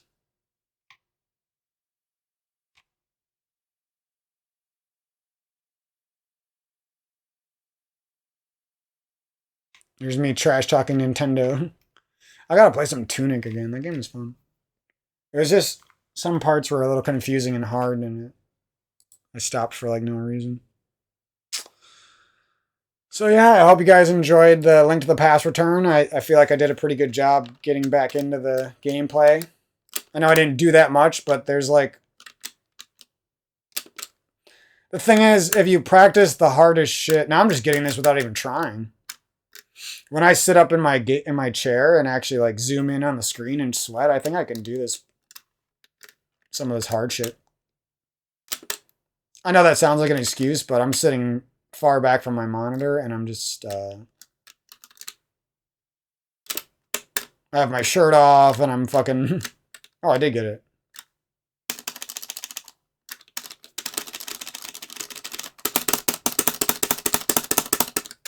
Cool. Oh yeah, I did want to talk about some of the stuff I'm going to do after, because clearly I'm already going to be a 129 player in no time, right? It's going to actually be fun to learn the new rupee route and to figure out that fucking fire rod glitch. I might have to... I don't like asking people for advice, but I might actually have to ask some people for advice on some of this shit. Yeah, what the fuck? Why is that so easy? I'm surprised I didn't figure this out last time I tried. I wasn't... Like I said, in the last couple of years, I was so emotionally attacked by these people. I needed to break free with this video. This video was really... And yesterday, listening to WQ and stuff, it really broke me free of the depression I was stuck in from getting... wow, I'm getting that every try now. Without even like trying that hard. Yeah, I was just not ready to do this, I guess. I wanted to do Link to the Past. There was like part of me still trying for myself, but for whatever reason. Let's see if I can do this with the two finger. No, the two finger is hard, man. That's gonna... If I ever get that, it's gonna be like sheer fucking timing. Oh, that might be kind of possible if I use the left thumb and my right pointer to do this. Yeah, what the hell? Why is that? It's like certain fingers are just better at it.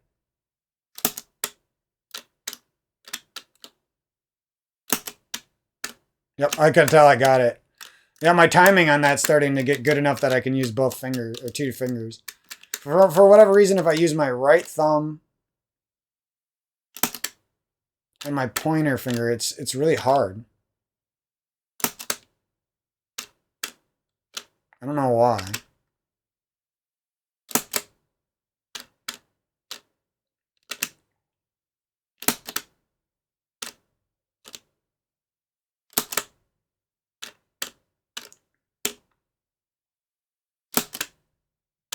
Yeah, that's gonna... If I ever get that shit, it's gonna be a lot of fucking practice. That's all I'll say about that. Or if I ever get the... It'll probably just come from naturally speedrunning the game a lot. And then getting better on this box controller because of it.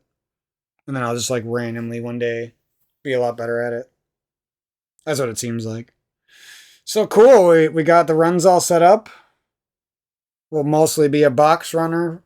Might even be able to go 100% box if I get better at some of the box specific hard stuff. And hope you guys enjoy the video. Lots of speedrun stuff to come. I feel completely different. Like I had to force myself to do this a year ago or whatever. But today it just happened naturally, you know? So that's pretty cool. I did enough talking, enough jabbering and japping and whatever. What's the word? I don't know. And a couple days from now, I'll probably do another session and we'll just take it slowly for a while. I just say do on everything. Do number one, do question mark. Uh, yeah. That was a trip. I'm feeling pretty good. I was struggling being sober for this month, but I'm feeling a little bit better now.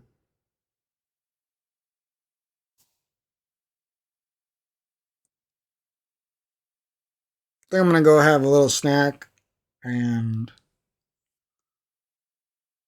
relax for a while, soak in some of this new weird feelings in life and everything. And I'm excited for Christmas again. I was kind of struggling there for a while, being excited for Christmas and everything. It's funny how going back to something from your past and seeing it in a new light really helps sometimes.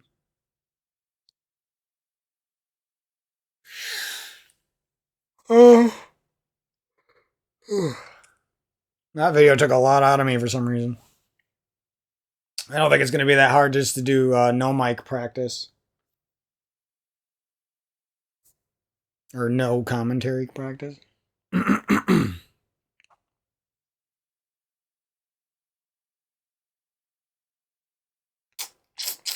Trying to think of what anything else I want to throw in there at the end.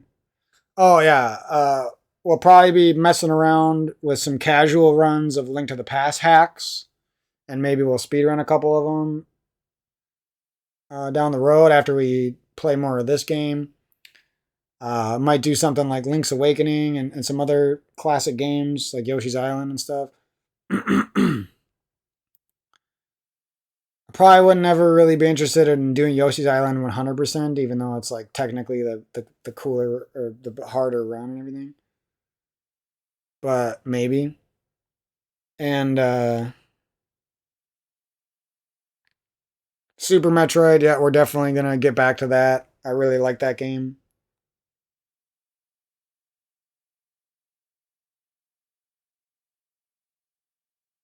And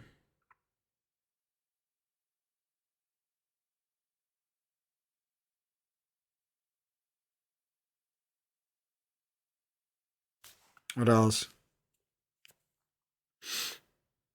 Drawing a blank here. Super Metroid, Link to the Past hacks. Oh, Hollow Knight, yeah, Hollow Knight. That one will probably come last. I was gonna do that, and I planned on doing some of it in December this month, but now it's kind of switched to Link to the Past, so whatever. I do love Hollow Knight still, and I do want to at least get a decent time in that game. I might not take it as seriously as this game, partially because I don't really like some of the tricks. They're kind of frustrating,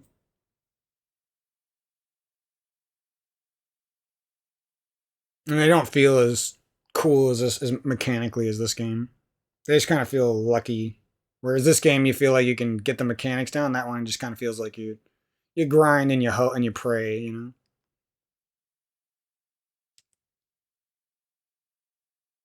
I know that's kind of speed running in a nutshell, but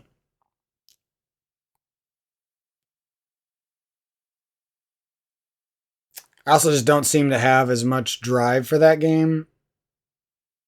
Maybe because I didn't grow up with it or something. I don't know. Or I don't have any history of running it. I'm not sure. Oh yeah, that's pretty much it. After we do some of these 2D games, there's a good chance I'll get into like Ocarina of Time, MST, and like uh Majora's Mask, whatever the fuck the good run is for that, and stuff like that. Twilight Princess maybe. I don't think I'll ever run Wind Waker because that run is jank, but I would like to run that game. I just don't think I ever will. Or it's not jank, there's just like weird things you have to do. Like I think you need like a Game Boy tuner or some shit, and there's like no way to do the run without that. And it's more something I just as much as I loved Wind Waker as a kid, I just don't know if I can run it because of the fucking ocean, basically. Because of the weird ass tingle hover bullshit and the ocean. Even though that shit's probably like technically mechanically cool as shit, but I would rather run like Super Mario 64 or Mario Galaxy or Twilight Princess or something else, honestly. Even though I know maybe some of those games have even more annoying stuff in them. Like the fucking star in the cage glitch on fucking, or star in the cage trick on Super Mario 64 is annoying as fuck. And some of the like weird ass, oddly specific wall or triple jump wall jump bullshit in that game. That just, no matter how good at you are at it, there's like still a level of randomness. You actually can't get it 100%. Just like humans aren't perfect enough to do that 100% of the time. You'll even see top runners like miss the shit. But I still, yeah, I loved Super Mario 64 so much growing up, and I watched so many runs that it feels like a game that I should at least get a decent time in.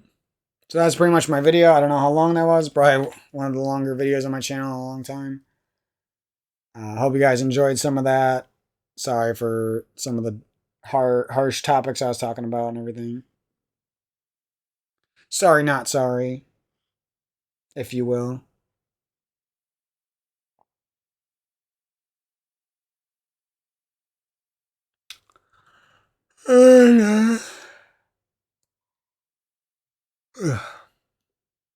That's pretty much it, I guess. So I hope you guys have a good Christmas. I don't know when I'll be talking and doing a commentary again. Might be soon, might be a long time. Uh, I'm excited to get some more subscribers, not for any egotistical type of reason, but just because whenever I see my subscriber count go down, it's always heartwarming to see it go back up, you know? So I'm hoping that these Link to the Past runs and then whatever the fuck I move into after that are going to. Clearly, the primary focus is still going to be playing like Demon Souls and casual games for fun, but I'm completely committed to this game. I'm for sure at the bare minimum going to get a 129. And there's a very good chance I'll get that down to a 126.59 like I want.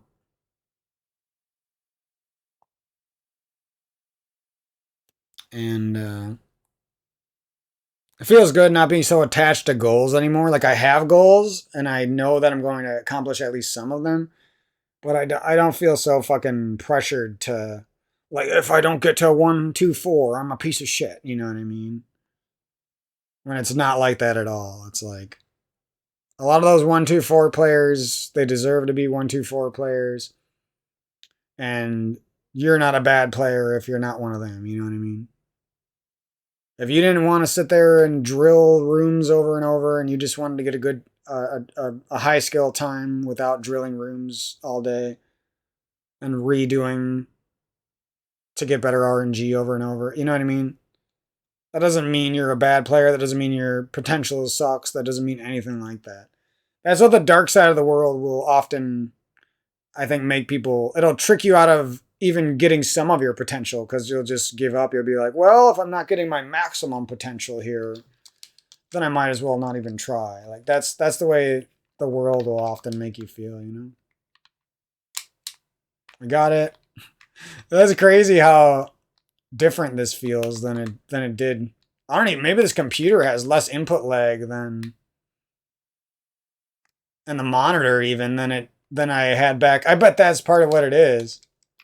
Like I would probably be even a little bit better at this shit on a CRT, but I can't use the box on a CRT without like knowing how to fucking solder or knowing how to program a fucking hitbox board and some shit. So this feels good enough now. I could definitely vibe and try to get a 126.59. And yeah, the new route, I think the rupee route saves some seconds. I'm trying to think. There's like a different order now that you get the ice rod and shit. Or there was always like two spots in the run where you could get the ice rod, and I'm not sure what the better one was. And then there's quick warps I never learned before, so that might be something I at least attempt to learn so I can sometimes get some time save. There's a lot of little things that I hadn't done back in the day that I was like on the cusp of knowing how to do them just through practice and stuff. Wow. Honestly, I know that isn't an impressive glitch by today's standards. I'll keep saying that, but I didn't expect this to be so in my muscle memory still. Because honestly, I really haven't touched this game for the last 8 years at all. Or however, I don't even remember exactly when I stopped, but something like that.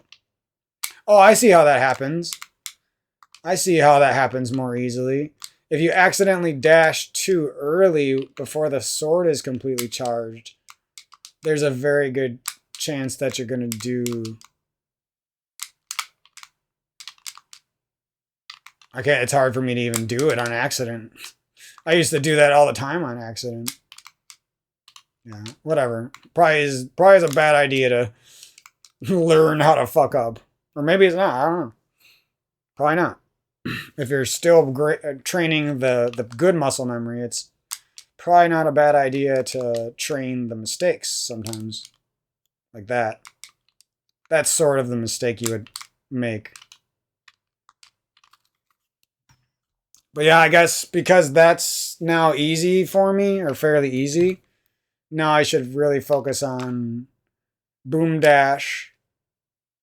That was one try on the controller, and I used to never be able to do that on the controller. And the hammer jumps and icebreaker. So I should stop considering like spin speed and some of the easier glitches as my next challenges, and I should start considering like hovering as my next challenge or something, you know. I only think I'm going to do the Troll Dorm 2 hover. I think that's the only normal hover in the game that's an acceptable difficulty level. I think. I don't know that much. But there might be some other hovers that some runners do that I don't know about right now. Oh, don't they like hover in Hera sometimes? I don't know. I know that I was watching WQ yesterday and he showed that there's like a fuck ton of hovers in Parallel Worlds, so maybe after playing this game I'll be good enough at hovering that I can attempt that game and not feel like it's impossible. So that's something to look forward to. And I'm really glad I started watching Edward because I wouldn't have found WQ's stream again if I didn't watch him, and I'm really happy I found WQ because listening to his story and everything and his philosophy on some stuff in life really changed a lot for me. As corny as it is, as cheesy as it is to gush over something like that. Honestly, to get used to this D-pad, this is like I know it seems simple, but this is like actually a really good drill. Like I'll probably do this on the box and on this 8-bit Do controller. I don't know what, like, should I call it the SNES controller every time, or should I call it the 8-bit Do, you know? Actually, the more I play with it, it feels a lot, even the D-pad feels a lot like the SNES. I just haven't used the SNES controller in so fucking long. And I never really used it that much growing up because I was kind of young. So, haha, I'm young, bitches. No, I'm just kidding. I never really used it that much growing up because the 64 came out pretty quick in my lifespan and in my childhood, I guess I should say. And then I was very obsessed with the 64. I played quite a bit of PS1, so even though the Super Nintendo, I ended up realizing as I grew up that I really liked the Super Nintendo. Games like Yoshi's Island and Super Metroid and stuff like that. Even this game, I didn't appreciate quite as much as a kid, as much as I should have. Can you do spin speed when you're facing down? Yeah. So you can do spin speed any direction, even diagonal. Wait, let's see here. I think I messed it up. Yep, I got it. So you can do spin speed any direction, but you can only do spin speed up and down on the stairs. All right. I know I should practice this on the box, but it's just so fun on the SNES controller because I could do it like every try. If you see me mess it up sometimes, it's not that I actually messed it up, it's that I just wasn't trying and I know it sounds weird, but I was just trying. I do mess it up sometimes, But what I'm saying is sometimes I sort of like purposely put myself in a state where I'm not trying that hard. Because if you do that, you can sort of train your brain to make it easier when you're trying. You see what I'm saying? If you can do tricks like hammer jump, for example, if you could do hammer jump or even just like this little dash past this little diagonal right here, if you can start doing stuff when you're not trying, then it improves your overall consistency when you try, is what I'm trying to say. And it makes you handle nerves better. That's a trick that I use to get really good at sniping and stuff on Halo and like BRing in like hard BR battles where you have to like turn around and like look up first and shit and the guy was just looking at you to begin with. That's how I train myself to get good at that shit, is by sometimes I just like mentally check out, but I still play, I guess. I don't know. It sounds really weird, but it's actually one of my keys to success. Wow, this is not easy to dash past. Okay. See, like weird little mechanical things like this are actually surprisingly good. Jeez, how did I hit that wall from so far away? Weird little things like that are just like, you wouldn't think they would improve your skill that much, but they actually make a big difference. Can you dash down through this? Yep. So there's like, this has a very small rounded pixel, and then like maybe this is like idiot proof, basically. Like you can't even dash. Yeah, you can't even dash into this corner, see? And then there's some in between where it's like, you can dash into the corner, but it's not as tight as the positioning on this. So let me check one more thing before I go, just for fun. Wait, what?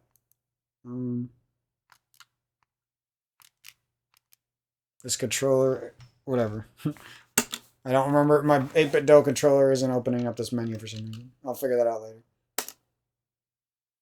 Oops. So I go here. I got Tower of Hera. I love this hack, bro. These are so much. You wouldn't believe how much easier this was than what I had my own homemade splits, and they were like barely any of them, and I could only keep like some of them up in this quick load position, and I had to like manually load. It was so annoying.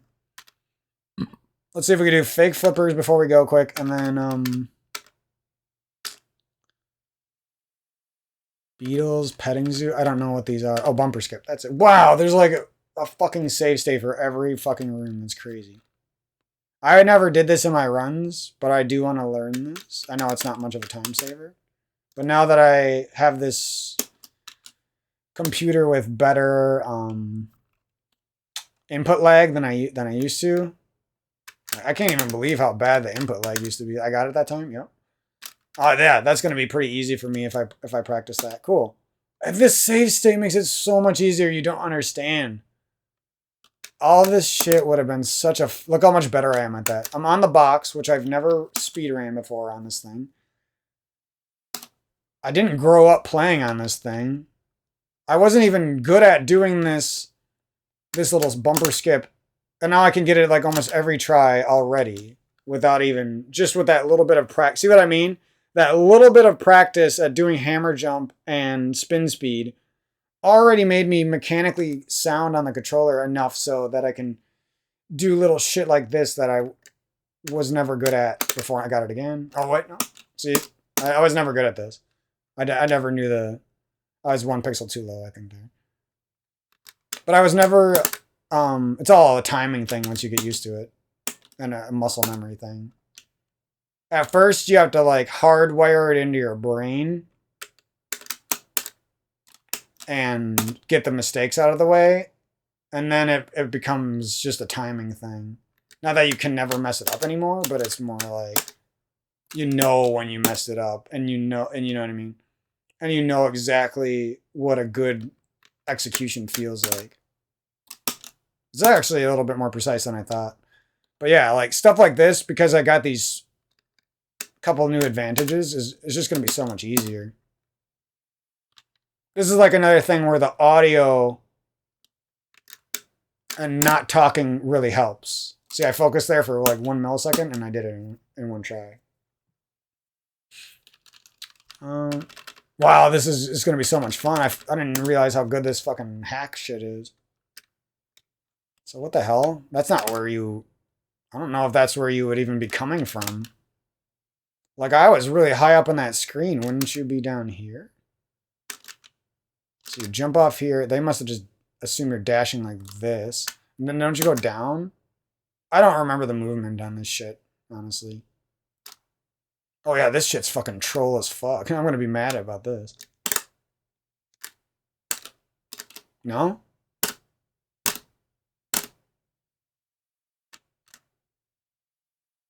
I remember there was like a way to save it. I don't have to practice a lot of this shit. How did I mess that up?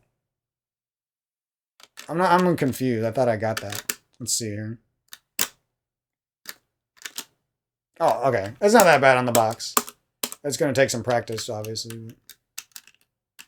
Cool. So we got that. Should we try... So what is Beatles? Petting Zoo? Oh, this is it, right?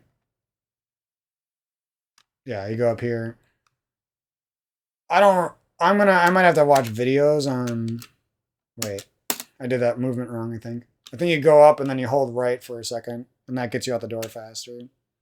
If I remember correctly. But I might have did that wrong too. So you go up here. I remember I used to do the easy version where you like dashed and it gave you more pixels.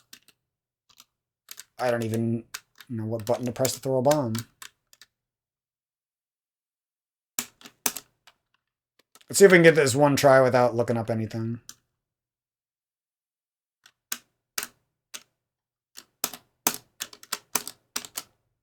Oh yeah, this shit's fun on box. Okay, you don't press that. You go up here. I think using the pause buffer... No. You gotta pick up the bomb early or some shit, right? I think all you do is you can place the bomb pretty much anywhere, and you just gotta make sure you time it right with the dash, right? Is that it? Oops. Okay, so your dash button... when I use different controllers, it gets so confusing. Like, your dash button is also your bomb pickup button, so it gets really confusing.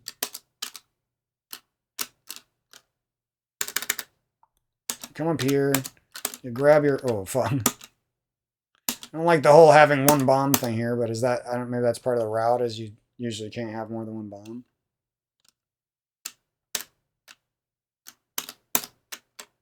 Shit like this is going to be fucking easy when I practice it. So maybe grab that bomb early. No. I don't remember anything about this glitch. Besides that you dash right when it's about to blow up and everything. I always try to kill that fucker with a...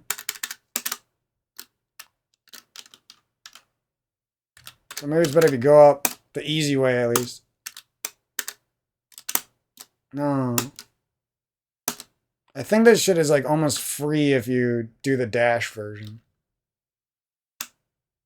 Once you know where to place everything and where to dash. Oops. Go here. Go close to it. I don't remember exactly where to stand. And then what happens if I... No, I think it's easier if you put the bomb down. Put the bomb down! No. This is a lot easier with audio. It's like, even though it looks like I'm failing more, doing it in this disadvantaged way is actually good, because when I do get this down... Well, I hate those fuckers. I remember hating those fuckers now. Doing it in this disadvantaged way will actually make it so that when I get this down, it'll be even that much more easy for me, I guess. I think there's like a trick with a sword there where you can kind of... It's like a safety strat. You can like swing the sword there. It's not guaranteed to save you, but it might. Okay, I don't remember the timing on these bombs at all. That's the biggest problem here. I think I got it. Ah, oh, that's close. That's another thing. Like without the audio cues, if I can get the timing of the bomb down in my brain, there's a very good chance that it's so easy for me with the audio cues, I guess. Yep. Okay, so that's really not that hard. I just gotta look at a video of somebody doing it so I remember exactly where to go. Cool. This has been... I didn't think I was going to be this good on the box because last time I tried, I fucking sucked at everything. Yeah, I didn't do that. I did it sometimes, but I didn't really do that back in the day. See, it's funny because I didn't play the game for 8 years, but just being away from it and developing as a gamer and as a person, and I come back and shit, I know that the computer is probably helping, like the fact that I have a nicer computer now and a newer monitor and everything. But I know that's helping a lot. That's making a big difference. But the thing is, that time away and developing as a person is clearly helping me do harder strats that I wasn't able to do, even with practice and save states back then. I wasn't able to do that shit consistently, and I'm already like doing that. I don't remember. I did like some dumbass noob strat here that wasn't even like I seen like one noob do this, and I just copied him because it was easy. See, I'm pressing the dash button instead of the slash button. Like some of these mistakes are just gonna be shit that goes away with that after like 2 runs. I'll never do them. I did that. Yeah, that's what I did. I think that's not even that slow though. Like I might just do that. Like I know it's not. It might be like a couple frames slower than Eddie's strat. But it's like, I'm actually kind of good at this. This is going to be fun when I... Oh, I know I got a bomb now. So I don't even know where I'm supposed to get that bomb right there, you know? Like, where the fuck was I supposed to get that bomb? Down here? I know there's like a backup bomb over here, right? Yeah, right there, okay. Probably good to know a couple of the backups. Check pots and shit in random rooms. What's this? Okay. And then is there... I know none of this stuff is ever going to be useful when I get my time even decent, but it's fun to know random things. So where am I supposed to get that bomb? I don't have a bomb here. Oh, I don't know anything about these torch rooms anymore. Do I have one with the Beatles? So it doesn't want me to have a bomb here. Where do I get this bomb? Oh, there must be a bomb in one of these fucking pots. Okay, you get the bomb there. All right. And maybe if you like got lucky in the run, you would have a little bit more supplies than what the practice hack is giving you as the bare minimum. And that's the type of shit that you need to learn through practice and closely observing top players and how they compensate when they don't get the drops they need and stuff like that. So cool. That was fun. We got a couple more little tricks down that the hell's this? Oh, there's a fucking... That's funny. There's literally a save state for this one little bit of movement that's kind of hard. What button am I supposed to press?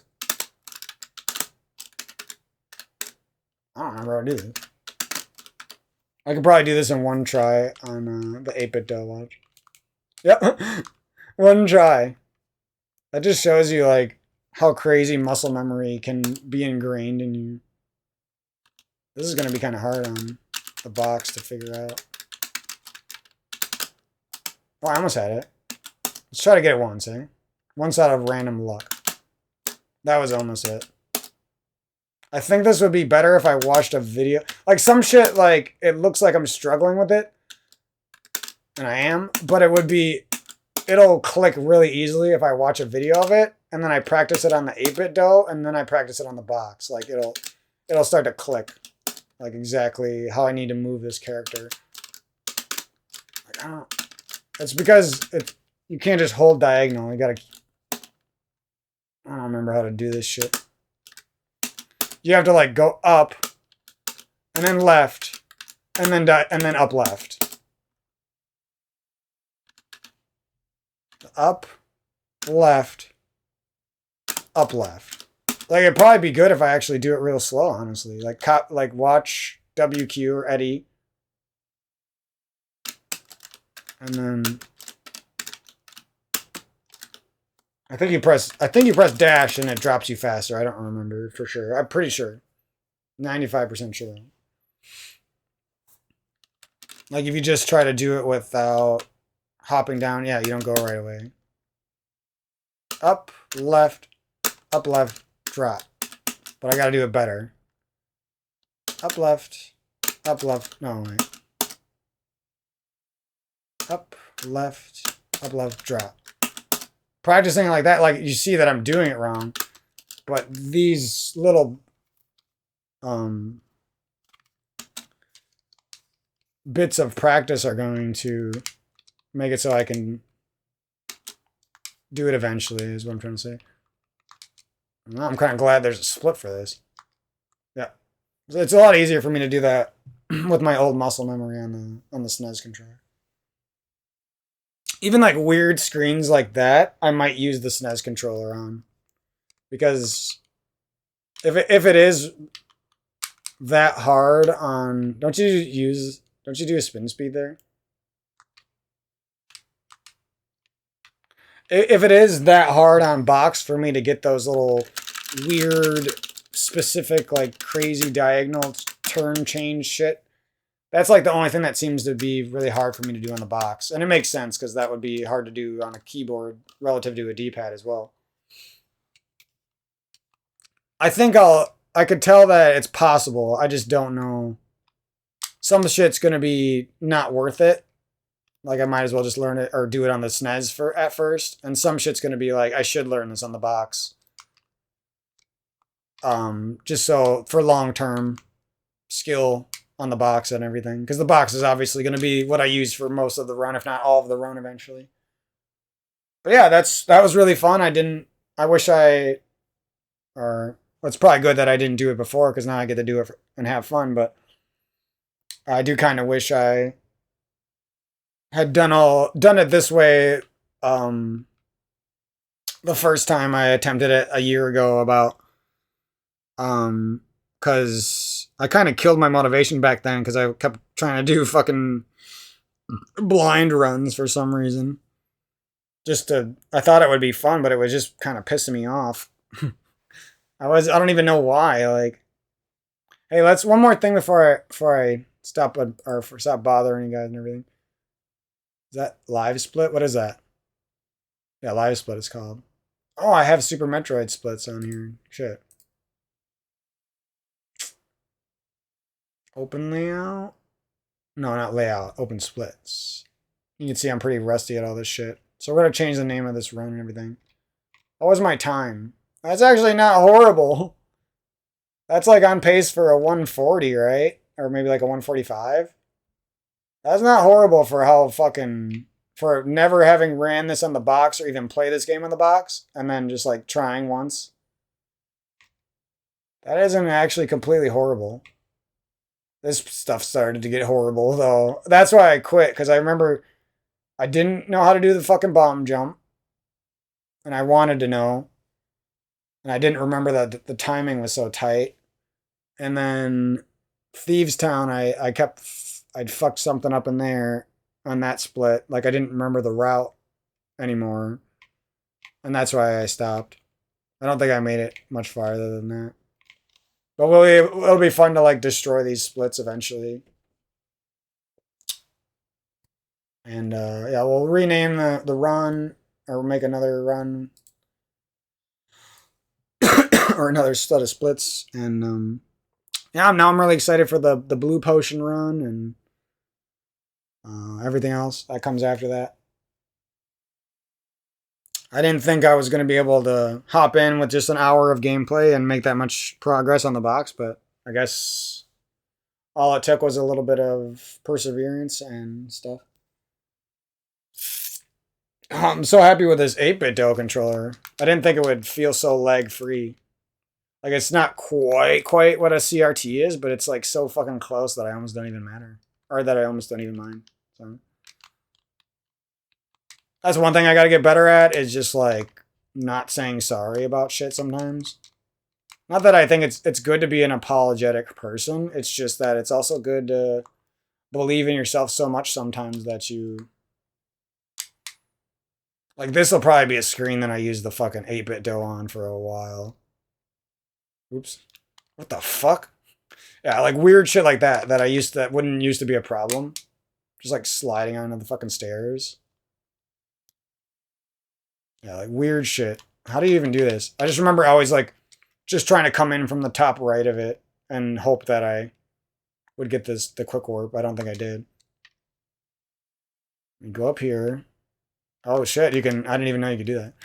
Alright, and you go up. That quick hop is actually fucking hard, so that makes sense. Like, the timing of it is really fucking hard.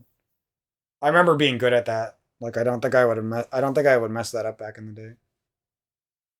I don't even remember practicing some of this shit. Like, I got good at a lot of this game just by making, like, basically a split or maybe two for every one of the splits, I guess, or making a save state or two for every one of the splits, like one in the beginning and one in the middle, and then I would just like grind the segment for a little bit until I felt okay at it, and that got me so far. And it was actually kind of easier to practice that way and more fun than it would have been to just to sit there and do one room over and over and over and over and over and over, you know. But I'm really happy I figured out this method of... I'm not sure why I can't open the... Oh, the select button is doing nothing. That's why. Okay. Something changed in my settings here, but I can't press the R button on this fucking controller right now. What the hell did I do? Let's figure this out quick before I go. I don't even know if you guys can see all that with the recording, or see like the splits and stuff. So R is S, and oh, I think I changed something and didn't notice it changed for this as well. And F, okay, I gotta change this. I go here, I change this to S, save, apply, all right. Minimize, maybe? This might fuck me over again. Okay. Yeah, it's doing that thing. It, like, thinks this is still open when it's not. And all I have to do, I think... Oh, what the fuck? What was that? That was weird. And, okay, we got that back. Alright. So, I know my brother's not going to be happy about this. Because I already asked him for a lot. But I'm totally stealing this fucking controller from him. Shh. If he really gets mad at me, I'll well, you can't pick up that rock from the top? What was that? I didn't even know that. You just dash. Can you dash past this little corner? Yep. That's interesting. See, like these weird things that I didn't used to notice. Like, I don't know if it's because I'm playing on a 27-inch monitor, and back then I had this little dinky 21-inch. Or, like, I don't know what the fuck is different. I love quick hops. I know that's like the simplest thing ever, but for whatever reason, it feels really cool. I always hated when these boulders would fuck your speed. I hated when the boulders fucked your speed so much that I would kill a run. Even if it was like a good run, I would like kill it just to get the speed. Or I would like go back on this shit. And the cool thing was when like you clutched it and you used the wait, what? How did I just fuck something up? Oh, what the hell? So yeah, if you try to do it too fast, you'll dash before the sword is done charging. Okay. I think you're supposed to pump up this shit. Yeah, I'm going a little faster. I see. Even if you don't pump up that shit, I'm going to say that you pump up that shit. Alright. So besides some, like, a couple of the hard glitches, and some of the hard parts in the Dark World dungeons, and some of the specific movement on screens that I forgot, I think I'm doing pretty good besides that stuff. That stuff will be the biggest challenges. And then there might be some surprising stuff on the box that I have to figure out.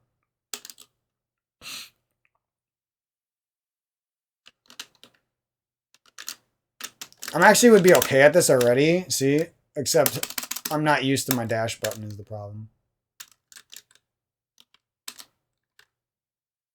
Can you mirror dash? Is that a fucking thing? Yo, if you mirror dash, you don't mirror. Oh, I can't mirror right now, duh.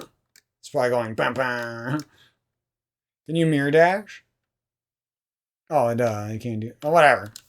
I wonder if there's a way to mirror dash somehow.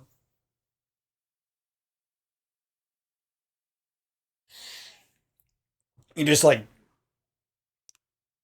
I don't even know what would happen. You'd teleport to the other world and you'd be dashing, or you would put a teleport down and you would dash out of the teleport and stay in the same world. I don't think it does all that shit, but it'd be funny. So yeah, this game's been a fucking vibe, and playing this has made me really excited to do the other hacks and stuff too.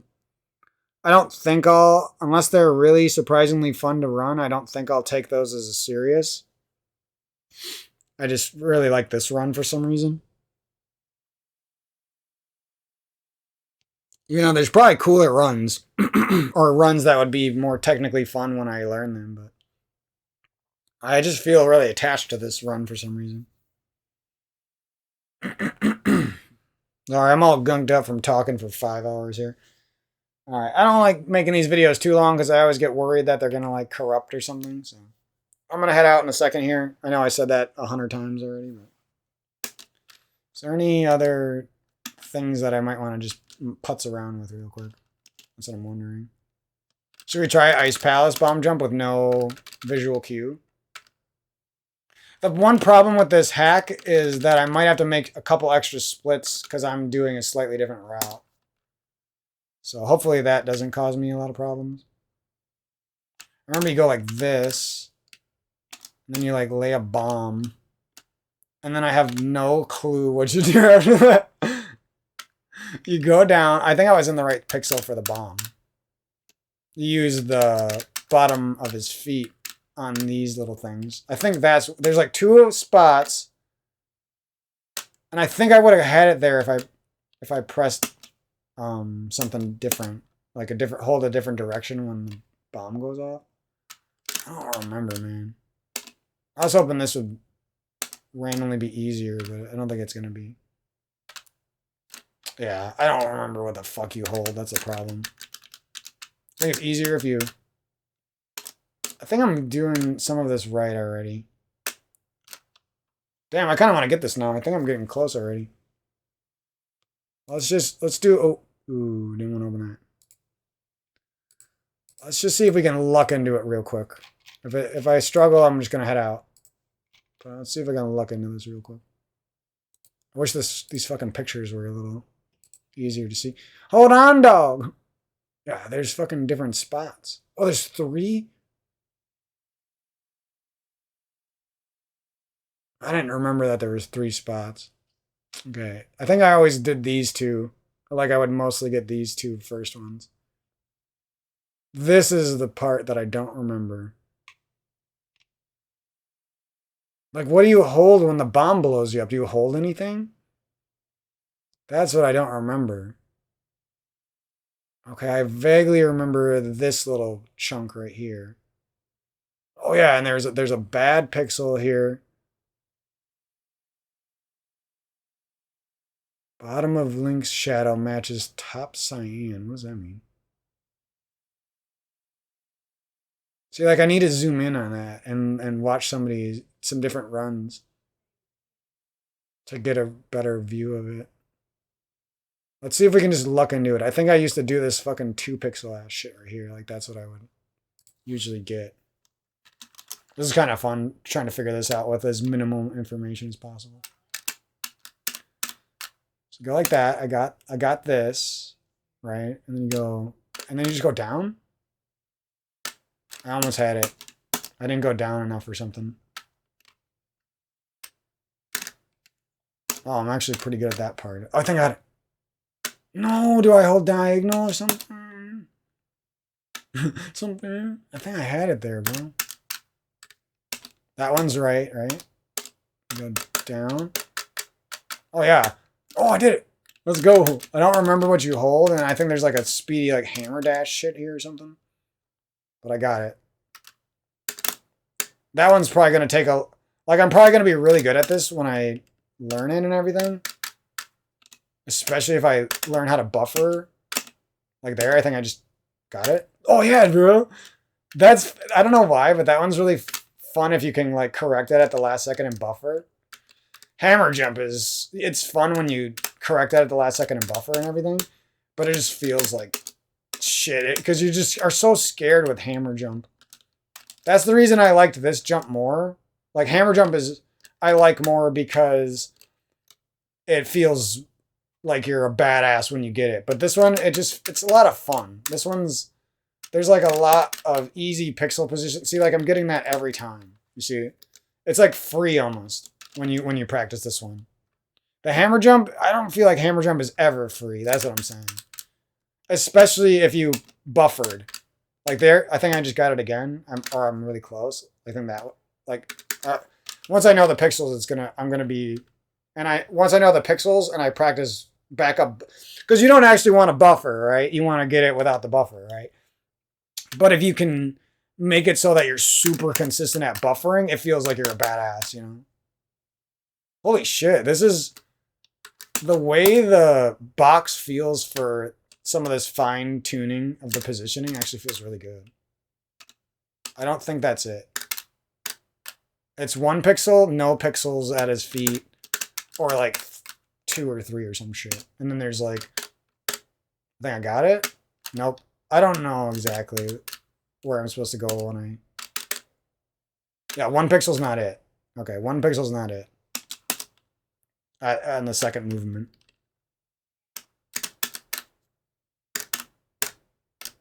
I think you like want to do this one fast because of that fucking flame ball down there. Or that Mario-ass flame ball.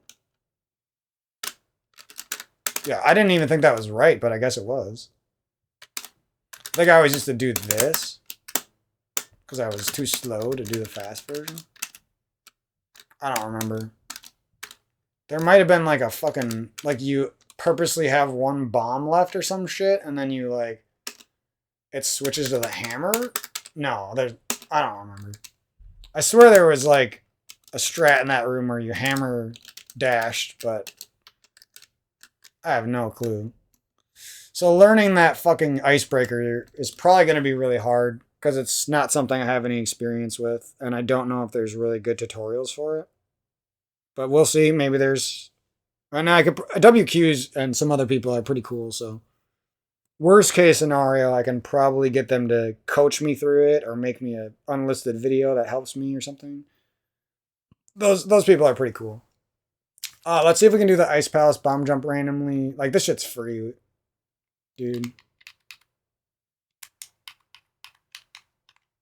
Oh yeah, I forgot that I suck at buffering on this controller because I don't remember how I clawed and everything.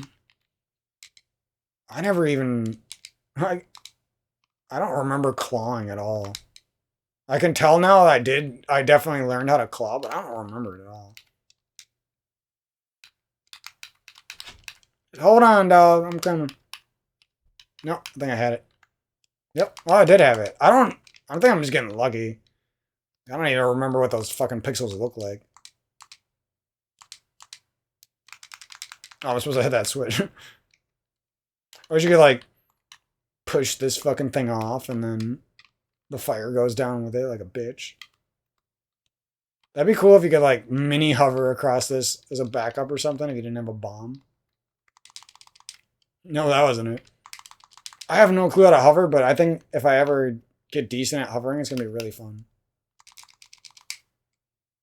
Let's see if I can randomly figure out how to hover right now. Right this very second. 1 pixel isn't it, right? Yeah, 1 pixel's not it. Go down, left, right, slash. Oh. Left, right, slash. Yeah, this part's way harder on. 1 pixel's not it? Oh, it was. I got lucky there. I think there's some lucky pixels you can get that aren't on those pictures. I'm not sure. I would guess. Fuck. Just trying to get down there and spam. I don't know how you hover. Do you just smash A or do you do something with the D-pad, dude? I have no clue. Nope. What the fuck? How do you do this? Yeah, I have no fucking clue. I'm going to have to do a lot of research on that. I can't even hover for 1 pixel. So I guess it's not... Whatever it is, it's probably not just mashing. It's probably something else to it, too.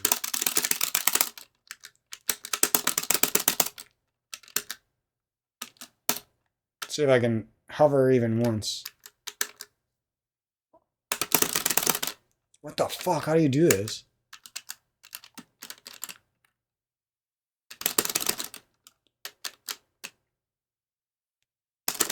You probably like have to very specifically get the first little dust on your foot when you're about to fall off.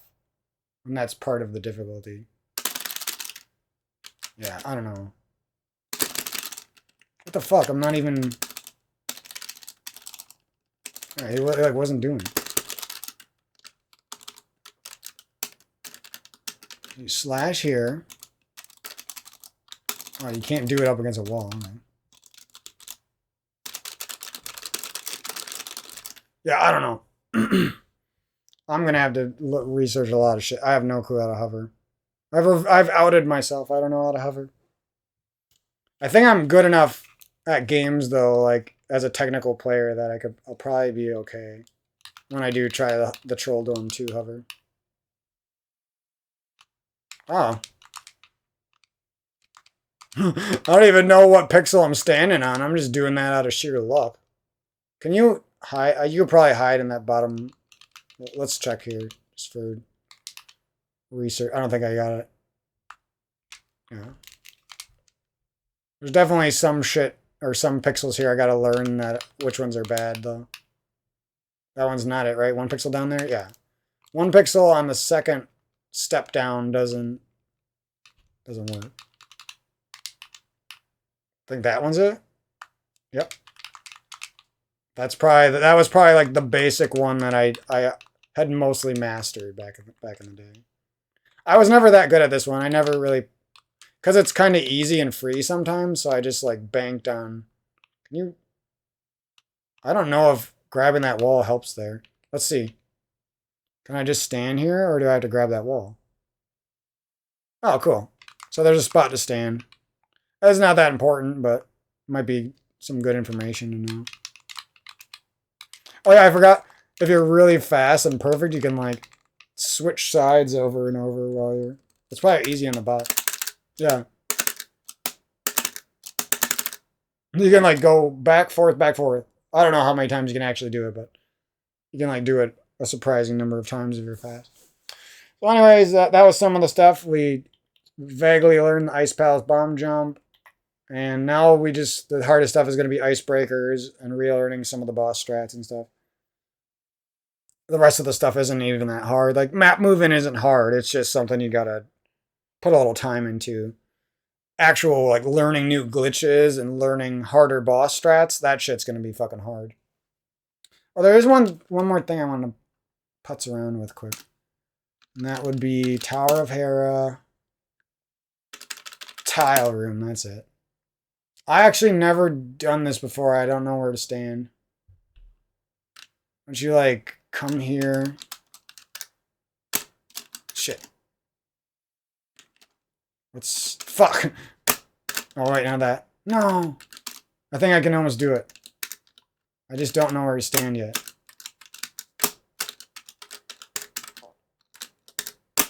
Fuck, that's hard. This is going to be a satisfying thing when I get this down, I bet.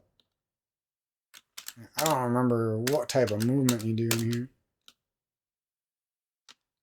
And you... Fuck. Damn it! Where did my boomerang go into the wall or something? Here, wait. I need to just do this a couple times with my fingers. before I get in that fucking tile room.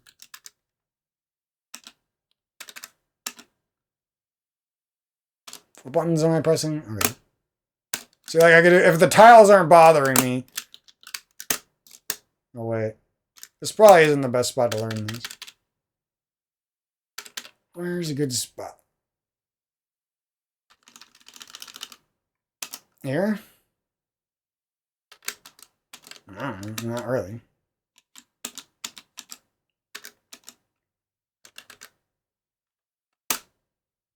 I think it's not a diagonal. I think it's just a downward. Fuck, that is kind of hard. That one might, we'll see. This one might be something that is better on a controller.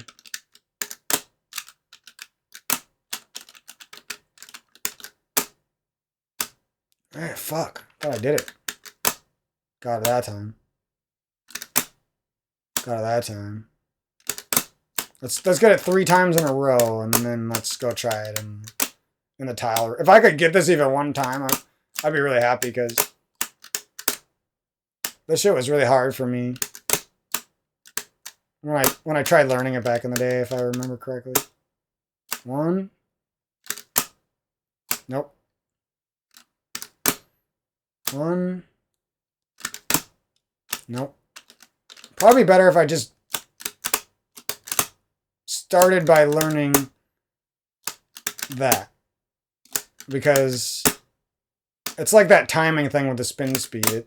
You need the foundation and you need the timing of the parts before you put them together for the whole, you know what I mean? Nope. Fucking I see why it was so. This might be something that's easier for me on the controller after I practice it. We'll see. Like I almost have to make an extra map or an extra button for my down input to make this a little bit easier on my fingers. Because right now it's like making 3 fingers from 2 different hands, all press the button, frame perfectly. Like, it's just a little bit much. Okay, I got 3. Let's go. I didn't think I was gonna have it. All right. Where's that room? Tile room. Let's try to get this one time. If I really can't figure out the positioning, then I'll. What the fuck? Fuck! I don't remember where to go, man. No, I thought I was gonna get it. I don't remember if there's a dash in this. I don't remember anything about this shit.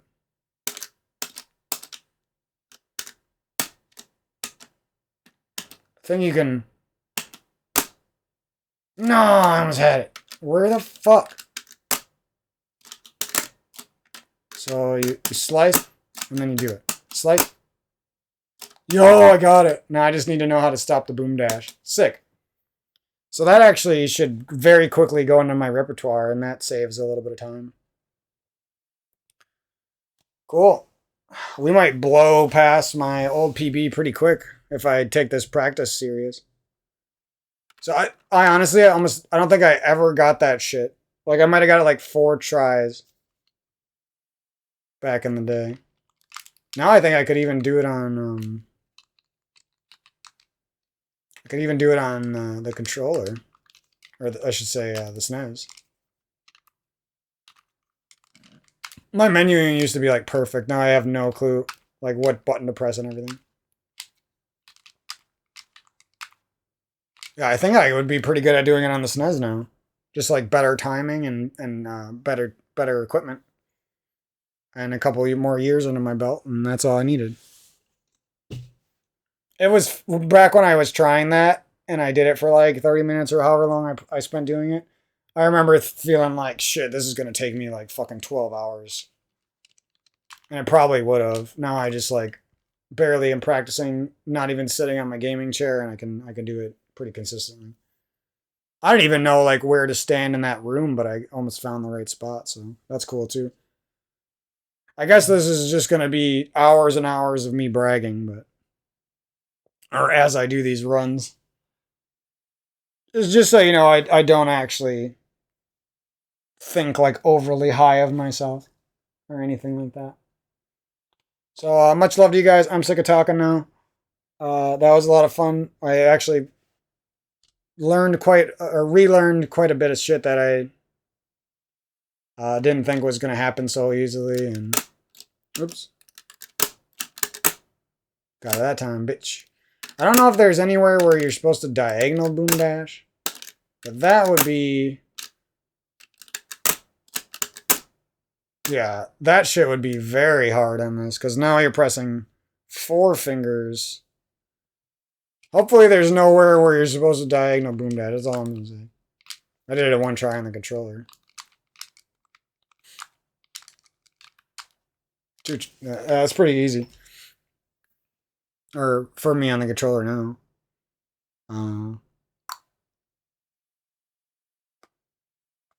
Yeah, I don't remember if there's any diagonal boom dashes and shit, so hopefully that's not a thing, even though maybe it'd be fun. I should really watch, just even if I just watched closely like Eddie's best run and WQ's best run, I probably would help a lot. It's kind of fun, like being stupid, I guess, or I don't know, not being stupid, but being like, does he have pink hair? I always forget about that. Literally has pink hair. I kind of like him like that, even though as a kid I always hated the color pink for some reason. Because it was the girly color. I don't even remember what I was saying. Something about something. You probably could have, if you were listening to me, probably could have figured out what I was going to say, or what the point was. But that's another thing, like, whenever I used to be saying something and I, like, forgot what I was talking about, I always would, like, have to figure out, go in my mind and remember. Otherwise, I'm stupid for not remembering that bit of conversation. I'm not like that anymore. Or at least I'm moving away in a better direction. Is it, like, is it really that important that you're 100% perfect within your mind for your entire life? No, it's not that important, you know? Actually, it's not important at all, is what I should say. Sometimes being, quote unquote, being stupider is a better way to live than holding yourself to some ridiculously stupid ass standards, you know? Let's see if we can do this on box ones. No. Oh, what am I doing? I was pressing 3 sword slash buttons at the same time, basically.